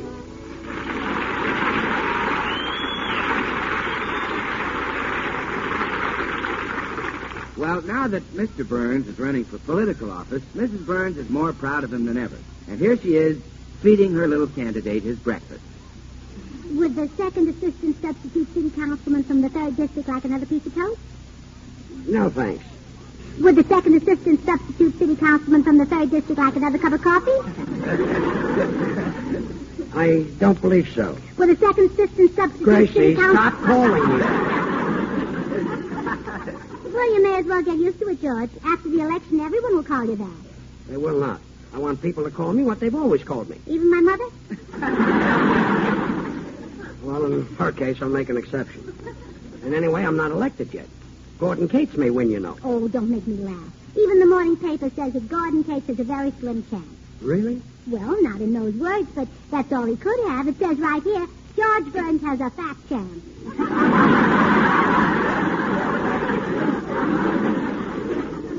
Oh, fine. Now, if you've finished your breakfast, dear, here are your appointments for the day. My appointment? Sure. Like all big politicians, every minute of your day is just crammed with important conferences of things. I've written them out for you, entitled it My Day. I can't read the scribbling. Well, that's because I had to get on a bus to write it. It wouldn't be a real My Day if it were written at home. I guess so. Well, I'll read it to you, darling. Now, here's today's schedule. 8 a.m., breakfast. 8:30 a.m., interview with newspaper man. Really? Which paper? The Times. He wants us to renew our subscription. Oh. 9 to 9:30 a.m., discussion of world affairs with Bo Carter and H.B. Kaltenborn. 9:30, turn off the radio and leave the office. Let me see that schedule. Hey, I better dress up today. 12 o'clock, luncheon with Mayor at City Hall. Mayor? Let me see that. Oh, that's Meyer. Oh, Meyer. He runs the lunch counter at City Hall. A good man to know, George. Oh, yes, valuable. Now, let me read it to you. 1:30, read fan mail. 1:30 and a half, answer it. 1:31, newsreel pictures. Newsreel pictures? Yeah, and don't be late. There's a wonderful march of time. And then at 2:30... Look, I don't want to hear anymore. Oh, that must be the postman. He's been taking a poll of the neighbors to see who's going to vote for you and who's going to vote for Gordon Tate. Excuse me, dear. Good morning, Mrs. Burns. Oh, good morning, Mr. Postman. Did you complete your poll? Yes, ma'am. I interviewed 100 people. Oh, and how many are voting for Mr. Burns? 2. 2? Well, I presume you and your husband are voting for him. Oh, but Mr. Postman, surely you'll vote for my husband. Well, I'd like to, but I have to do what the party tells me. Oh, which party? Party I'm married to. That's my wife, Mame. She likes Mr. Tate because he's fair and square. Well, George is fair. He's so square his hat wears out at the corners. Oh, I'm sorry. I'd like to vote for your husband. But as Mame goes, so goes me. Well, good night, Mrs. Burns. Remember, keep smiling.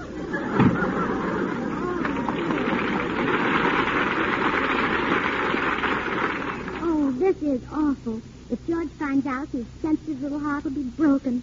Well, what did the postman say, Gracie? How did the poll come out? What, dear? Am I out in front? Yeah, a little. But exercise will take that off. I mean the survey, the vote. How do Kate and I stand? Well, he's just a teensy bit ahead of you. Oh, good. I like a close race. What's the score? 98 to nothing. 98 to nothing? I might as well give up. Oh, George, don't say that. This is like a horse race, and it's just started. Gordon Tate may be the horse out in front now. He may look back and think you're just an old plug. But when you cross the finish line, he'll be behind you, and then he'll see the real George Burns.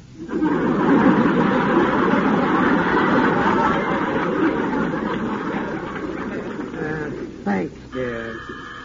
Oh, come in. Good morning, folks. Well, I'm back. Oh, Mrs. Bundy, look, George, our cleaning woman is back in town. Let's make her go and get dressed and go to the office. What's the matter with you, Mr. Burns? Oh, George is running for councilman in the coming election, but nobody's going to vote for him. The postman took a poll around the neighborhood. Well, if he expected to get votes for your husband, he should have taken a bat around the neighborhood. You were out of town, Mrs. Bundy. Why, you... Oh, now, Mrs. Bundy, George, please, don't fight. Well, I'll see you later. Oh, poor George. It looks like Gordon Tate will get every vote. Gordon Tate? Is he running against Mr. Burns? Yeah.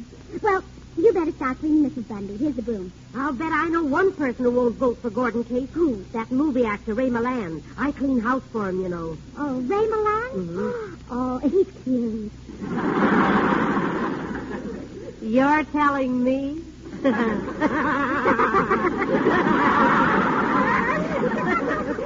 know, the women in our club voted Mr. Milland their favorite give-up boy. Give-up boy? Uh-huh. He's the boy they'd most like to give up their husbands for. But, what about him? Why won't he vote for Gordon Tate? Oh, it's so exciting. You see, It's no use. I just can't talk while I'm working. Well, here, hand me the broom. All right. Well, you see, Mr. Cates and Mr. Milan are next-door neighbors. They despise each other. No. Yeah. Well, tell me, Mrs. Bundy, does Gordon Cates really have a lot of sex appeal? Does he? If you ask me, that's one reason Mr. Milan doesn't like him. He's jealous of Mr. Cates' figure. Oh. But Mr. Milan seems to have a nice figure on the screen. On the screen, yeah. Oh, you mean he wears a... Well,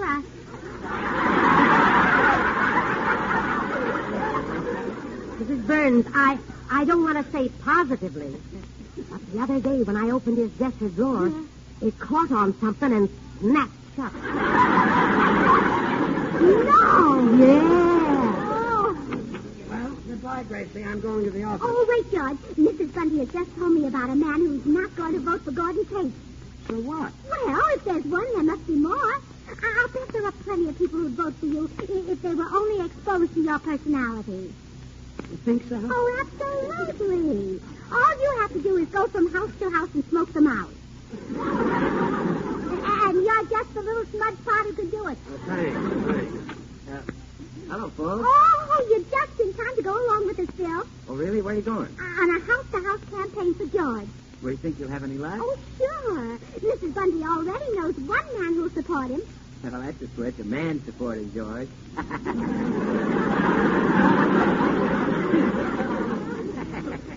Well, come on, boys. We won't rest until we've sold George Burns for councilman.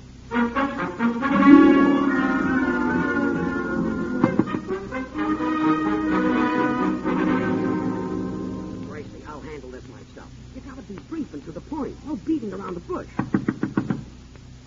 Yeah? Are you interested in politics? Yeah. Are you interested in who becomes councilman, George Burns or Gordon Cates? Yeah. Well, I'm George Burns. Well, I'm Gordon Cates.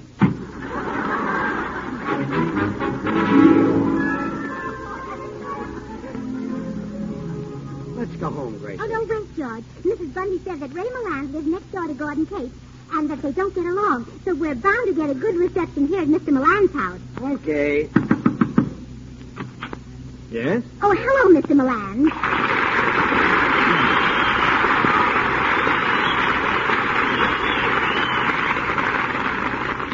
Mr. Milan, you don't want to see Gordon Cates elected councilman, do you? I should say not. I'd rather see a moron in office. Oh, no. You see, George, I knew he'd support you.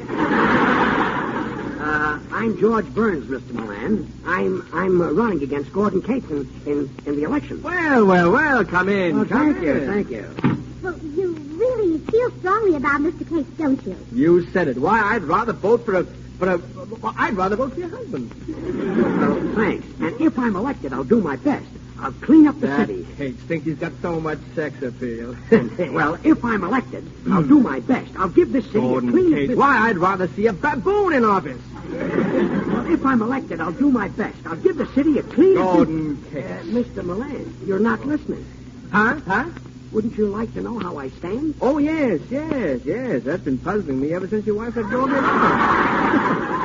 Well, now, Mr. Milan, we need your help to win this election. Well, what can I do? Well, now, for one thing, George seems to have trouble getting the women's vote. Maybe you could give him a hint. Well, maybe I can. Now, let's see. Come here, George. Now, I'll show you how I'd ask a woman to vote for me. I'd take her hand. Here, give me a hand. I'd look into her eyes like this, and I'd say, oh, darling. Darling, I need your help. Will you vote for me? Oh, yes, Ray, of course. Well, thank you, Mr. Milan. George had better be going now if he expects to visit every voter in this district before election. Is that how he's trying to get votes? Uh-huh. Is there a better way? Why, certainly. Put him on the radio. Oh, say, that's an idea. And television will be here any minute. Yes, there's not a moment to lose. Oh, this is a wonderful idea. The George Burns for Councilman program. We'll sell George over the air just like he was a liver pill. Or a rebuilt second-hand car. I'll go and get the script then. Yeah, I know the guy who manages the local station. I'll go arrange for the time. Well, what do I do? Well, you're the product, George. What do products do? Well, let's drop him in the water and listen to him fizz. Never mind. And we'll see you audition tonight, Mr. Milan, and thanks for helping us get George elected. I'd do anything to get even with Gordon Cates. Why, I'd rather see a weasel in office. If I'm elected, I'll do my best.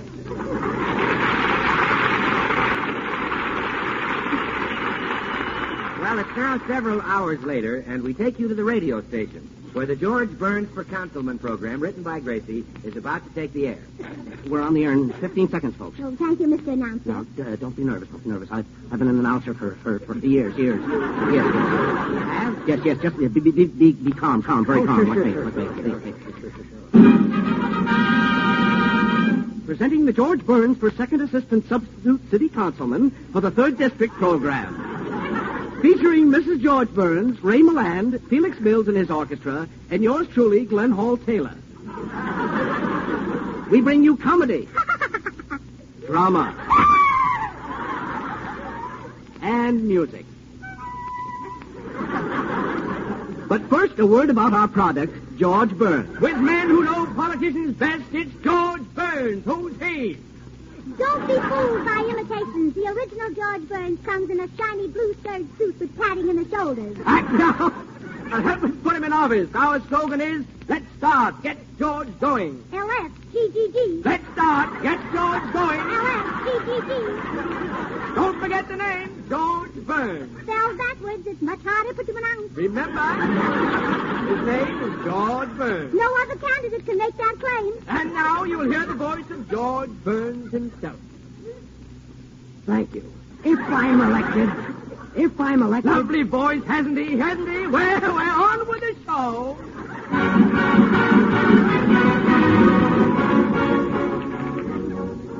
And now we bring you an episode of your favorite radio serial, Just Plain John's Other Wife Can Be Beautiful Backstage.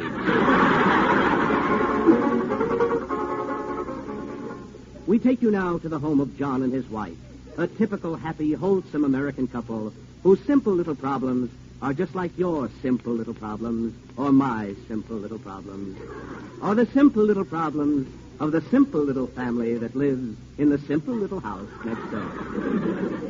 Oh, would you like more coffee, simple little John? Thank you, dear. Where is Bertram, our son? He won't be here. The police arrested him for murder. Really? Whom did he kill? His fiancée. Oh, too bad. They'd have made such a charming couple. I wonder if Bertram will get the hot seat. Yes, I wonder. Was there any mail this morning, dear? Only a letter from Chloe, our daughter. She's married to a soldier. Oh, such an impulsive child. Just yesterday she married a sailor. No. No, that was a Marine, dear. The sailor was day before yesterday. I wonder if she'll ever settle down. Yes, I wonder. Darling, this coffee tastes a bit peculiar. I know. I'm afraid I made a silly mistake and filled the sugar bowl with arsenic. Oh. Well, you really should wear glasses, dear. I wonder if we'll be able to reach the doctor before the arsenic is fatal. Yes, I wonder. Well, will Bertram get the hot seat? Will Chloe settle down? Will John and his wife reach a doctor in time? You'd like to know, wouldn't you? Well, if you don't vote for George Burns, we won't tell you, so there. Naturally, before you vote for him, you want to hear George Burns' record. So here he is in person to tell you about it. Thank you. Well... But George Burns' record speaks for itself. Let's listen as his record speaks. G-E-O-R-G spells George so close for him, if small or large before he's under lock and key. See G-E-O-R-G.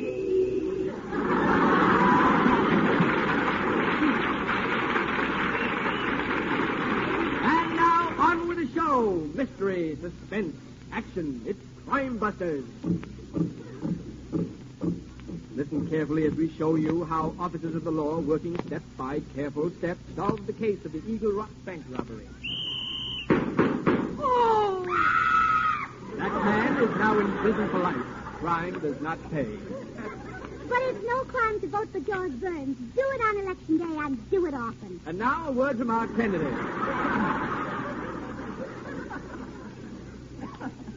Friends, and that word reveals his whole lovable character. On with the show!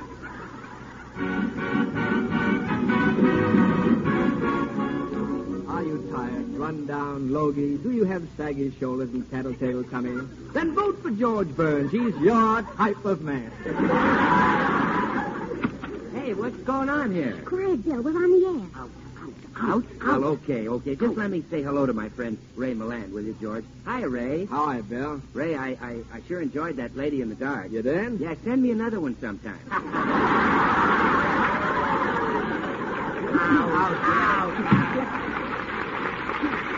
On with the show! We bring you now 15 minutes of uninterrupted recorded music with Ray, the night watchman. Thank you. Yes, sir. 15 minutes of solid music. No commercials, no talk about politics, just music. This number is dedicated to Hal and Jessie, who announced their engagement on the same day that George Burns announced that he would run for second assistant councilman from the 3rd District. And also to Mr. and Mrs. Conway, prominent citizens of the 3rd District, where George Burns is running for second assistant councilman. And to Oscar Brodney, conductor of the crosstown trolley, which runs past the house of George Burns, candidate for second assistant councilman from the 3rd District. And to Mr. and Mrs. Lewis, who recently became the parents of a baby girl, which was kissed by George Burns during his campaign for the office of second assistant councilman. And now, back to the music. You have just heard 15 minutes of uninterrupted music presented by Ray the Night Watchman and sponsored by the George Burns for Councilman Committee. And now our candidate will outline his political platform. Well, if I'm elected... If he says, get on with the show!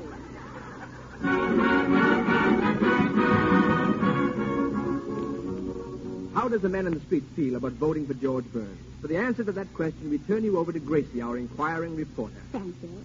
Beside me at the microphone is the man I found in the street. Tell me, sir.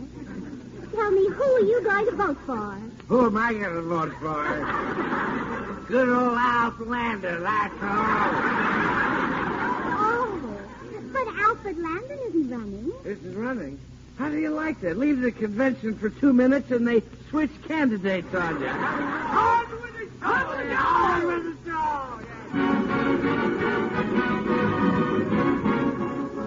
You are listening to the George Burns for second assistant substitute city councilman from the 3rd District program. And now the entire remainder of this hour will be turned over to Mr. Burns for his campaign speech. Fellow citizens, 12 o'clock Pacific when the wartime. And this station now leaves the air. The George Burns for Councilman program was a paid political broadcast and did not necessarily express the views of this station. In fact, we think George Burns is a jerk. What? And now we're signing off. This is station KGC, owned and operated by Gordon Cates. Good night.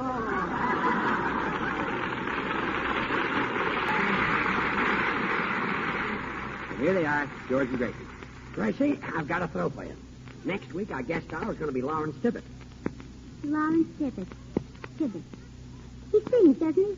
And how? He's one of the greatest singers in the world. As good as you? But, honey, you can't compare me with Lawrence Tibbett. I can't hit those deep, low notes like Tibbett. He brings them right up from his diaphragm. Where's that? The diaphragm is right below your chest. Oh, well, then you ought to be able to bring up the lowest notes in the world from down there where your chest is located.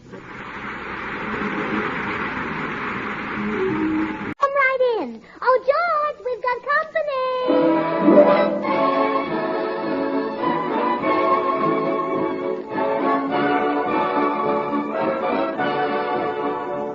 Well, it's Tuesday night again, time for another pleasant visit with George Burns and Gracie Allen, with Felix Mills in the orchestra, and our guest tonight, Lawrence Tibbett. And now meet the people who live in the Burns house, George and Gracie.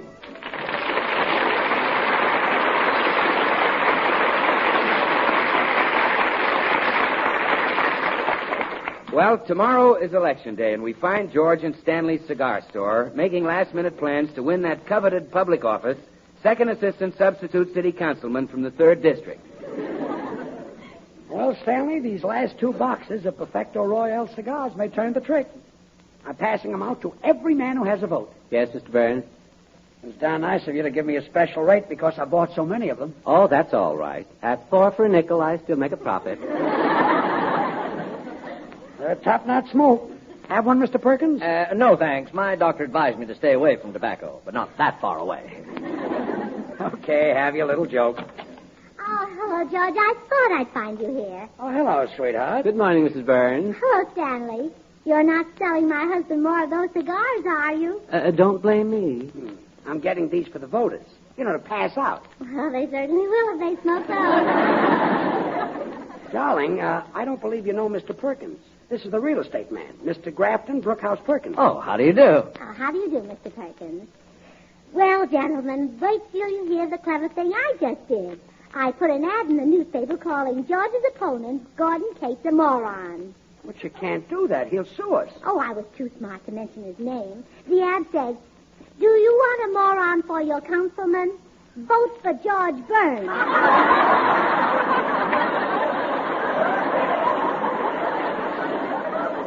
Oh, fine. I'm ruined. Oh, say, that political commentator's on the air right now. If you folks would like, I'll tune him in. Oh, swell. Then we'll see what he thinks of the election tomorrow. And all indications point to a clean sweep for Henry Garson in the 2nd District. Now, over in the 3rd District, where George Burns opposes Gordon Cates, it looks like a real fight. Gee. With everyone fighting to vote for Gordon Cates. Oh. And now, political notes from here and there. Last week, the state of Louisiana turned the governor's chair over to Jimmy Davis, whose successful campaign, you remember, featured the singing of Mr. Davis. Music in politics seems to be an important new trend. Stanley, and quick, it wouldn't turn that surprise off. me if... Why, what's wrong, Mrs. Burns? George, you can croon your way into office just like that governor did. You think so? Well, of course, darling. All here we've been knocking ourselves out, and all the time you've had the election right between your tonsils. I'd love to call you Rose, dear, but roses fade away. Oh, no. What do you mean, oh, no? In Louisiana, that man singing got him the governor's chair, didn't it? Yes, but... Oh, why, George may even get to be governor. It wouldn't surprise me if his singing gets him the chair. Well, come on home, Gracie. I've got a lot of practicing to do. But wait a I'd minute. love to call you Rose. Oh, murder. I'm in for it now. Why, Mr. Perkins? Well, I'm the agent for the house next door to Burns, and for months I haven't been able to rent it because of his singing. Well? Well, he's been quiet lately, and just yesterday I managed to rent the house to Lawrence Tibbet. Lawrence Tibbet? Yes. Oh, George's singing will drive him crazy. Say, I better telephone him. Oh, yes. Mr. Tibbet might get mad and throw George right out of the neighborhood. Yes, he might. Never mind the telephone.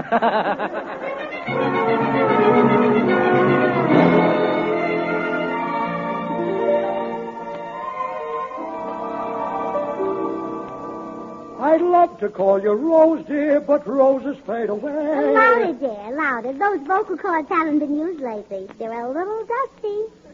The roses die when wintertime appears. What was that? Oh, our new next-door neighbor knocking on his window. He's the noisiest man. His little son runs away, and all day long he stands at the window yelling for him. Figaro, Figaro, Figaro!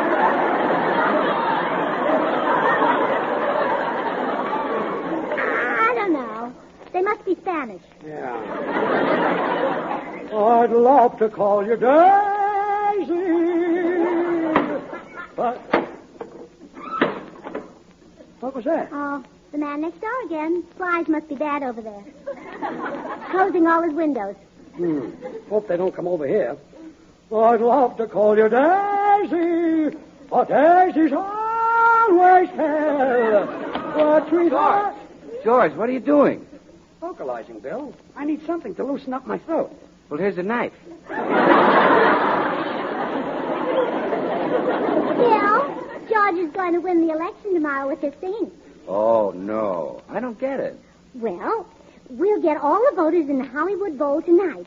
George will sing for them, and tomorrow they'll vote for him. Well, Gracie, even if that'd work, it's no good because Lawrence Tibbet is using Hollywood Bowl tonight. Lawrence Tibbet? What office is he running for? Well, he's not running for any office. He's giving a concert. Hey, that's bad. All the music lovers will be there listening to Tibbet. I won't have anybody to sing to. Well, there's only one thing to do. We'll find Lawrence Tibbet and ask him to turn his concert over to George. Oh, Gracie, that's impossible. Why, I'll bet if George walked out on that stage and started singing, the people couldn't tell him from Lawrence Tibbet. They could, too. They could not. They could, too. Tibbet has a mustache. Well, now I've heard everything.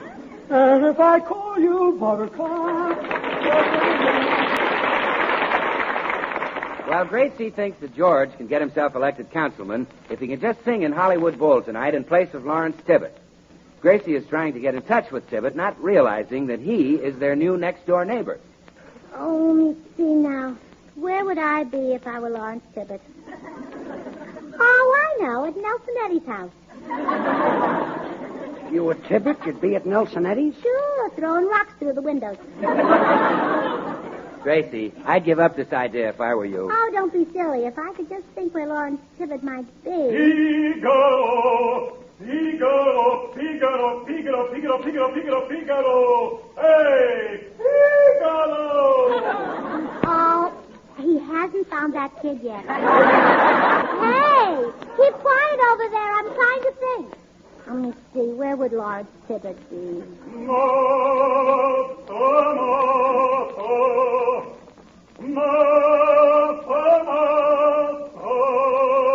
Now he's lost his daughter. Hey, wait a minute. That's a great voice.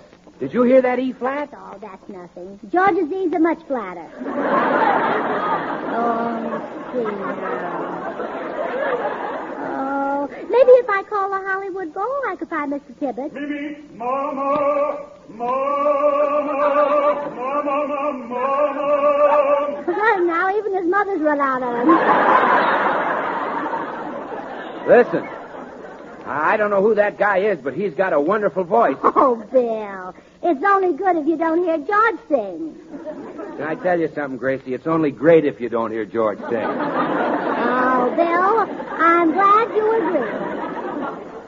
Oh, sweet mystery of life, at last I've found you. Well, show him up, George. I'd love to call you Rose, dear. I'd love to call you Rose, dear.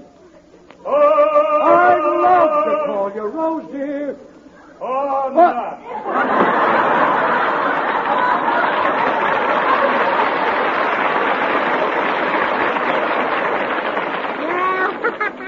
That did it, George. Old Little Lungs gave up. Well, I better go out and look for Lawrence Tibbet. Bill, what does Mr. Tibbet look like? Lawrence Tibbet? Well, he's a big, handsome, barrel-chested baritone. Oh, George is type. George is type, huh? George isn't that type, Gracie. He is, too, on a smaller scale, of course. He may not have a barrel chest, but he's got a cute little keg tummy.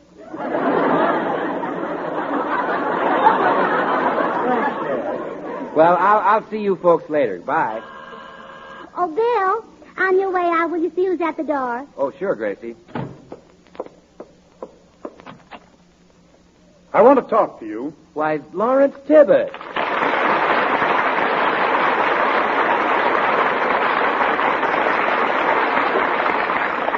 Now, look here, my good man. I don't want to be a fussy neighbor, but you've got to stop beating that dog over here.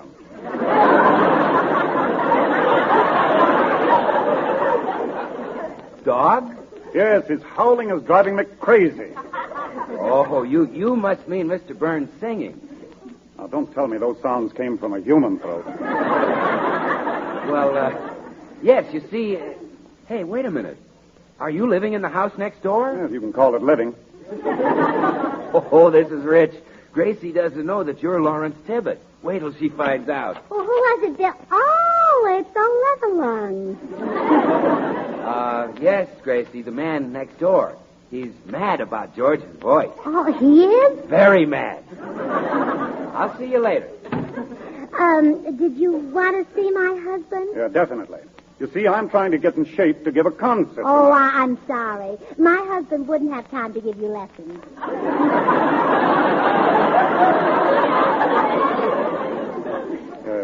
Lessons? Yes, he's too busy. You see, he's taking Lawrence Tibbet's place in the Hollywood Bowl tonight. Well. This is very interesting. Tell me more. Oh, are you a fan of Mr. Tibbet? Yes. I have been for years. Oh, you know him? Intimately. In fact, I shave Mr. Tibbet every morning. Oh, you're a barber. And you want to give up barbering and start singing, huh? Well, let's hear your voice. My voice? Yes, sing something. On the road to Mandalay. Well? Well, I hope you didn't sell your shop.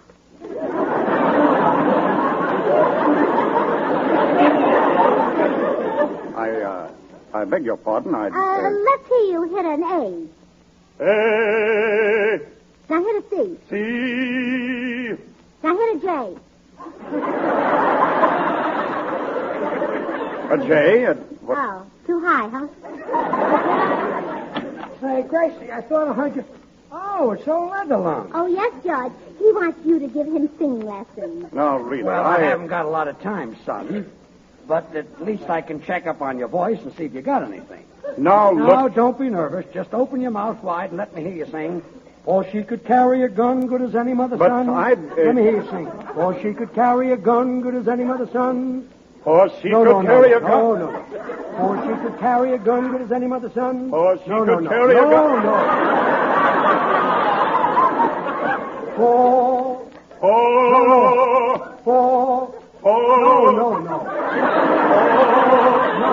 Or she could carry a gun good as any mother's son. Or she could carry... Well, George, I think that's enough for the first lesson. Well, okay, you can relax, son. A few sessions like that, and you'll be able to get those pear-shaped tones just like I do. Yes. And after tonight's concert, they'll probably put George's vocal cords in the cement at Grauman's Chinese. Don't you think so? Yeah, they'll probably sound better there. Now, see here, Mr. What's your name? Tibbet. Lawrence Tibbet. Now, see here, Mr. Tibbet, if the... Huh? You're Lawrence Tibbet? That's right. Gracie. Well, we certainly fooled you, didn't we, Mr. Tibbet? You thought we didn't know who you were. You see, I like my little joke. Yeah, obviously. You married him. Huh? Well, now, if you don't mind, I'm going home now and rehearse for my concert tonight. Oh, rehearse here, Mr. Tibbet. We want to talk to you about your concert anyway. No, I don't think I'd better. Oh, but we'd love to hear you sing. No, thanks. Oh, well, then, you sit down and George will sing for you. Oh, I'll sing. Oh, George, isn't this thrilling? Grand opera right in our own living room. No, this won't be opera, though. It's a favorite of mine from musical comedy. Cole Porter's Night and Day.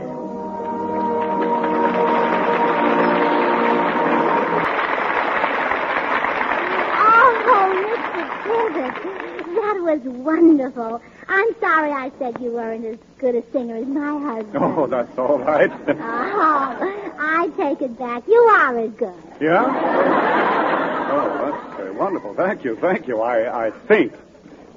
Yes, sir, that's a nice little voice you've got there, Larry. In fact, you got me worried. I'm going in and vocalize a little. Mr. Tibbet, my husband can get elected councilman tomorrow if you just let him take over your concert tonight. Oh, I'm afraid that's impossible. The people expect to hear me sing things like Carmen. Well, George can do that. Which Carmen do you sing, like Lombardo or Miranda? Oh, just forget it, Mrs. Burns. Well, I guess George will just have to get the voters over here and sing for them this afternoon. Oh, no, please, not that. I have to concentrate, and that house next door is the only vacancy in Los Angeles. Well, it can't be helped, Mr. Tibbet. Now, look, if I give your husband a part in my concert tonight, will you promise to keep him quiet this afternoon? Oh, gladly. All right. Now, have him backstage at the Bowl at 7:45. Goodbye. Oh, goodbye and thank you, Mr. Tibbet. And don't worry about George's voice. He's a regular nightingale. You think so? Oh, yes. When he sings in Hollywood Bowl tonight, you'll really hear the birds. I'm afraid so.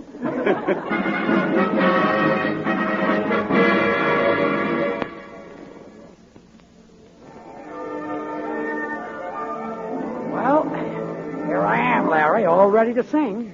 Will George have much to sing, Mr. Tibbet? Oh, yes, he sings every other number. Gee. Now, here's the program. First, you sing the aria, O tu che inseno agli angeli, from La Forza del Destino by Giuseppe Verdi.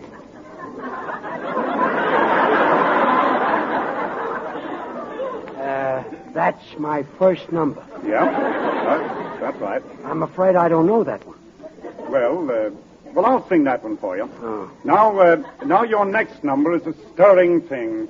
Viva il vino spumeggiante from Cavalleria Rusticana by Pietro Mascagni. That's my second number. Yes, and this, of course, you do very fortissimo. Viva voce, eccetera, eccetera, eccetera. Oh, well, that's the only way George would do it. I'm afraid I don't know that one either. Then I'll sing that one for you, too. Now comes our duet. Oh, now we do something together. Yes, we'll do two numbers. Sei il mio nome and Ecco ridenti in cielo from Il Barbiere di Seviglia by Gioacchino Antonio Rossini. You don't happen to know Struck Miss Lizzie.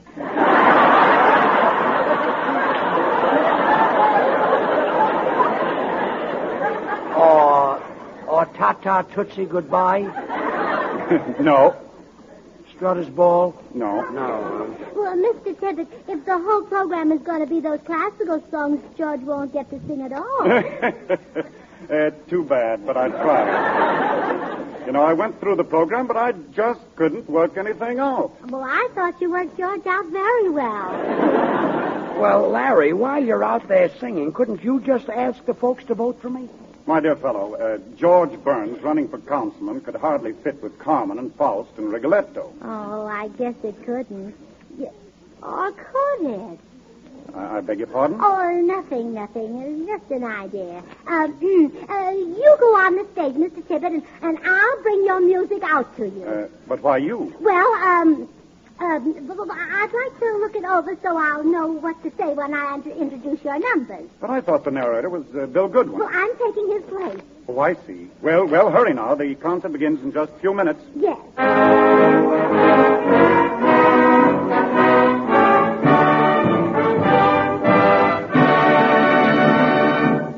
Good evening, music lovers. Welcome to Hollywood Bowl. It is my pleasure to present Mr. Lawrence Tibbet, who will sing the famous Toreador song from the opera Carmen. Oh, you'd better read off this music, Mr. Tibbet. It's a special arrangement. Ladies and gentlemen, Mr. Lawrence Tibbet.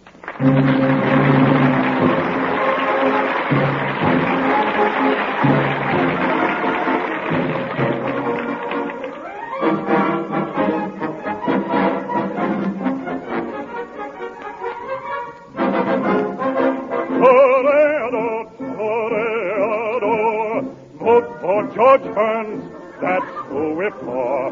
He's the man for second assistant substitute city councilman from the... Hey, wait a minute. Stop that music. Stop it.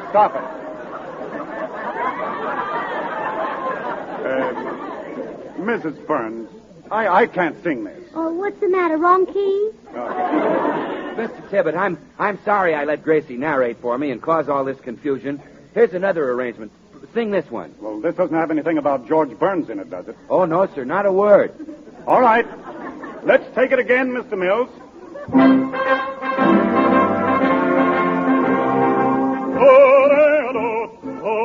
Toreador, wash with swan soap, that's what it's for. Hey, wait a minute. Stop. All right.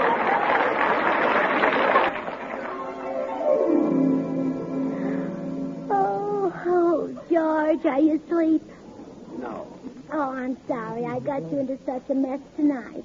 Fine thing. I'll never be elected now.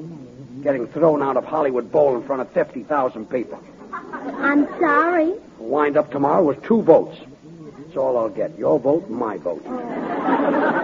Just your vote, dear. I'm voting for Gordon Case. What? Well, as long as you haven't got a chance anyway, and he has got a lot of sex appeal. Good night, dear. Good night.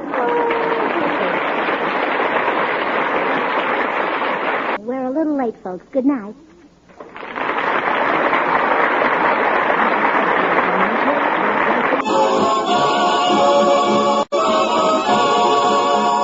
And now meet the people who live in the Burns house, George and Gracie. Well, it's morning in the Burns home, and while Gracie sips her after-breakfast coffee, George stares gloomily into space. On his plate are a couple of untouched cold fried eggs. which look much happier than he does. You haven't eaten a thing, dear. Don't you want your nice eggs? No. They're very fresh. No, thanks. They're less than 24 hours old. I just fried them yesterday morning. I can't eat. What's the matter, George? Does your darling little head ache? No. Is there a pain in your precious little chest? No. Does your tiny little back hurt? No. Is there an ache in your great big... No. Well, sometimes your feet do bother you. Oh, I'm not sick. I'm just discouraged because I'm a failure. You are not. Oh, yes, I am. You married a poor, miserable, broken-down flop. Oh, nonsense. You're just repeating what you hear.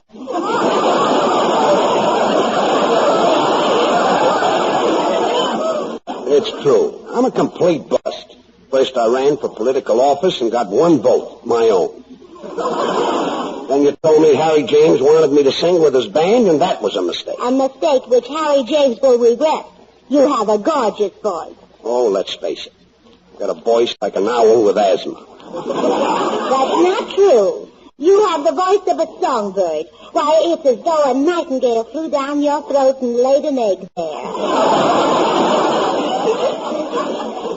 You're such a comfort to me. And I always will be. What if you can't be in politics? What if you can't sing with Harry James?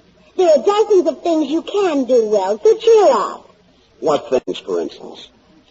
So cheer up. Oh, yeah. Whenever I feel low, I go down and buy myself a new hat, and then I feel better. Maybe that would make you feel better. I doubt it. Well, it's worth trying. I'll go right down and buy myself a new hat. Never mind. I'll answer the door. Oh, good morning, Mr. Postman. Good morning, Mrs. Burns. Delicious morning, isn't it? Oh, yes, it is lovely. All nature is in a playful mood today. I gave way to an impulse myself, impetuous boy that I am. Oh, what did you do? I kept thinking how wonderful it would be to let the breeze caress my bare skin, and finally I could resist no longer. Mr. Postman, you didn't? Yes, I took off my cap. Well, here's your mail, Mrs. Burns. Oh, thank you. Maybe this will cheer my husband up. Oh, wait a minute. This mail is for Dinah Shaw. Oh, dear, did I get it mixed up again? You see, your number is 202 Cannon Drive, and hers is 220. Oh, yes, I know it's confusing. We even get packages belonging to Dinah Shaw. The other day, George unwrapped the package, and it was a size 26 girdle. Oh, that's rich. Oh, yeah.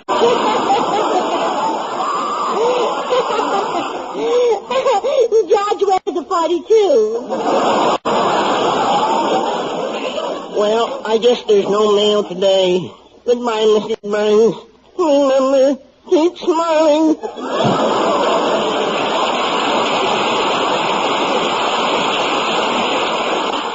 Who was it, Gracie? The postman, dear. Oh, swell. Any mail for me? Oh, I'm sorry, darling. It was all for Dinah Shaw again. Oh, nuts. I wish people would learn that we live at 202 Cannon Drive, and she lives at 220. Anyway, that shows you how important I am.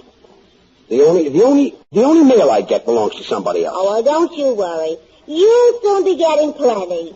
What do you mean? Well, I know how much you enjoy getting mail, so to make you happy, I opened accounts at 7 new stores. I'm delirious.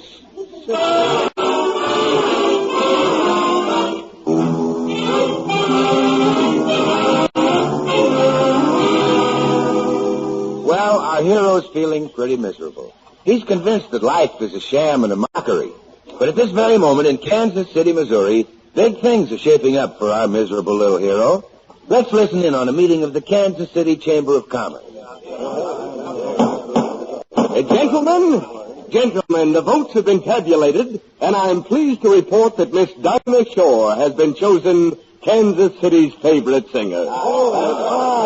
Mr. Secretary, send a telegram to Dinah Shore inviting her to be guest of honor next Tuesday night at the opening of our 5th War Loan Drive. Do you have her address? Yes, sir. It's 202 Cannon Drive, Los Angeles. Or is it 220? I think it's 202. Yes, that's right. I'll send it to Dinah Shore, 202 Cannon Drive. Oh, wait, let's not be so formal. Let's show Dinah how we really feel about her. Just address the wire to Kansas City's favorite singer, 202 Cannon Drive, Los Angeles.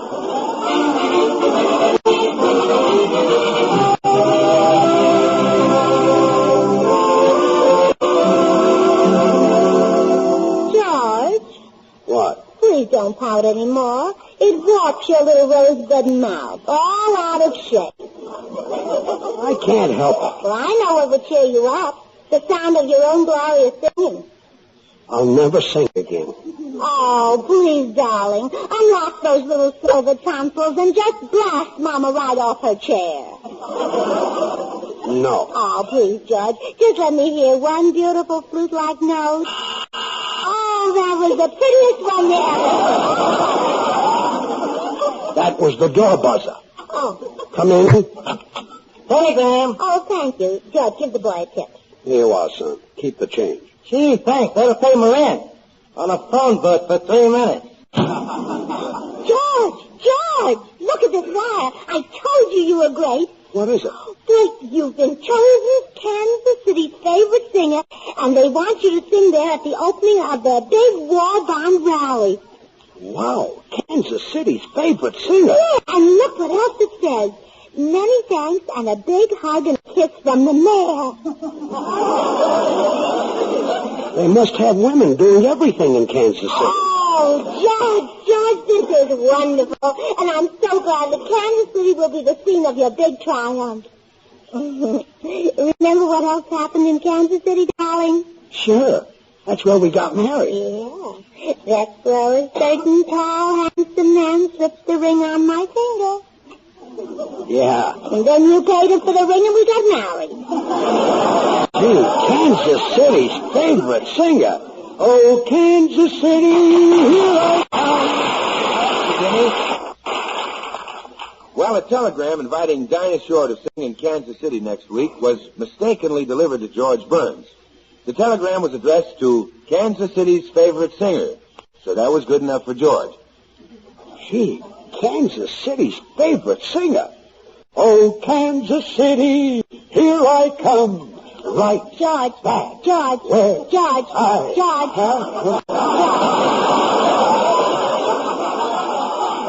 Stop singing. They don't appreciate you in this town. Don't let another golden note speak out of that precious little throat until we get outside the Los Angeles city limits. Well, isn't that a little selfish? No. It'll serve the people right. They didn't want you when they had you. So now we'll just walk out and they'll be stuck here with Bing Crosby and Frank Sinatra and Nelson Eddy and Dennis Morgan. Yeah, and Dinah Shore. Yeah. I don't see them being chosen the favorite of any city. That's right. Oh, Kansas City, here I come. Right. George. Back. George. Where?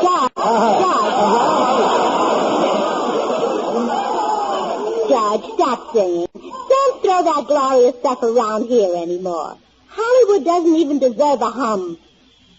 Maybe you're right. Certainly. They didn't even have the decency to put your footprints in the concrete at Gorman's Chinese.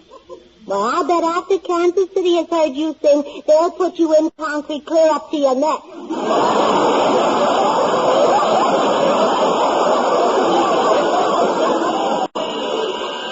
in.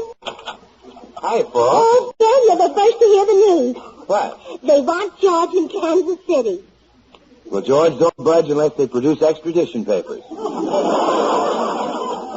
They want me to sing there. Here, look at this telegram. Well, I'll be darned. In the municipal auditorium before 12,000 people. George, this is important. You said it. Bill, why don't you pack up and go to Kansas City with us? Oh, Gracie, Well, there are lots of pretty women there. Well, Gracie, pretty women don't bother me. No? No, but maybe they will in Kansas City. Let's go. Okay, Bill, run home and get packed. Gee, Kansas City's favorite singer. I still can't figure out how they happen to pick me. Well, George, I guess Kansas City is proud of the fact that you're a native son. And I'm a native of New York. That's what Kansas City is proud of. See you later, folks. Oh, don't mind them, dear. You're a success now. Greater even than Sinatra. You think so? Well, sure. Sinatra's had his day. Now it's your turn to hold America in the hollow of your chest. I guess so. Well, I think I'll go and do a little packing. Come in. Why, Tootsie, Hello, Gracie. Oh, Tootsie, have you heard the news? George and I are going to Kansas City. Kansas City? Oh, I've been corresponding with a man there. You have? Uh-huh. I met him through the Lonely Hearts Correspondence Club. Why, Tootsie, how romantic. Yes. He sent me a postcard, and then I sent him a postcard. He sent me a letter, and then I sent him a letter. He sent me his picture, and then I sent him my picture. Gracie, what's holding up the mail from Kansas City? Well, Tootsie, maybe our picture was lost. Why don't you have another one taken in a bathing suit? You know, like Betty Grable. Oh, well, I couldn't look like Betty Grable. She's so curvy. Well, not as curvy as you. Oh, you mean Well, sure. I'll bet your shoulders are much rounder. Gracie, I wish I could go to Kansas City with you so I could find that man and marry him. Oh, but I'll bet George won't let me. Well, he might, Tootsie. You see, George feels very romantic about Kansas City because that's where we spent our honeymoon. Really? Yes. Oh, what a glorious honeymoon. I've never tasted such steaks. Oh, here comes George now. I'll ask him real nice. Gracie, I think I'll run down and get the railroad ticket. Hello, Georgie. Hello, kid. George, can we take Tootsie to Kansas City? What? And frighten those nice people? They should sign up. Darn it, I'll never get a husband. Oh, well, now, don't worry, Tootsie. We'll get you to Kansas City somehow. And you'll have your honeymoon there just like George and I did. Oh, gee, I hope so. Oh, that reminds me, Tootsie. You know, there are certain things every young bride should know. Now, George and I have a book that we read. It's made our honeymoon a glorious experience. Would you like to borrow it? Well, what's the book called? 50 card games for 2 people.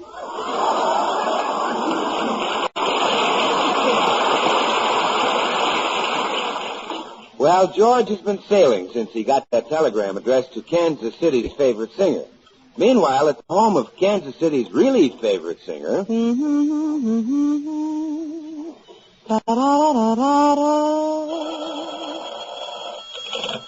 Hello? Yes, this is Dinah Shore.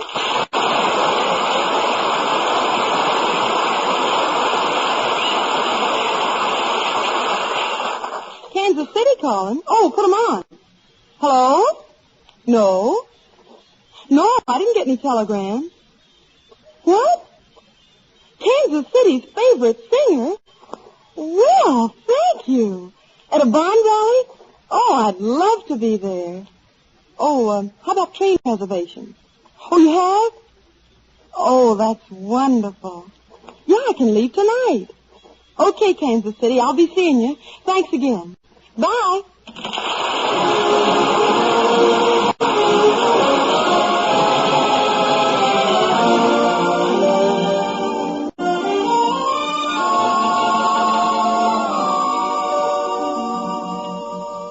And now, back to George, who is waiting in line to get his train reservations to Kansas City. His head is so far in the clouds, he doesn't notice what's happening at the ticket window ahead of him. Here you are, lady. You're lucky to get this. Oh, I know. And thank you so much. This is wonderful. A railroad ticket to Pasadena. Oh. And I only have to wait till November. Thank you.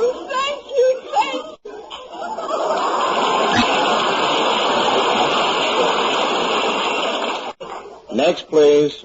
I'd like to get a half-fare ticket for my little boy. He's going to Albuquerque. Okay, that'll be $50. Oh, but that's the full fare. I want a ticket for a little boy. Don't worry. By the time he gets a seat on the train, he'll be a grown man. Next. Give me 2 lowers to Kansas City for tonight.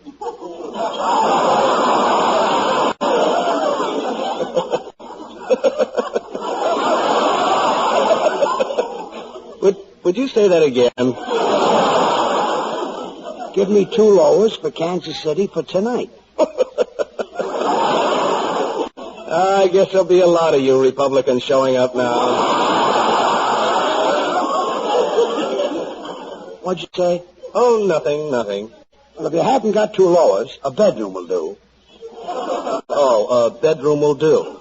Yeah. And is there any special kind of train that you'd like? Or is the kind that goes choo-choo all right?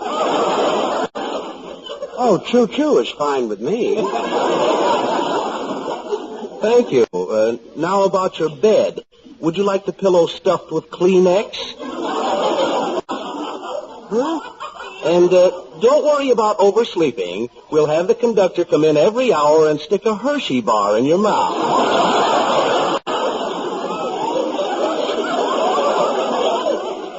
You wouldn't be pulling my leg, would you? No, the porter will do that at Wichita.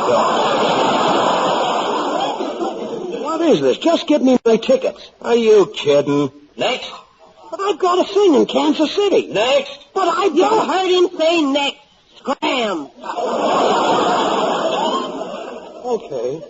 Now, what can I do for you, madam? My husband got sick, and I want to cancel this double bedroom to Kansas City tonight. Oh, wait.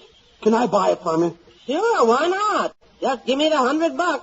Madam, I could kiss you for this. Okay, but that'll make it 200.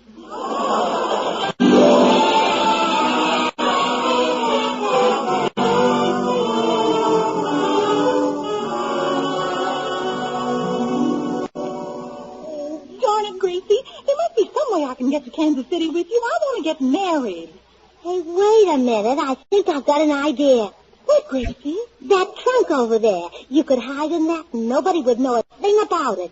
Well, gee, it looks awfully small for a tall girl like me. Oh, nonsense. You can bend at the waist and knees, don't you? All we have to find is one more place we can bend you. Okay. If I thought it would get me a man, I'd squeeze into an empty toothpaste tube. Gee, I told you quick. I hear George. Get into the trunk. All right. I'll try. There. That's it. Is all of me in the trunk, Gracie? Oh, yes. I bet you haven't had your feet in your mouth since you were a baby. Well, here goes. Hi, Gracie. I'm all packed. Oh, Bill, it's you. I just locked Tootsie Sagwell up in his trunk. What? Tootsie in that trunk with no air holes? Give me that key, quick. Why? I want to swallow it. Oh, Bill.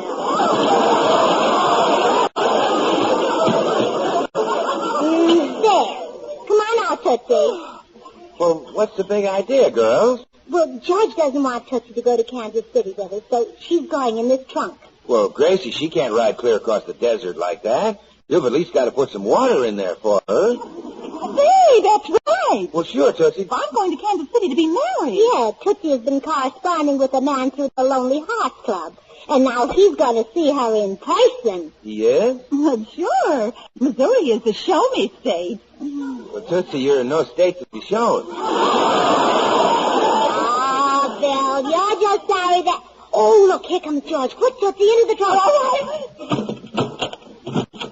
Well, Gracie, I got the tickets. Oh, hello, Bill. Hi, George. I'm all packed and ready there. Tell them to handle this trunk carefully. There's something special in it.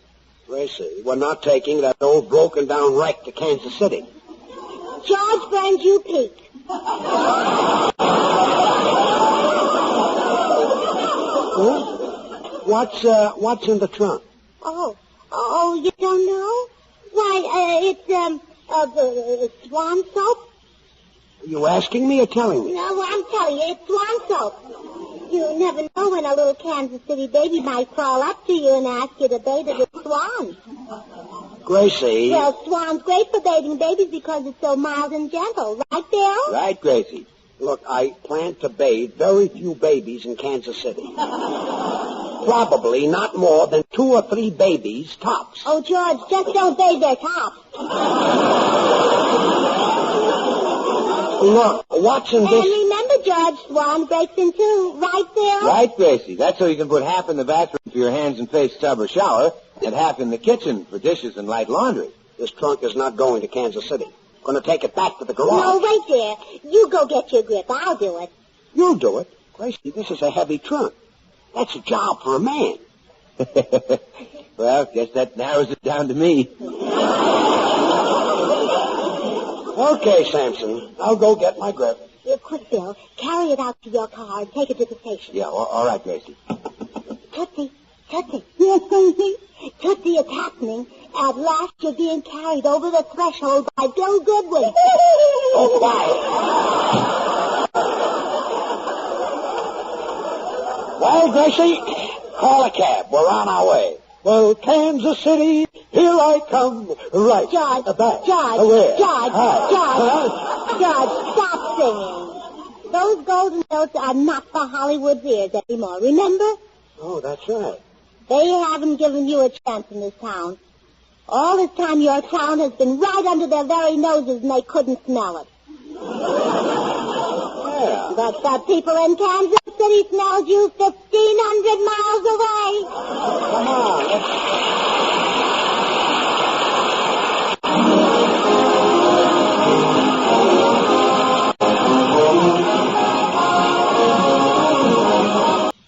Oh, George, isn't it thrilling to think that we're going to Kansas City to sell war bonds? You bet it is. I hope my singing will sell them. Oh, it will. And that money will be used to buy bombs so that our flyers can lay eggs on Berlin. Yeah. Oh, just think. Every time you sing, another egg will be laid. Good night,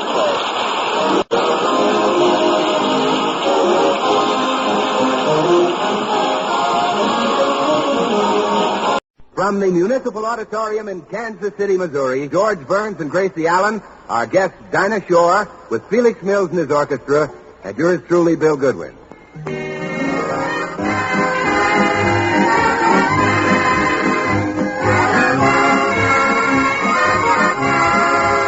And now meet the people who live in the Burns house, George and Gracie.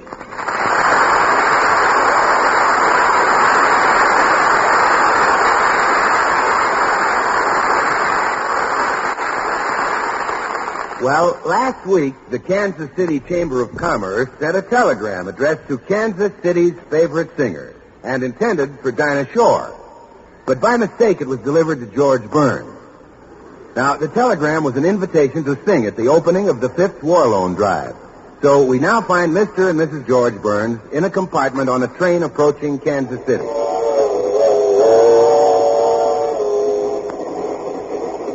Gee, I still can't get over it. They picked me as Kansas City's favorite singer. Oh, yes, and this is only the beginning, George. You go from one triumph to another. Broadway musicals, the concert stage, grand opera, and finally, a singing commercial for Pepsi-Cola. Do you think they'll like me in Kansas City? Well, of course, darling. Well, you'll be the toast of Missouri. Sugar Throat Burns, the Ozark Lark. Oh, Kansas City, here I come. Right. George. Back. George. Where? George. Hi. George. Okay. George. You mustn't tire out those little silver tonsils. Thanks. I wonder if I'll be nervous singing in that big auditorium in front of 12,000 people. Well, of course you won't. Just remember that you're up there to sell war bonds. And not only that, but you're helping to increase Kansas City's beef production. Beef? Beef production? Well, that's what Bill Goodwin said.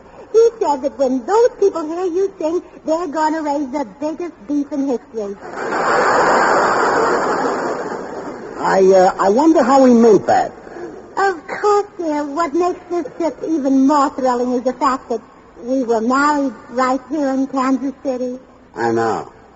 This will be a second honeymoon for us. Oh, yes. George, let's stop at that same little hotel where we spent our first honeymoon. We'll get the same room. Okay. Everything will be just the same. I even want you to wear that same darling little nightshirt. All right. Oh, I'll never forget our wedding night. When you walked out in that nightshirt, I thought Mother would die laughing.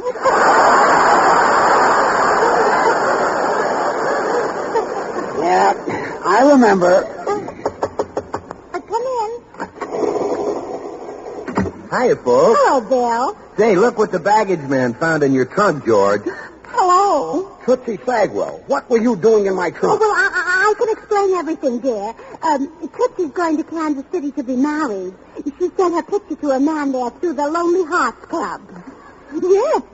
See, it was a picture just like this one taken in my strapless evening gown. Hey, Tootsie, that's a pretty daring picture. Oh, do you think so? Yes, it shows your face. Oh, Bill. Pay no attention to him, Tootsie. You're a regular glamour girl. Oh, are you kidding, Gracie? Now, if you want to see a real glamour girl, just step into compartment A in the next car. Yeah, who's there? Dinah Shore. Well, what's Dinah Shore got that Tootsie Sagwell hasn't got?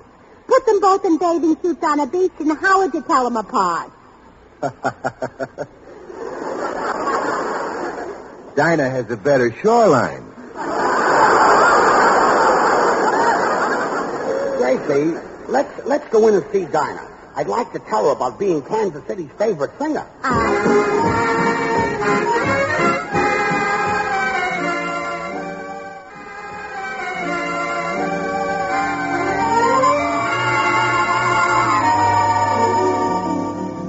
Well, George and Gracie. Hello, Dinah.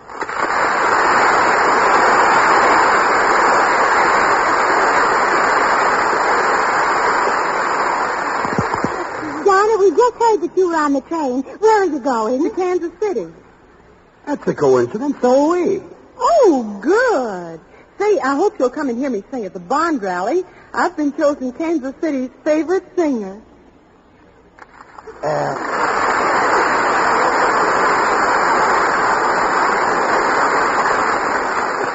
You have? Well, this is a coincidence. George has been chosen Kansas City's favorite singer, too. George? Yes. Oh, well, I guess I'm supposed to be their favorite girl singer, and George is their favorite boy. Man. Singer of the opposite sex. Yes, I guess so. Say, I don't believe I've ever heard you sing, George. Really? Well, listen. I can't give you anything but love, baby. Oh, that man must have a lute and a lyre in him. Oh, Dinah, wasn't that beautiful? Yes, it was magnificent. Oh, you're just saying I'm magnificent because you're another singer. Yes, I guess there's a little liar in me, too. By the way, Dinah, how is your husband, George Montgomery? Oh, he's just fine, thanks. Say, Gracie, there's another coincidence. You married a man named George, and I married a man named George. Yeah. You married a big, handsome actor? And you married a man named George. Dinah, maybe we ought to get together on our numbers. What are you going to sing in Kansas City? Well, I thought the folks might like an old favorite. How about this? Oh, that was lovely, Dinah. And now, George, you sing something for Dinah. Okay. Oh, Kansas City, here I come. Right. George. A bag. George. Where? George. George. Yes? George, we're pulling into Kansas City. All out for Kansas City. There's a big crowd waiting.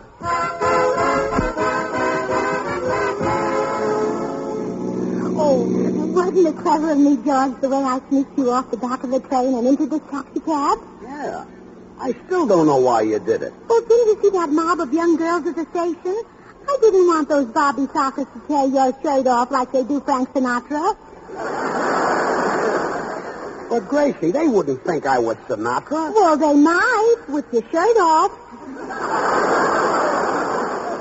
I was kind of looking forward to getting mobbed a little. Well, you just wait till tonight. After they've heard you sing, then you'll really get mobbed. You think so? Say, what happened to Tootsie? Oh, well, she's out looking for that lonely heart correspondent of hers. Oh, dear, here's our hotel. Driver, pull right up here. Here you are, driver. Well, George, there it is. The same hotel you took me to the day we were married. Yeah, the Packing House Plaza. Rooms, $1. See, Wiz, the rates have doubled since we were here. Well, let's go in and get a room. Oh, wait, George. I'd like to be carried across the threshold just like I was on our wedding day. Oh, but Gracie. Oh, please, George. Maybe you can find the same bellboy who did it then. He's probably in the army. Let's go in. I guess that girl is the desk clerk. I'll find out about her room. How do you do? I'd like a room for my wife and myself. I'm sorry, sir. We don't have a single vacancy. Oh, but you just have to accommodate us. After all, I picked this hotel when I married my husband. Don't you think you owe me something for that? I'm sorry. We don't rectify mistakes after 30 days. Look, I'd like to see the manager. Oh, he's in Wichita. Wichita? Yes, he found a room there. Let's go, Gracie. Come on. Oh, gee, I wanted to stop here. Hey, hiya, kid.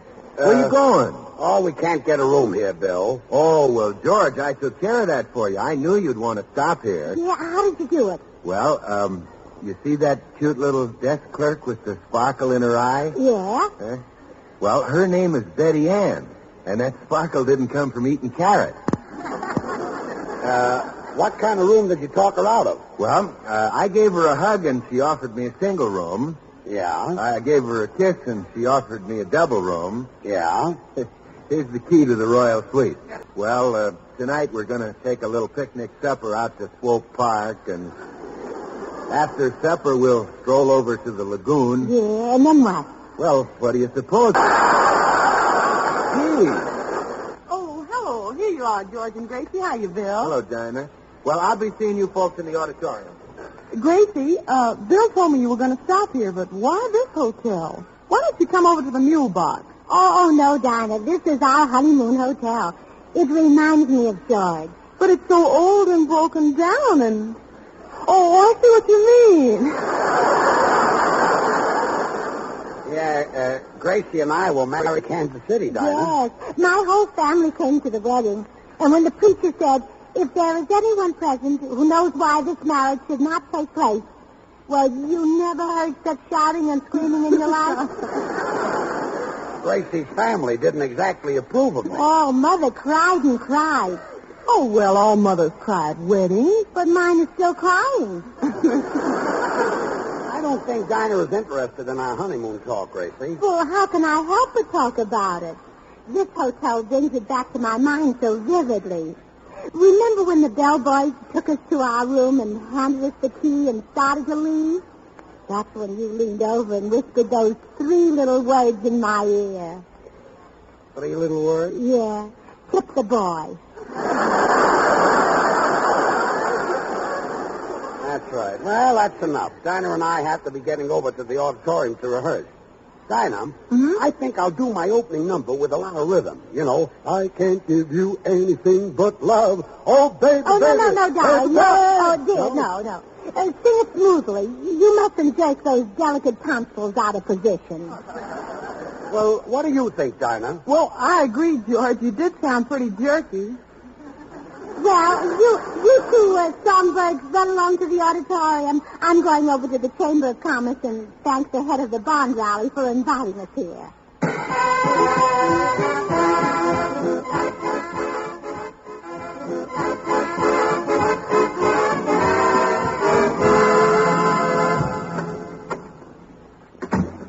How do you do? Are you the head of the Chamber of Commerce? No, I'm not. Oh, well, I wanted to see the chamber head.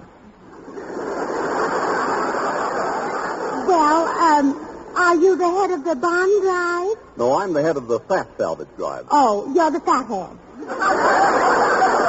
Well, I'm Mrs. Burns, and I just wanted to thank Kansas City for inviting my husband here. Who is your husband? Sugar Throat Burns. Sugar Throat Burns. Well, Kansas City's favorite singer. See, here's the telegram you sent inviting him to sing at the bond rally tonight. Oh, this telegram was intended for Dinah Shore. Your husband must have gotten it by mistake. Oh, then he isn't Kansas City's favorite singer? No. You might try Kansas City, Kansas.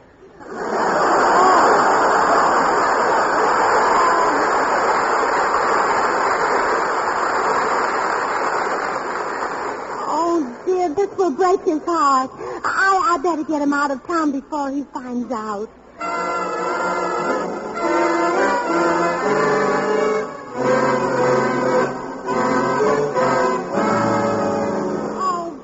Bill, I've looked all over the auditorium. Where's George?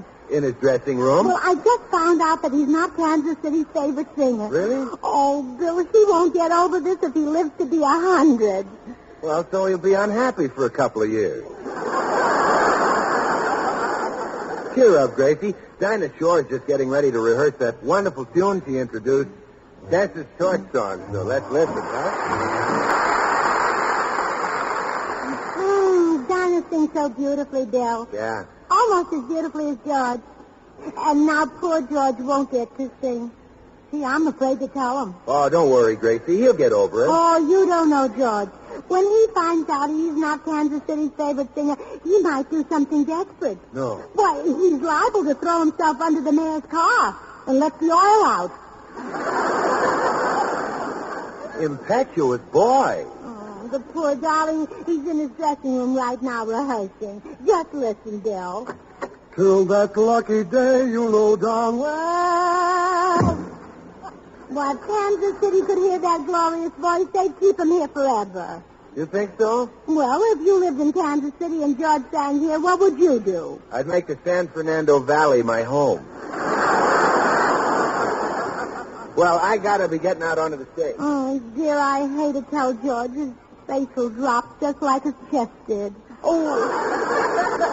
Gracie, I heard the news about George not singing tonight. Oh, Dinah, maybe you can fix it. Have George put back on the program. Oh, gee, I'm sorry. I can't, Gracie. Besides, I wouldn't worry. It's not a matter of life or death. Well, no, Yeah. Yeah, yes, it is. That's why you've got to help him. George is in his dressing room right now standing on a chair with a rope around his neck. And if he doesn't sing... You mean he's gonna... Oh, yeah, I'll peek in and see if he's all right. Oh, dream a while, scheme a while, you're sure to find. Gee, somebody must have kicked the chair out from under him. No, that was George singing. Well, I never would... Oh, Gracie, here comes Mr. Higginbottom, the man in charge of music tonight. Why don't you speak to him? Oh, Dinah. Yes, sir. Better get on stage. We're ready to start. All right, Mr. Higginbottom. I'll see you later, Gracie. Mr. Higginbottom, wouldn't you like to have Mr. Burns, the famous radio star, on the program tonight? Mr. Burns, is he here? Yes, right in this dressing room. Listen. Happiness, and I guess all those things you've always pined for. Well, there you are. That's wonderful. And he brought along his bazooka. Oh, no. That was George Burns. He was singing. He was? Yes. Won't you let him sing on the program tonight, Mr. Higginbottom? I'm afraid I couldn't. Well, couldn't you just let him sing a duet with Dinah Shore? I'd rather not. But singing themes are much better than soloists. Now look at the Merrimack.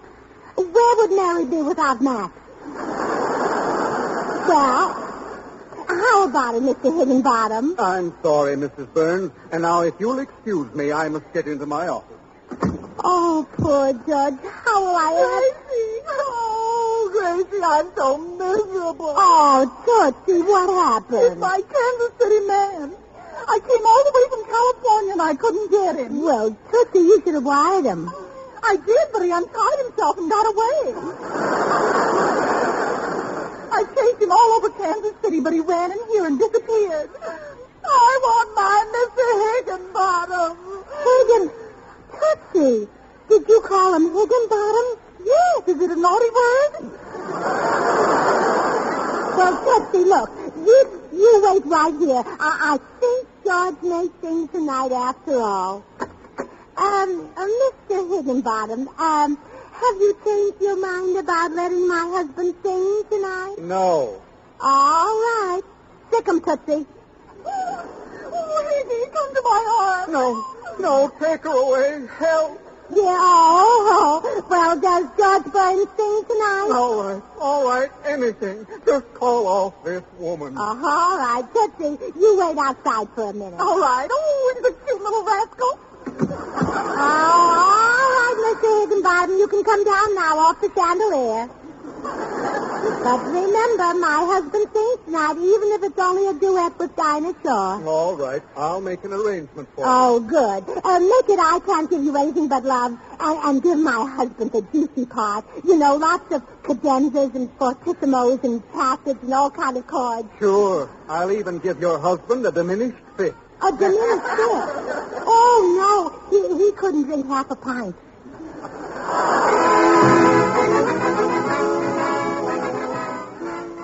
And now for the grand finale of our show. George Burns is waiting in the wings to entertain you. So, without further ado, I present one of Hollywood's greatest talents, one of the finest artists I have ever worked with. That great entertainer, Mrs. George Burns.